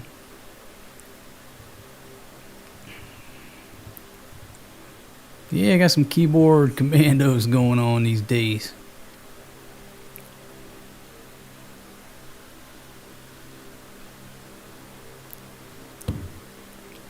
Yeah, it's basically just sparkling grape juice. It's absolutely delicious. Just delicious. Yeah, Fatima's we got a little barbecue. I got a little barbecue grill going on here in the village. And that's what she likes. She likes to get the chicken intestines. Maria's just down with the hot dogs. Force G, he goes with the pork. But Fatima get them chicken intestines. Mr. Stone, how are you? Thank you very much for checking in. 621 Norby says, honestly, I like you much more now that you're not drinking. Not that my opinion matters. Yes, your opinion does matter, my friend. Thank you very much. You know, I've heard that a lot, but I've also heard, man, you're boring now. You're too boring. Go back to drinking. So I've heard it both ways. And when you never say never, but when I quit, I really didn't have any plans to go back. But in the same sense, it's like, what's wrong with a couple beers, couple glasses of wine while I'm barbecuing? With the difference being that, before I'm sitting there barbecuing, having a couple drinks, next thing you know, I'm going to trike down a walking street on a bender. That part, doesn't need to come back. But having a couple beers, barbecuing or cooking, a couple glasses of wine, JXX says, let it rip, screw it. Well, that's another way to look at it. There's this study that this doctor was referencing. And I don't know why all these doctors' channels keep popping up, but they were talking about this study up in Pennsylvania. Was it Pennsylvania? Back in the 50s. And it was basically a community of Italian folks, and what caught everybody's attention was that the doctors in the town realized there was no heart disease in any of the patients there. Nobody was having a heart attack in this town. And it caught the attention of the federal government. They did some studies up there, went around and asking people all these questions and trying to figure out why. Why is this one city nobody having any heart disease? And I'll think of the name of the city in a minute. But one of the big things they contributed it to, or the findings of the study, was basically the family ties and the bonds. It was multiple generations living in the same household. They were all tight with family, all eating together. They didn't have the best diet. One guy admitted it. He said, if I'm eating spaghetti every night, I'm sure it's not the healthiest, but he said, if I die, I want to go out with a meatball in my mouth. What's wrong with that? So that was their attitude.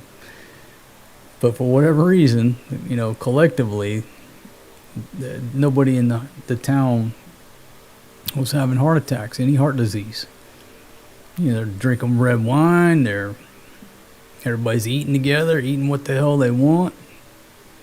But then what they realize is when the people started going out, moving to other places, and getting away from those tight family ties, then the younger generation, the heart disease came back. And then they were on par with the rest of America on the percentages. I'll think of it in a minute. I can't remember. It's a town in Pennsylvania.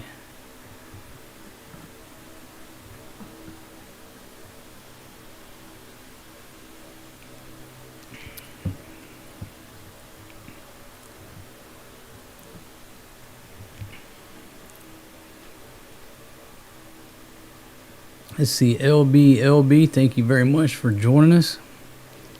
Let's see, bye all. Look forward to watching this guy another day. He's all right, living in the 70s and 80s. Hopefully not to the detriment of this young family. Wasn't nothing wrong with the 70s and the 80s. We turned out pretty good.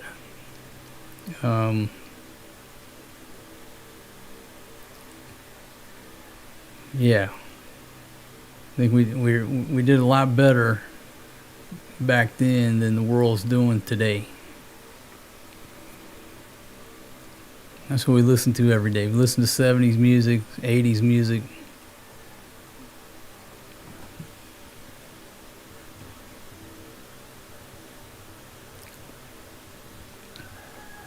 Yeah, that's a good point, Rico. Taking care of the kids. That's better buzz than alcohol can give you any day. And that's a big reason too. If I had to go out to the bar at night, I'm gonna miss hanging out with the kids at night. And that's just not what I want to do these days. I'd rather sit here, my routine, watching TV with the kids, and that's my routine. Years ago, sitting in the bar. Times change.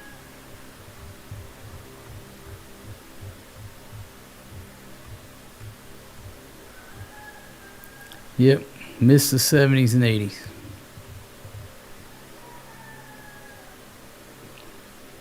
All right, folks, I'm going to go around the horn here. Let me just do a quick report. I'll take a few more comments, and I'm going to go snuggle next to Big Pumpkin. Because about 1 in the morning, and I've got this window closed with well, it's open, but the curtains covering it. Well, by about this time in the morning, with the windows open, it's so cool in here that everybody's under the covers.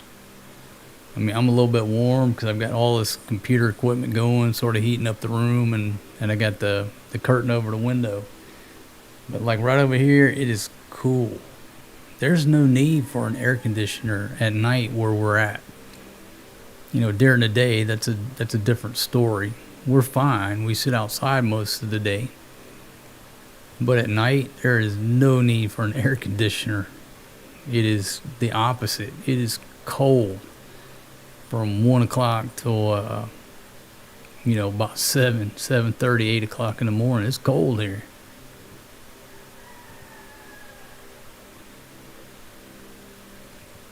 Okay. All right, so just to recap, at the beginning of this show, we talked about why is this one viewer so angry. He showed up here in the chat and asked him a couple questions, and then he dipped out. He's under no obligation to answer anything I ask him, but I guess the curiosity is, hey man, why? If you don't like the show, why you come over here and just continue to leave colorful comments? What's the purpose? How does that help you? If he said, well, it makes me feel better. Okay, all right, well then that makes sense. I'm helping you out. You feel better, you're venting, you get some shit off your chest, you feel better. All right, I get it. If that was the answer. I just don't get it. If there's something I don't like, I just find something I do like. Why would I invest 30 minutes of my time sitting there ripping some guy on the internet I don't even know, and then go back the next day for some more, then go back the next day for some more? What's the purpose of that? How does that help you? If he says it's a relief and it lowers my blood pressure, all right, we'll drive on. But I think it's the opposite. It gets his blood pressure up. Dude's older than me, so how does that help him? And bro, if you're listening, I'm worried about you. How does that help you? And I say that I don't ban people here for the most part, but there's been some people in the past that I went ahead and did it because I was concerned for their health. That might sound crazy, but I'm like, I gotta get rid of this guy because he's just too torqued up. It's not good for his health, not good for his blood pressure, his heart. I don't want to be responsible. And I got rid of them, hid them on the channel where they stopped commenting here. What's the word? Just out of concern. If they're gonna stroke out while they're doing this, do it somewhere else, man. But I'm trying to save you. If you come here and you get your blood pressure up, let me just hide you on the channel where you don't do that. Let me help you. Anyhow, it's one of the mysteries of life. Maybe it's just not meant to be understood. All right, I'll look a couple more comments and I'm out of here, folks. Again, if you hit that thumbs up button, I certainly appreciate you. Helps out with them dang old Google squirrels. They control everything in here. Alyssa says anger comes from pain. I'm glad you brought that up. I'll close out the show on that note.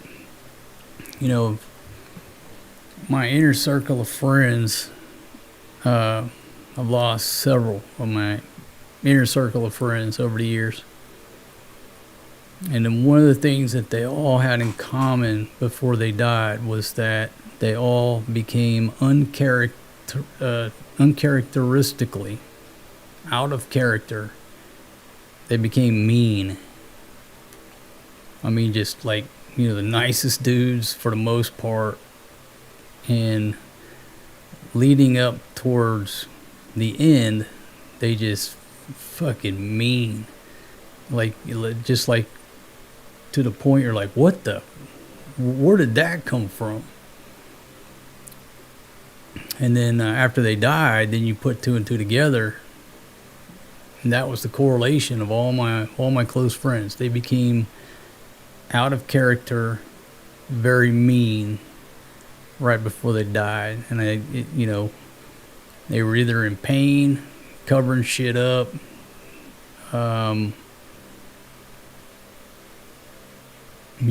whatever the reason. But let's see, what was your comment again? Anger comes from pain. That's exactly what happened to them. And I'm not talking just being irritable. I'm just talking like most of the time the nicest dudes. Next thing you know, just into it with everybody. Just shit that you don't see coming. And it probably has a lot to do with pain that they're hiding. Whether physical or mental. But I think in their case, let's see. JXX says physical health is tied more to mental health and staying in the game. We have this debate all the time, me and my buddies, about is the drama what keeps us alive, or is the drama what's killing us? And I asked a buddy the other day, he's older than me, was he 69? Between 65 and 70, anyhow. He said right away, oh man, the drama's what keeps me alive. If I didn't have all this drama and shit going on, I'd be sitting in a rocking chair back in the States. So that's what we talk about, when you mentally give up on the game of life, it tells your body it's okay to shut down and start the dying process. I did a video a while back talking about, you see all these videos on YouTube where people have sworn off of dating. I'm 50 and I stopped dating. And I'm like, what the fuck? Did this dude just say he's 50 years old and he just swore off from women for the rest of his life? And it'll get 1 million views. You go down to the comments and there's thousands of people agreeing with him. Where I want to go on there and say, dude, have you lost your fucking mind? Are you listening to what you just said? You're a man and you're giving up on dating at 50? And then there'll be a dude that says it at 40. Now, what dudes are trying to get views and what are serious?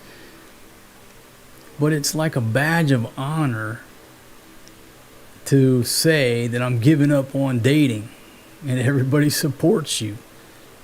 And I did a video expressing my opinion the exact opposite way. That if you say, I'm 40 years old and I'm giving up on chasing women, you're basically saying you're giving up on life. You're just giving up. You've given up on life. That's my opinion. You can check that video out. But, telling a guy like me some shit like that sounds absolute insanity. It's crazy. That you're going to give up on chasing women? You're going to give up on nature? Have you lost your mind? I mean, look, the dude's not saying I'm never getting married again to protect my finances. Got it. Track it. Understand that, big pimpin'. These dudes are saying I'm no longer interested in women. I'm going to sit at home and play Call of Duty. I'm 40 years old. That's a serious issue to a guy like me. If one of my buddies came and told me that, I'd be like, are you fucking kidding me? What'd you just say? You just said you're not going to date no more? You're not going to chase women no more? Like, dude, your blood sugar must be screwed up, or you're doing heroin or something. What is wrong with you? But just, you look at the videos on YouTube, it's quite the opposite. Everybody's very supportive. Yeah, 50 is too young to give up on women. I ain't never giving up on chasing women.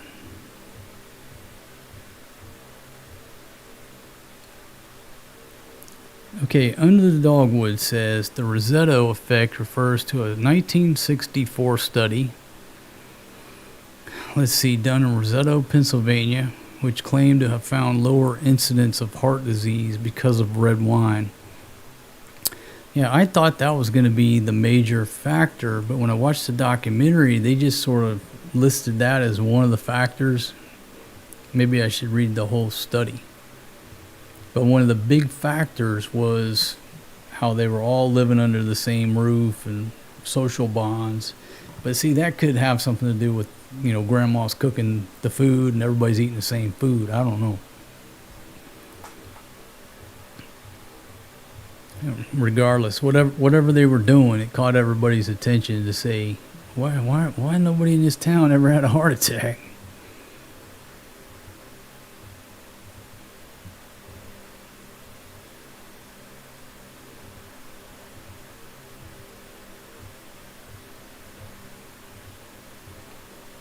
Alright, well folks, I'm going to go ahead and shut her down. I want to thank y'all for hanging out with me. Hope you're at least entertained, maybe invoke some thought.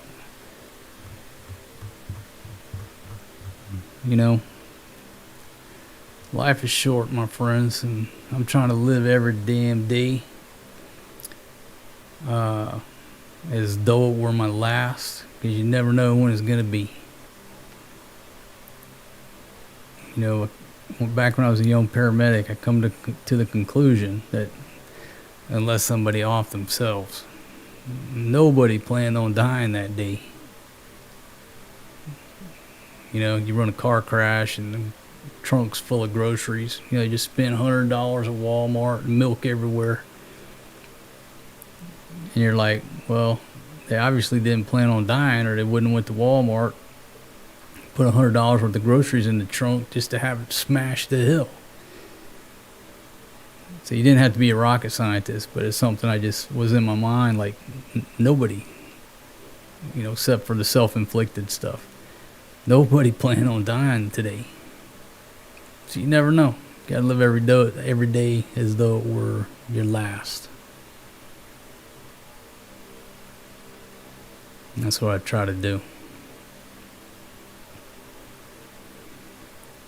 Yeah, 4.5 hours like it was nothing.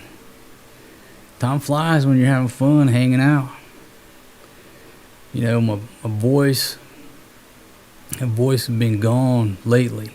It started when I was doing all that, them long streams on the Iran war, which Big Pumpkins told me to quit doing that stuff, but I strained the hell out of my voice and I still ain't got it back fully. Just too much talking. That's what my buddy said. He said, dude, when you do your live streams, you talk too damn much. I don't know how to do it any different, man. But yeah, so. Alright, folks, I'm out of here. Once I figure out how to shut this down, the first thing I do is go over this Instagram in live video. I think it's being ended in the 4-hour mark anyhow. I'll say cheers to you. Again, this is not real wine. This is sparkling grape soda that almost blew a hole in my roof. And again, I didn't mean to do that. That was quite unexpected that thing was launching whether I wanted it to or not. I didn't have no choice. So I'll see you fine folks on the next one. Y'all have a good one. And peace out, my friends. I'm signing off.